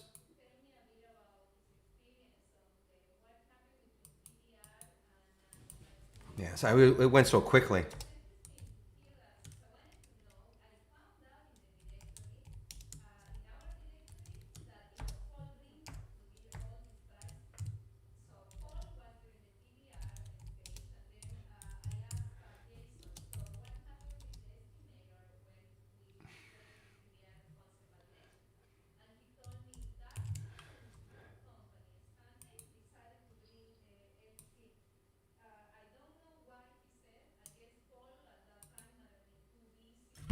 Well, it went and I'll be honest, guys. Sometimes people have commented, "Well, why don't I post it immediately?"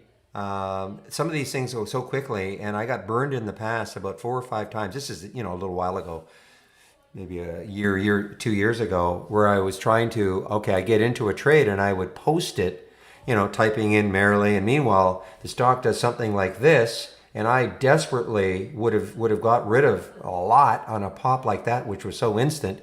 And then by the time I finish posting, it has come back down somewhat. And so I said, you know what? You guys can listen to me.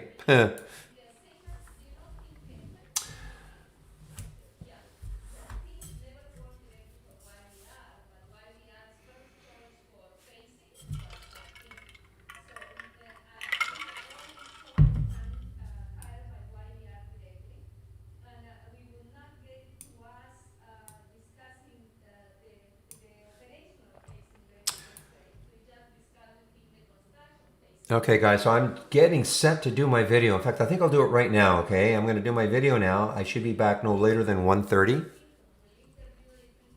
It shouldn't take that long, but I always say, just in case there are some technical issues that happen, so I'm going to...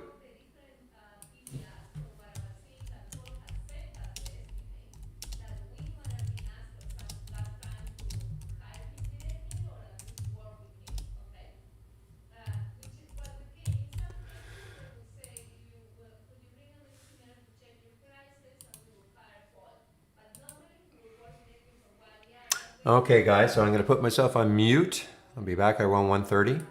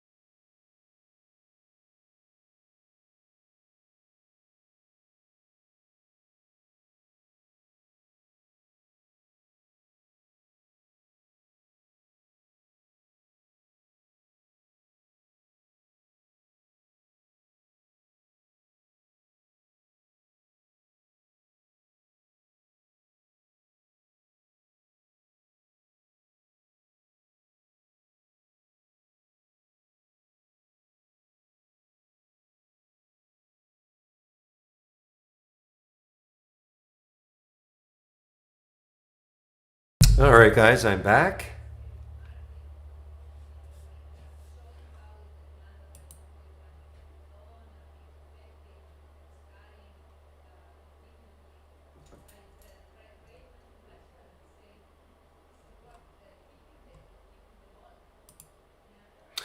All right, what is happening? Just a second, please. Just have a well. Look at the spy. By the way, yeah, look at the spy. Finally, is starting to move out of here. Just give me a moment here. Just want to make an adjustment on my headset. One moment.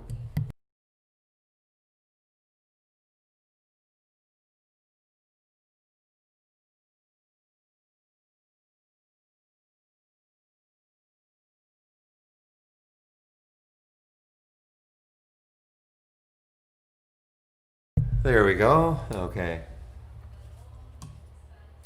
Fred in the YouTube feed. Nice again on the AGEN, AGEN. Yeah, I'm interested in OXLC. I'm interested in it, but let me just see what's happening here. Yeah, there's a topping tail. Maybe if it takes that 415. I don't even know what the float is on this.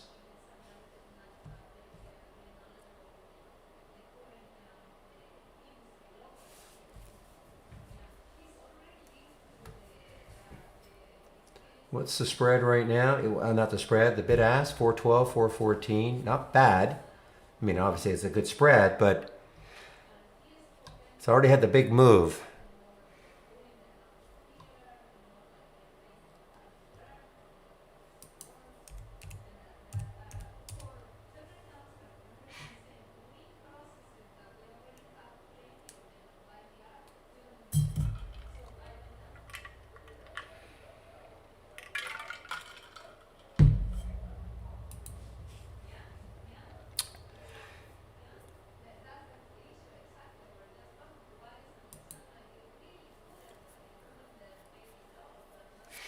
Okay, wow, look at that. Nice move for the SPY, though. Very nice move for the SPY here. Look at this.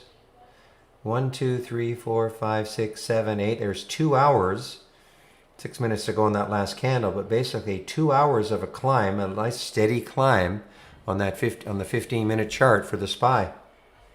And, you know, it's almost the same. Maybe a couple little dips here on the 5-minute, but otherwise, wow, what a move.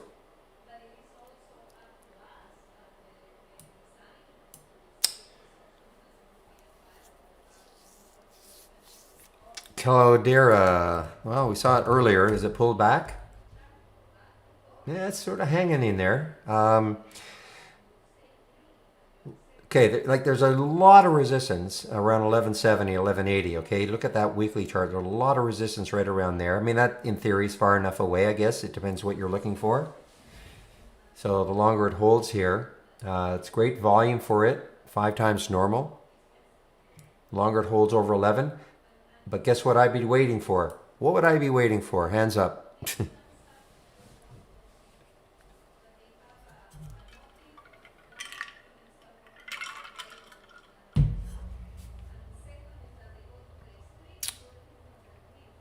Volume.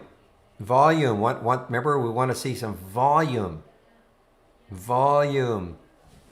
You know, because you could get a little break, but if it's on, 100 shares, who cares? We want volume. Okay, George. Yes. What's your question?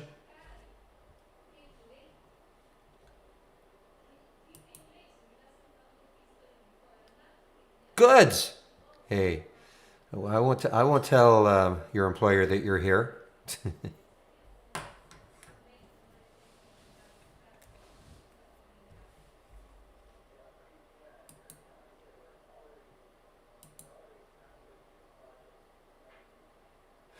No, that's not a margarita. No, that's just funny. Yeah, let's take a look. I should be paying attention to this one from Fred. In the it's a low float, 1.4 million in the float. Yeah, I got these weekly chart. I got these topping tails. Maybe if it broke out, I mean, it's getting some volume coming in. There's no question it's getting some volume. What profit and loss on what You talking here? This is on. Are you talking here that you're seeing in the simulator? This is on risking $100 a trade. Here are the number of shares as an example for PFNX. Yeah, but what strategy window are you talking about? I mean, there's you talking.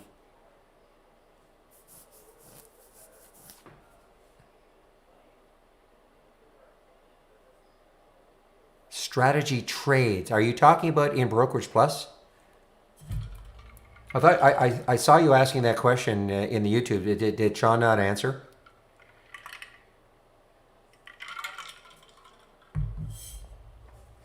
I don't understand what strategy trades. Where are you talking about in Brokerage Plus?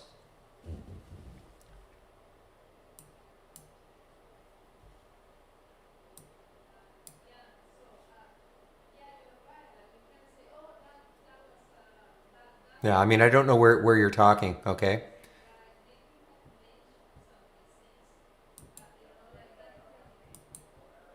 Oh, okay. Here, okay. I believe this is based on 100. I don't pay any attention to this. I'll be honest with you. Okay, I just pay attention to the ones that are, because I use this as a watch list. To be honest, okay, and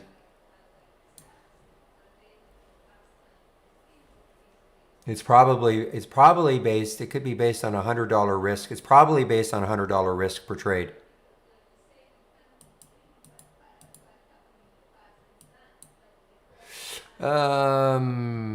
AI trade size, $100 risk. Okay, $100 risk. I have it right there.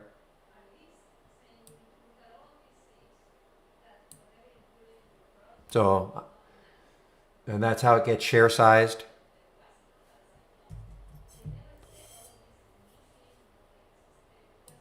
No, it's you can use it. I just don't. Okay.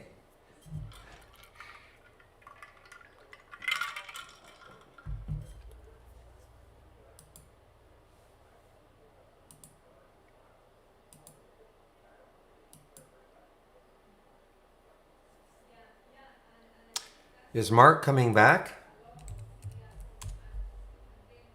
Well, on the way down. Okay.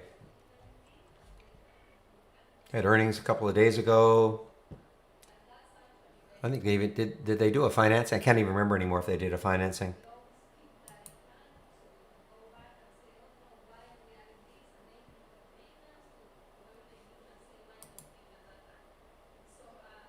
Flex, yeah, Flex. I'm pretty sure and this is, I thought it was in the watch list.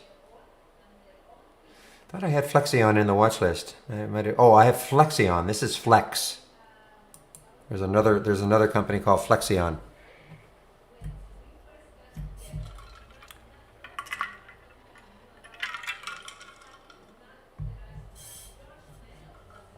Yeah, very few people take Canadian stocks in the room steady, so probably not.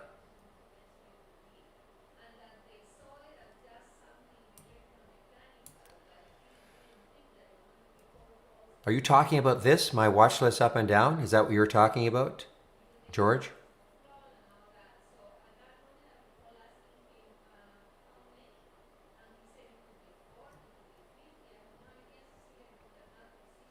Okay, so you've never made one before. Price alerts, no, price alerts are alerts that you put on a chart. Okay, so if I wanted to put a price alert, for Flex at the top here, I would just, okay, so that's a price alert. And so price alerts but to create a symbol list, okay, let me answer Kimberly. Well, we start getting our data at 7 Eastern time, okay? It depends what you're using. If you're using a top list window in the pre-market, it'll update every 30 seconds. But if you're using, for instance, my gappers,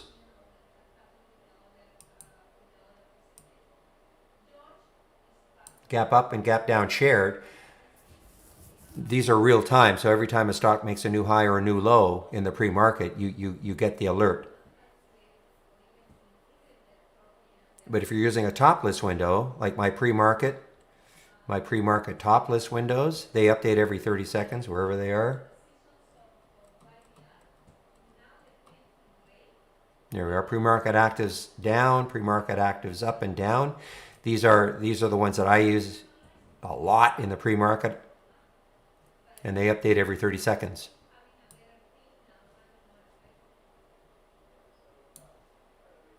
You can have all those. They're all here.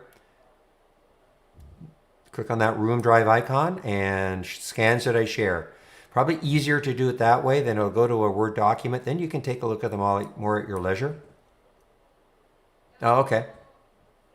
Well, the gapper then, it's real time, okay? That's a real time. I mean, so when a stock either makes a new high or a new low, you get that real time alert. Okay, so you want to make a watch list, George? Are you following me? I'll show you how to make a watch list.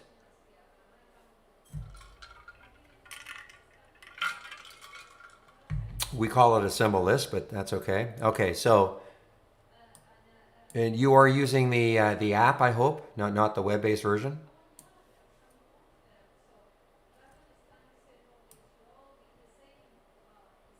Okay. Well, okay, but okay, so you have a toolbar that looks like this, right?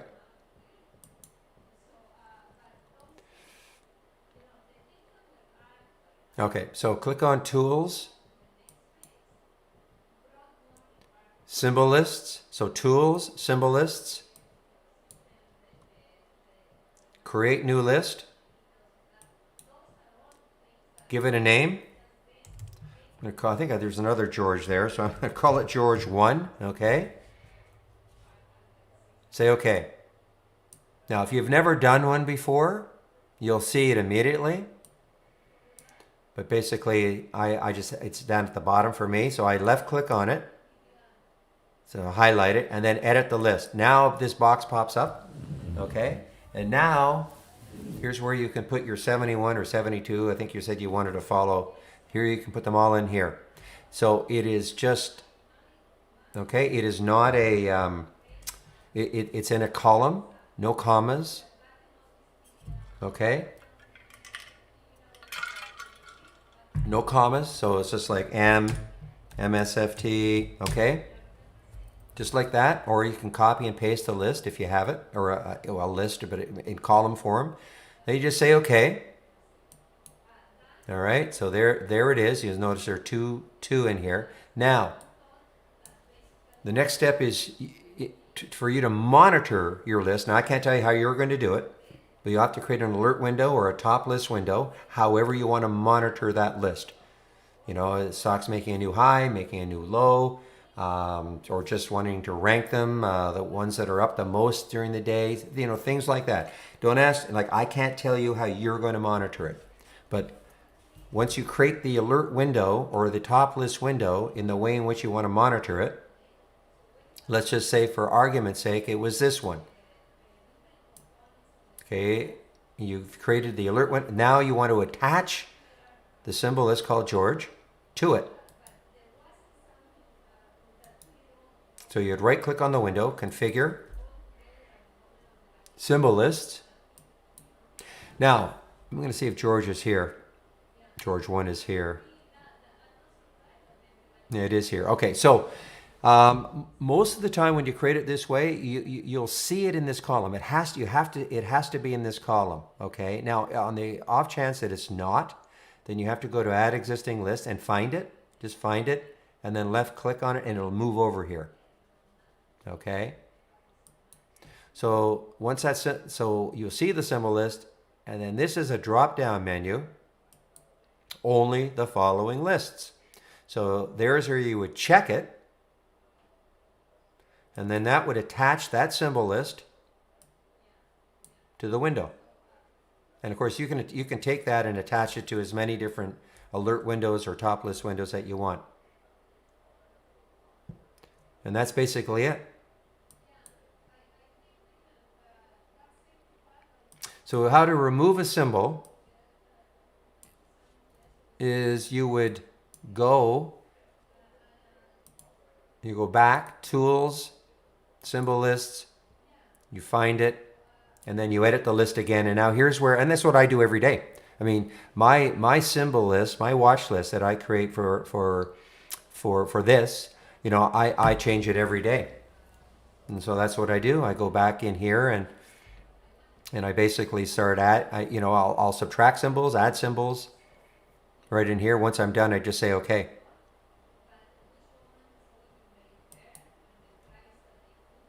Now I'm going to get rid of you, George. Sorry.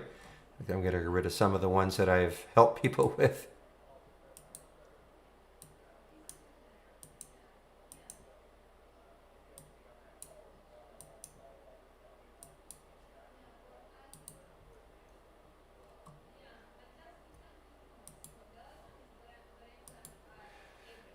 Get the list made, and then I can't tell you how you're going to monitor it, but you have to create an alert window or a top list window. So for instance, if you wanted to in your alerts or your symbol list, if you wanted to see the stocks that are making new highs for the day, then I would use an alert window. With the new high trigger as an example.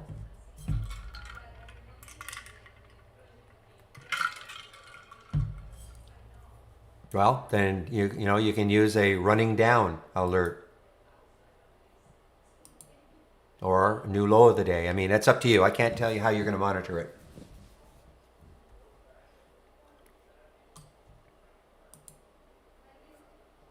Yeah, so Cloudera, CLD. Somebody said those stocks are starting to bump a bit. Yeah, still. Yeah, it's still just hanging around that area though. What did we talk about though? Let's get that volume. What if we had a volume bar that looked like that here?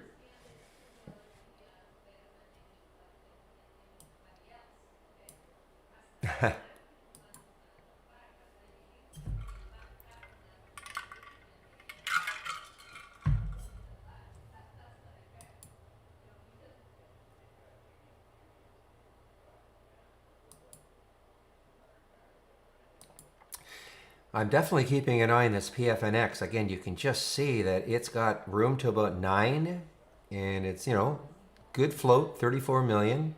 Look at the SPY. This is just a great, great move here. I mean, it's not we're not at 500 points or anything, but this is just a really, really nice and steady. So now we're 1, 2, 3, 4, 5, 6, 7, 8, 9. So now we are 2 hours and 15 minutes into a basically sustained move up. I appreciate that, George.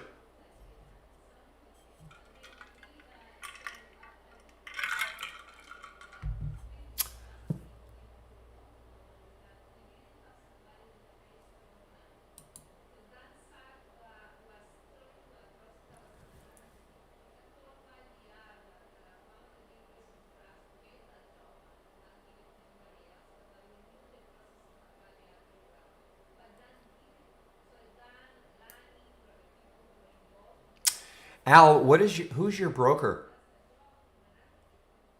I might be able to help you with save a step. Who's your broker, Al?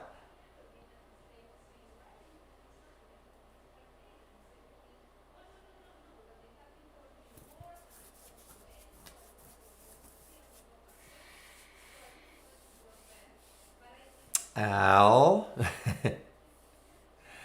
All right. Do you know what are the appendages that TD uses for the Canadian stocks? The reason I ask is that, if you had Disnat or Questrade, then when you do your linking, you can try it, okay? The external linking. Then when you add the link, and then the rule, you would pick Disnat just to see. And then what happens is it automatically changes that .cat and .cav.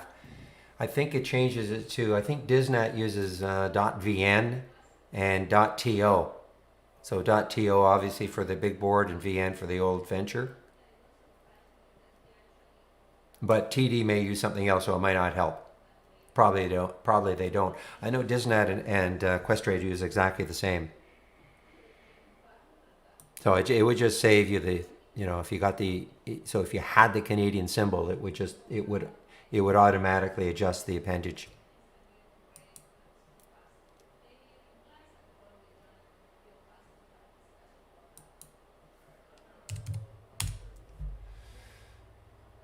Yeah, that's a big. Yeah. So what did they do? They did a 1 for 3. No, a 3 to yeah, a 3 to 1 forward split.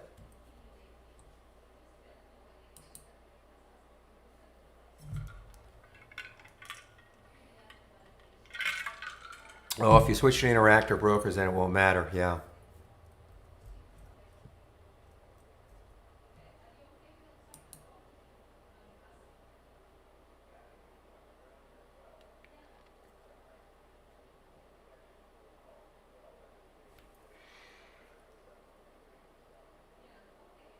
Yeah, I agree, William. I do agree. We've seen that many, many, many times. Stock does a forward split, and they're doing just in case people aren't understanding what a forward split is. So that was a $200 stock, whatever, 3 times 74. So that was, say, a 200 and what, $15, $20 stock. All right. And so the idea behind a forward split is to make a stock more affordable to the average person out there. And so they do a split like that. So when you multiply, so basically they divide the share price by 3 and multiply the number of shares outstanding by 3. So it's the same market cap when you multiply the share price by the number of shares. But a lot of times, yeah, as it, in theory, making it a little more affordable for the average person to buy, stock can start to move.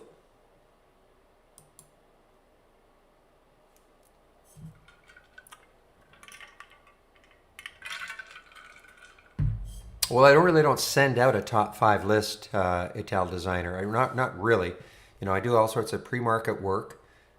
And I post the ones that have moved in the pre-market, but typically I'm always waiting. I had no idea. For instance, the only trade I've taken today is GNSS.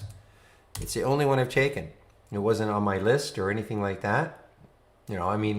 Was it? Look, it worked out fabulously for me because it went so quickly. But it didn't hold its gains. But something I might watch tomorrow though too.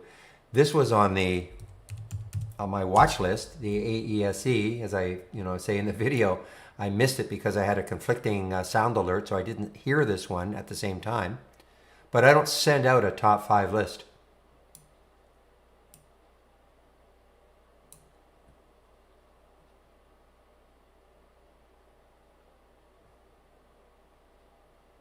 But if you look at, if you scroll up, you'll see the ones that I was, perhaps interested in from the pre-market. But it's not. I'm not going to say, okay, these are the only 5 I'm looking at, and therefore you should be too. No.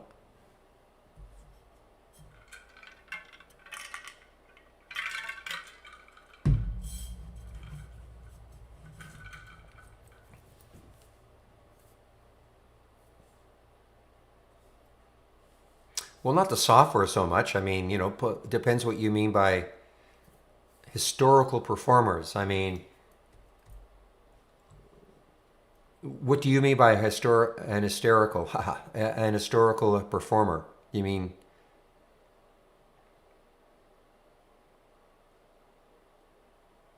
Well, you could. Okay, we don't. You can easily do that. You can easily do that yourself. Just look at the top 10 performers from last week, put them in, and you can then cycle through the. No, so we don't do that. No, okay, we don't do that. But you can do it. I mean, we don't do it in an automated way.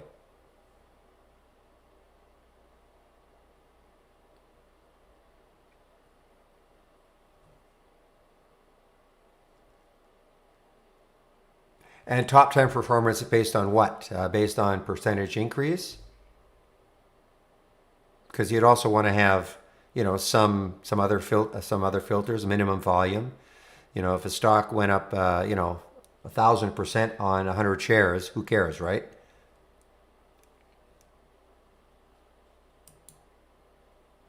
Boy, this one, guys, I mean, this is turning into really something interesting, the PFNX, if we get some volume.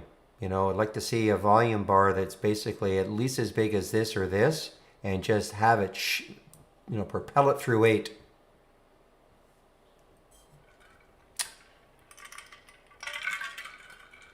Well, that OXLC really moved well. Surprised me a little bit.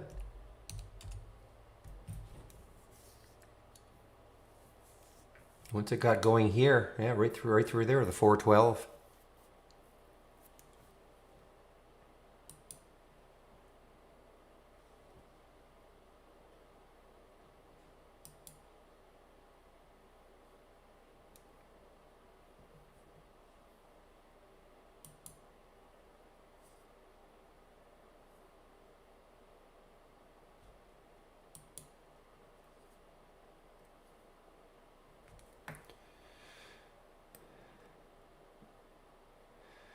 Well, we don't have tick charts as such. I mean, we have, I'm going to say no. Okay.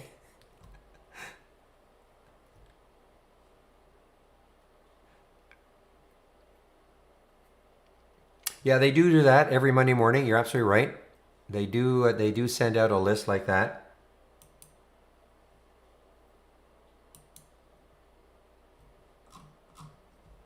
I haven't looked at it for so long, but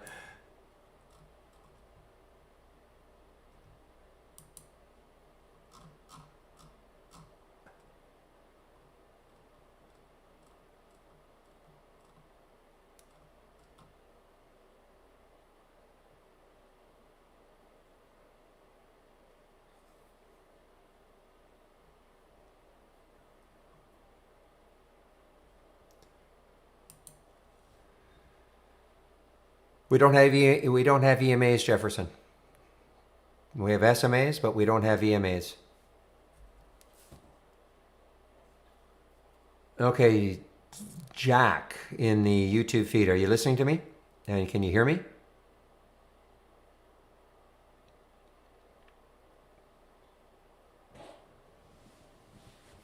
Okay, I'm going to answer. Okay, Jack, I'm going to get to you in 1 second. Jefferson, this is what we have, okay? If you right click, configure, and search, type in SMA, and this is what we have. So we have the different time frames. Now, I will tell you right off the bat that there can be a delay a little bit because it needs the candle to close, and that might not be what you want. So so for instance, if you wanted the 20 and the 8 EMA, I think we have. So there we have the 8 crossing the 20 on the 2-minute chart. Let's just say you want it on the 5-minute. You might want to try the 2 and see how close that gets, because if you do it on the 5-minute, it may be a little late because it's going to wait for the candle to close. But you can, what I would do is just experiment to see, how close it is for your style of trading. Okay?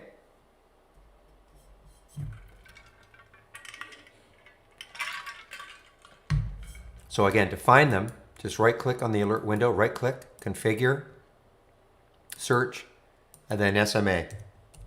And here they all are, okay? I don't use them, so, I don't have anything ready-made for you. I just don't do it, so I have nothing ready-made for you.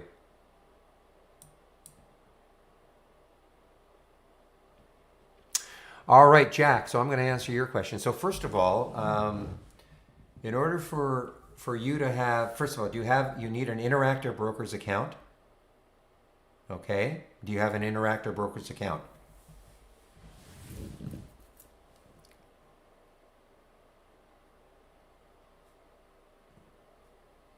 Okay. The next thing, which you may not like, you have to buy Brokerage Plus. It's the only time you have to buy Brokerage Plus. It'll cost you $1,100 minus whatever promo, say 15%. Okay. Excuse me. So you'd have to buy Brokerage Plus. I'm going to ask you, so did you buy Brokerage Plus? My guess is no, but I'll wait for your answer. Okay, so if you had bought Brokerage Plus, again, it's the only time you have to buy it, then basically, well, you have Brokerage Plus. Don't get me wrong, you have it, but if you wanted to auto trade the AI, I mean, this is Brokerage Plus. What you see here, okay? This is the Brokerage Plus window, which, but if you wanted to auto trade the AI, you have to turn all these strategies on, and then that's how you would do it.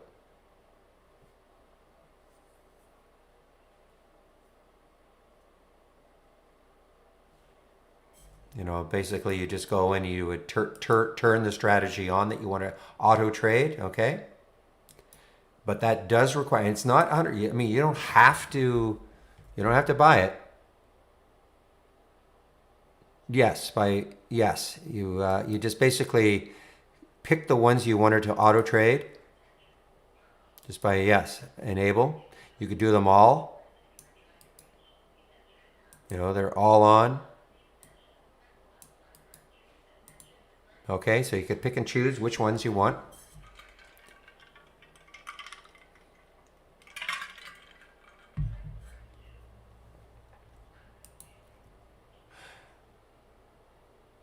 What I would do, you need our premium service, okay? What I would do before you did anything like that, I would use our simulator and simulate it, okay? You don't have to buy Brokerage Plus to do that. Yes, so there you go. Not test your strategies, no. The AI strategies are proprietary. You cannot use Holly to test your strategies. No. You don't. I knew this was going to confuse people. No, you don't need to have Brokerage. Brokerage Plus is just a nice add-on, okay? It's a nice order entry, all right? But if you don't have, first of all, in order to use Brokerage Plus, you'd have to have, in simulation mode, doesn't matter what broker you've got, but if you wanted to actually trade your account, you need an Interactive Brokers account with Brokerage Plus, but it's not 100%. You don't have to use Brokerage Plus to do anything. You know, here are the AI alerts, okay? I can click on the alert, can load it, or I can type the symbol into my brokerage platform and trade it. You don't need Brokerage Plus. I don't want to, I don't want to give people the idea that they absolutely have to have Brokerage Plus to trade.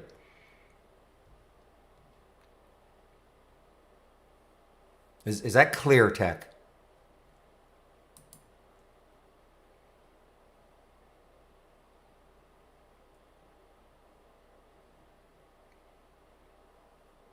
I know you asked that question, Kimberly, before. You can just, I have no idea if they'll do it, but your best bet is just to send, when I say before, on Friday, just send a feature request, but I have no idea if or when that will happen, okay? Just to let you know. But you can send it a feature request.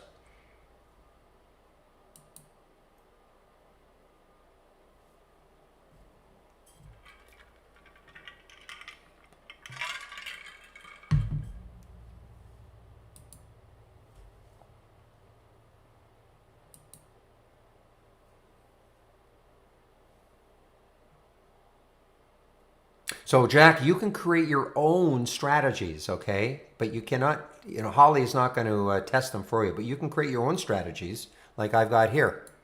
These are the strategies that I've created. Nothing to do with Holly AI, completely separate.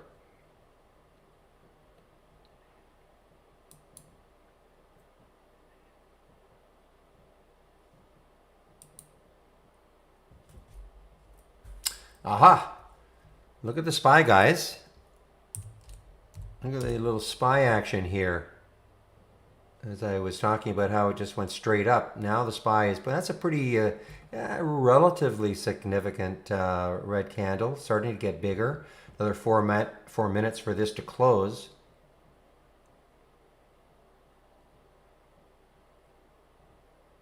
All right, guys, I shall return in about 2 minutes, okay? I'll be back in about 2 minutes.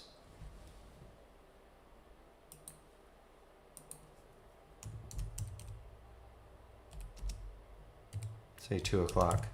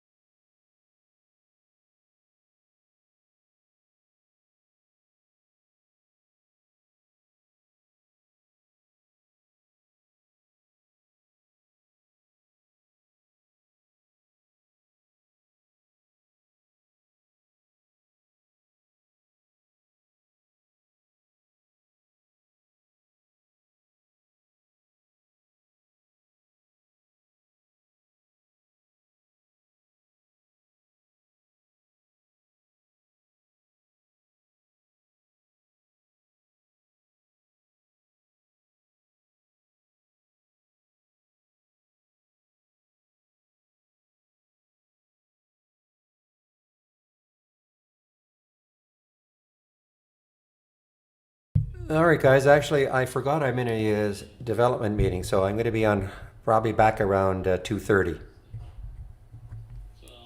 I leave a little bit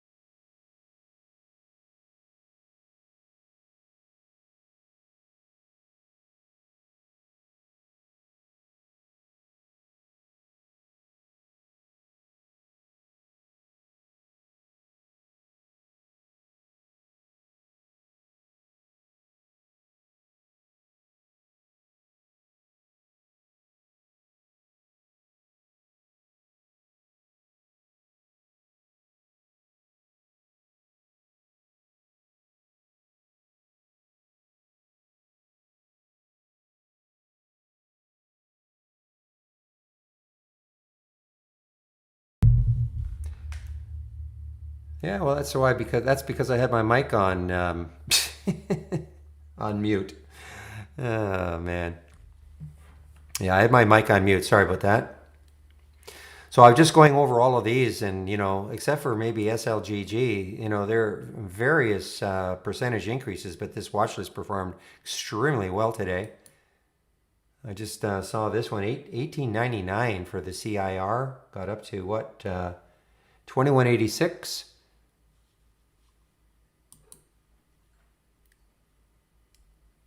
Yeah, sorry about that. Yeah, man.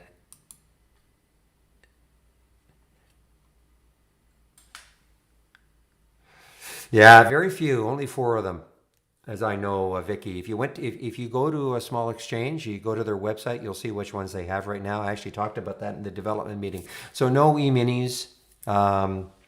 There is an oil. I don't know if it's. I don't think it's CL, but there is. But I think they only have four right now, and looking to add. And of course, so allows you to take part in futures to a certain extent, and this is just a start for them.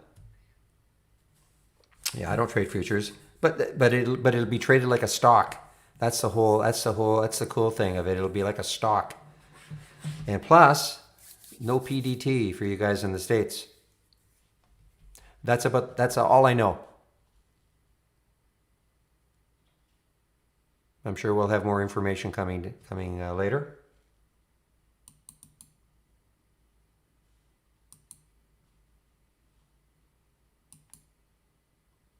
But if you went to the small exchange, and went to their website, you'll see exactly what they are all about. WW is worth watching, Don.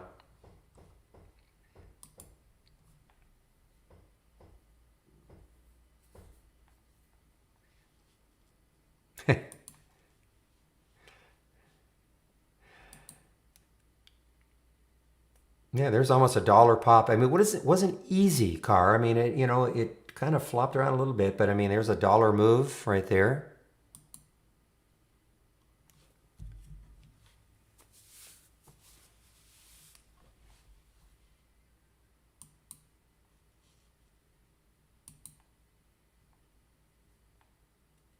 I have a real distaste for that one. I cannot remember the last time, other than a few years ago, that this one really ever held. There's all sorts of, I mean, we all know why this is DGLI. With the, but look at this. I mean, it just doesn't want to hold. Does not want to hold.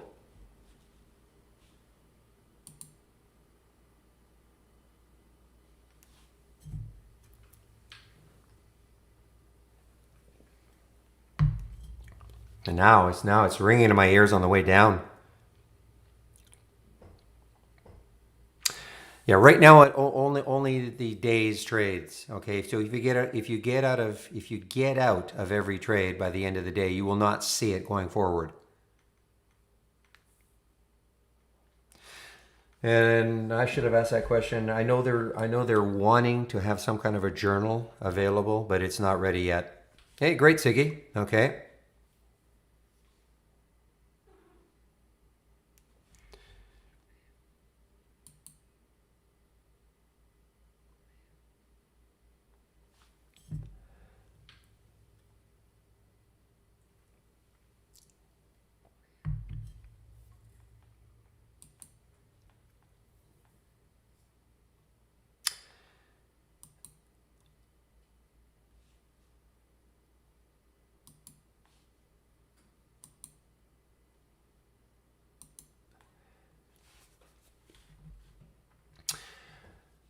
Well, it was definitely an interesting day. I mean, we had that great 2 hour and about 15 minutes where the SPY just kept moving up steadily.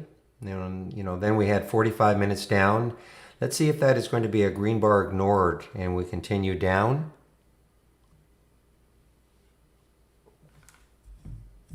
Ah, okay, Siggy. Okay, I got you. Okay.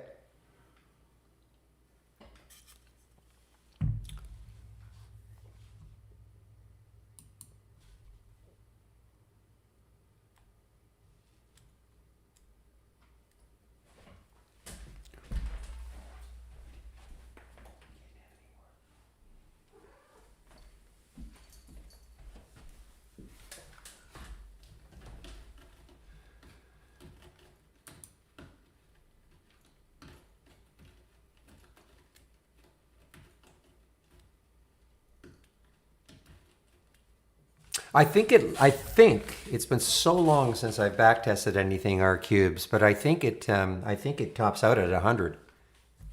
It's been so long since I've back tested anything.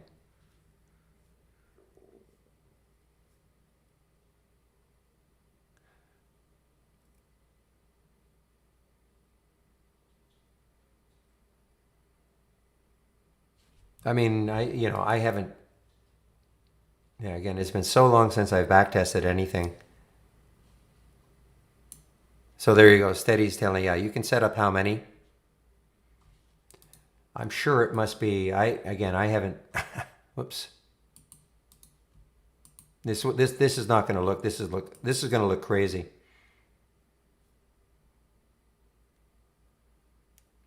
Okay, I won't answer it. My tax man has that information.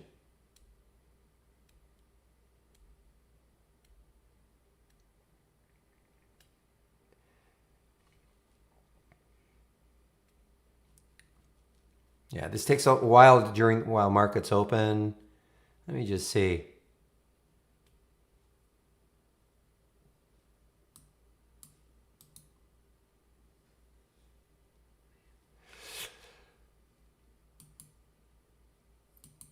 Not even sure where it is. I mean, this is how long I have not looked at this for so long.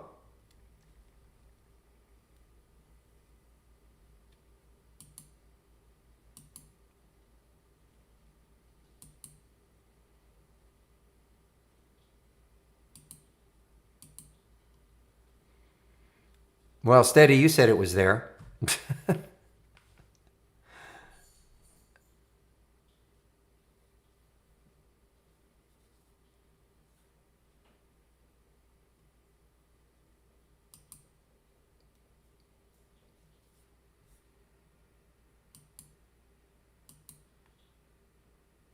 Show top 10. I wonder if that's it in here. No, this is just in the show. I'm sorry. That's just in the show. Yeah. I don't know. So that's it. So 5 signals or as an example, you only want to take the 5 signals per day or over the time period.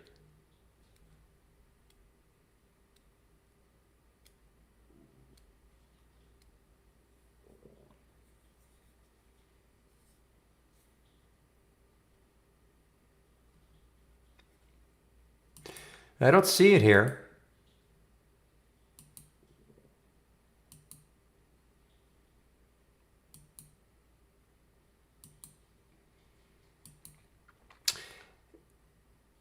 You might want to start again, I haven't back tested for so long. You might want to start a live chat then. Michael, I think it might be around. He probably knows.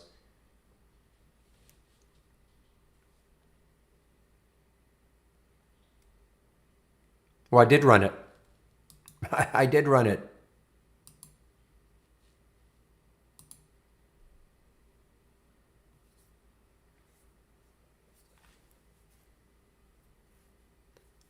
Very few of our customers backtest.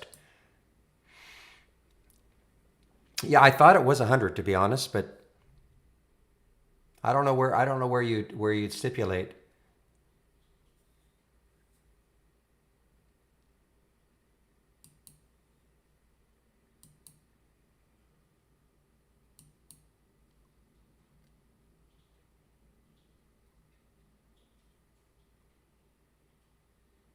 Yeah, first 100 for each day. So I don't know where you can say you only want 5 per day.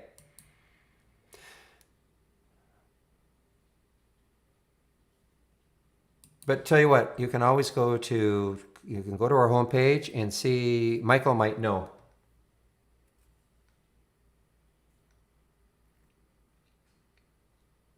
Give you the link for the page, and then you can always start a live chat and ask for Michael Noss, and he probably, because he's a backtesting demon.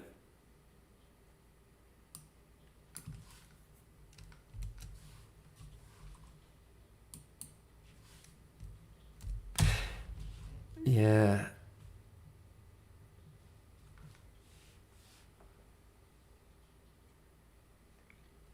Yeah, I'm going to have to.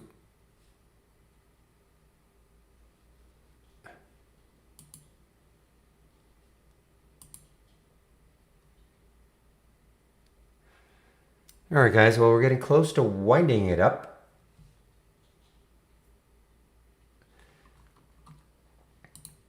Just pop the promo code. Anybody wants to take out a subscription, I will just put this in here.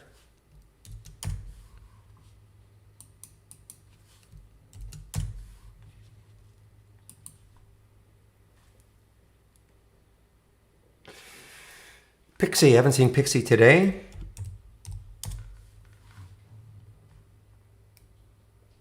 Yeah, something's happening. The volume is picking up. Well, man, I mean, what did this hit? $15, $16 about 2 weeks ago. And then it's just flattened out right here. I think the high of Thursday was 560. Well, you know what? It takes out 560. This could have a run in it.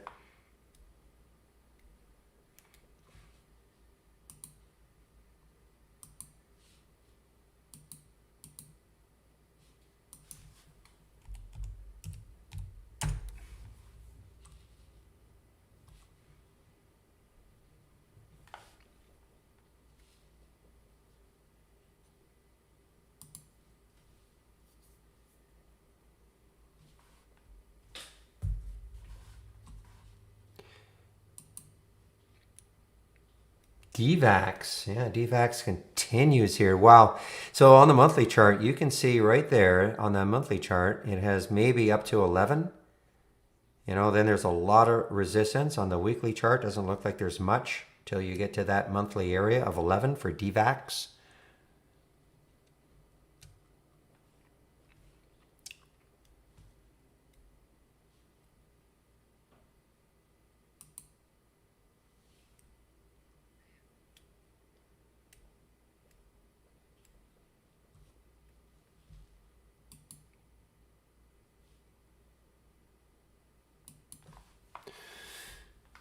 This was the incredible one from the AI.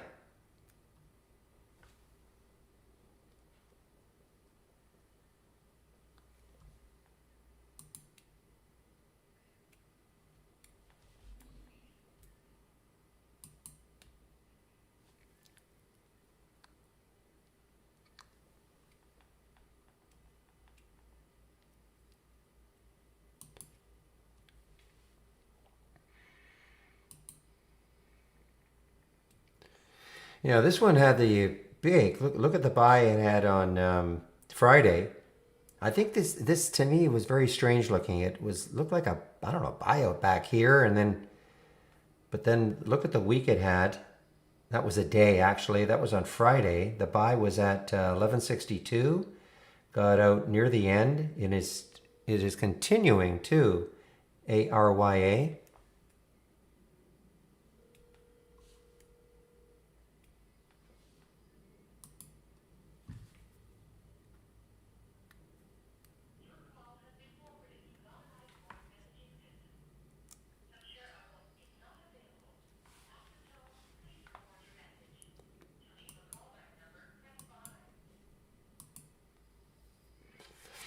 Well, I think this PFNX will be on the watch list again for tomorrow for sure, and just have to see if it can get out of 8. The only issue is it's not that far from 9 really. So I mean, there's not that, it has a little bit of room on a percentage basis. If it could ever break out a lot though over that 9, then on that weekly chart you have almost up to 14.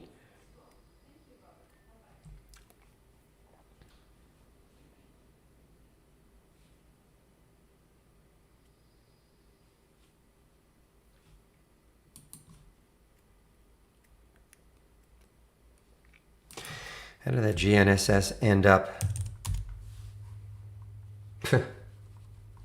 Well, yeah, I mean, that was right there. All that volume came in. It did its job.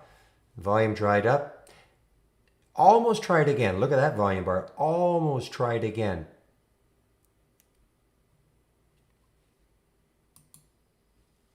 Cloudera is breaking out a little bit. CLDR. Only issue again with this one. Lots and lots of resistance not that far away.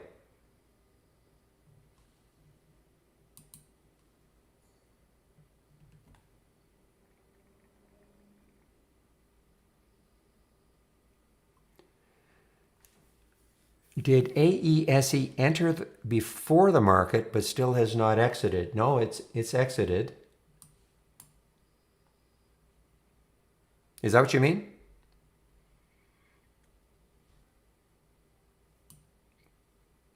When you say before the market, the AI doesn't start working.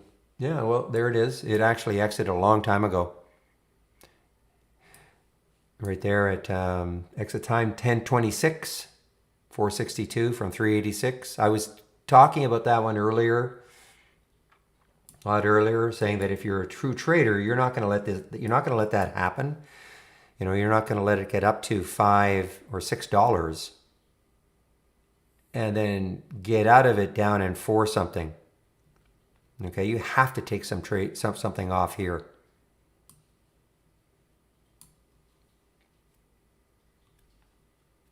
All right, guys, it is now 3 p.m. If there are no more questions, I'll shut the room down and open tomorrow at 9. So are there any other questions?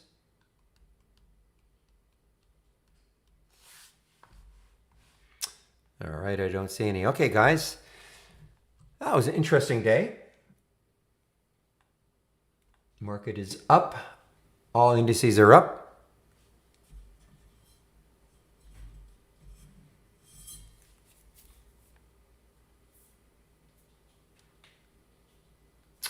All right, guys, we'll see you tomorrow then. I'll open the room tomorrow at 9 o'clock Eastern time. So have a great evening, everybody, and we'll see you tomorrow.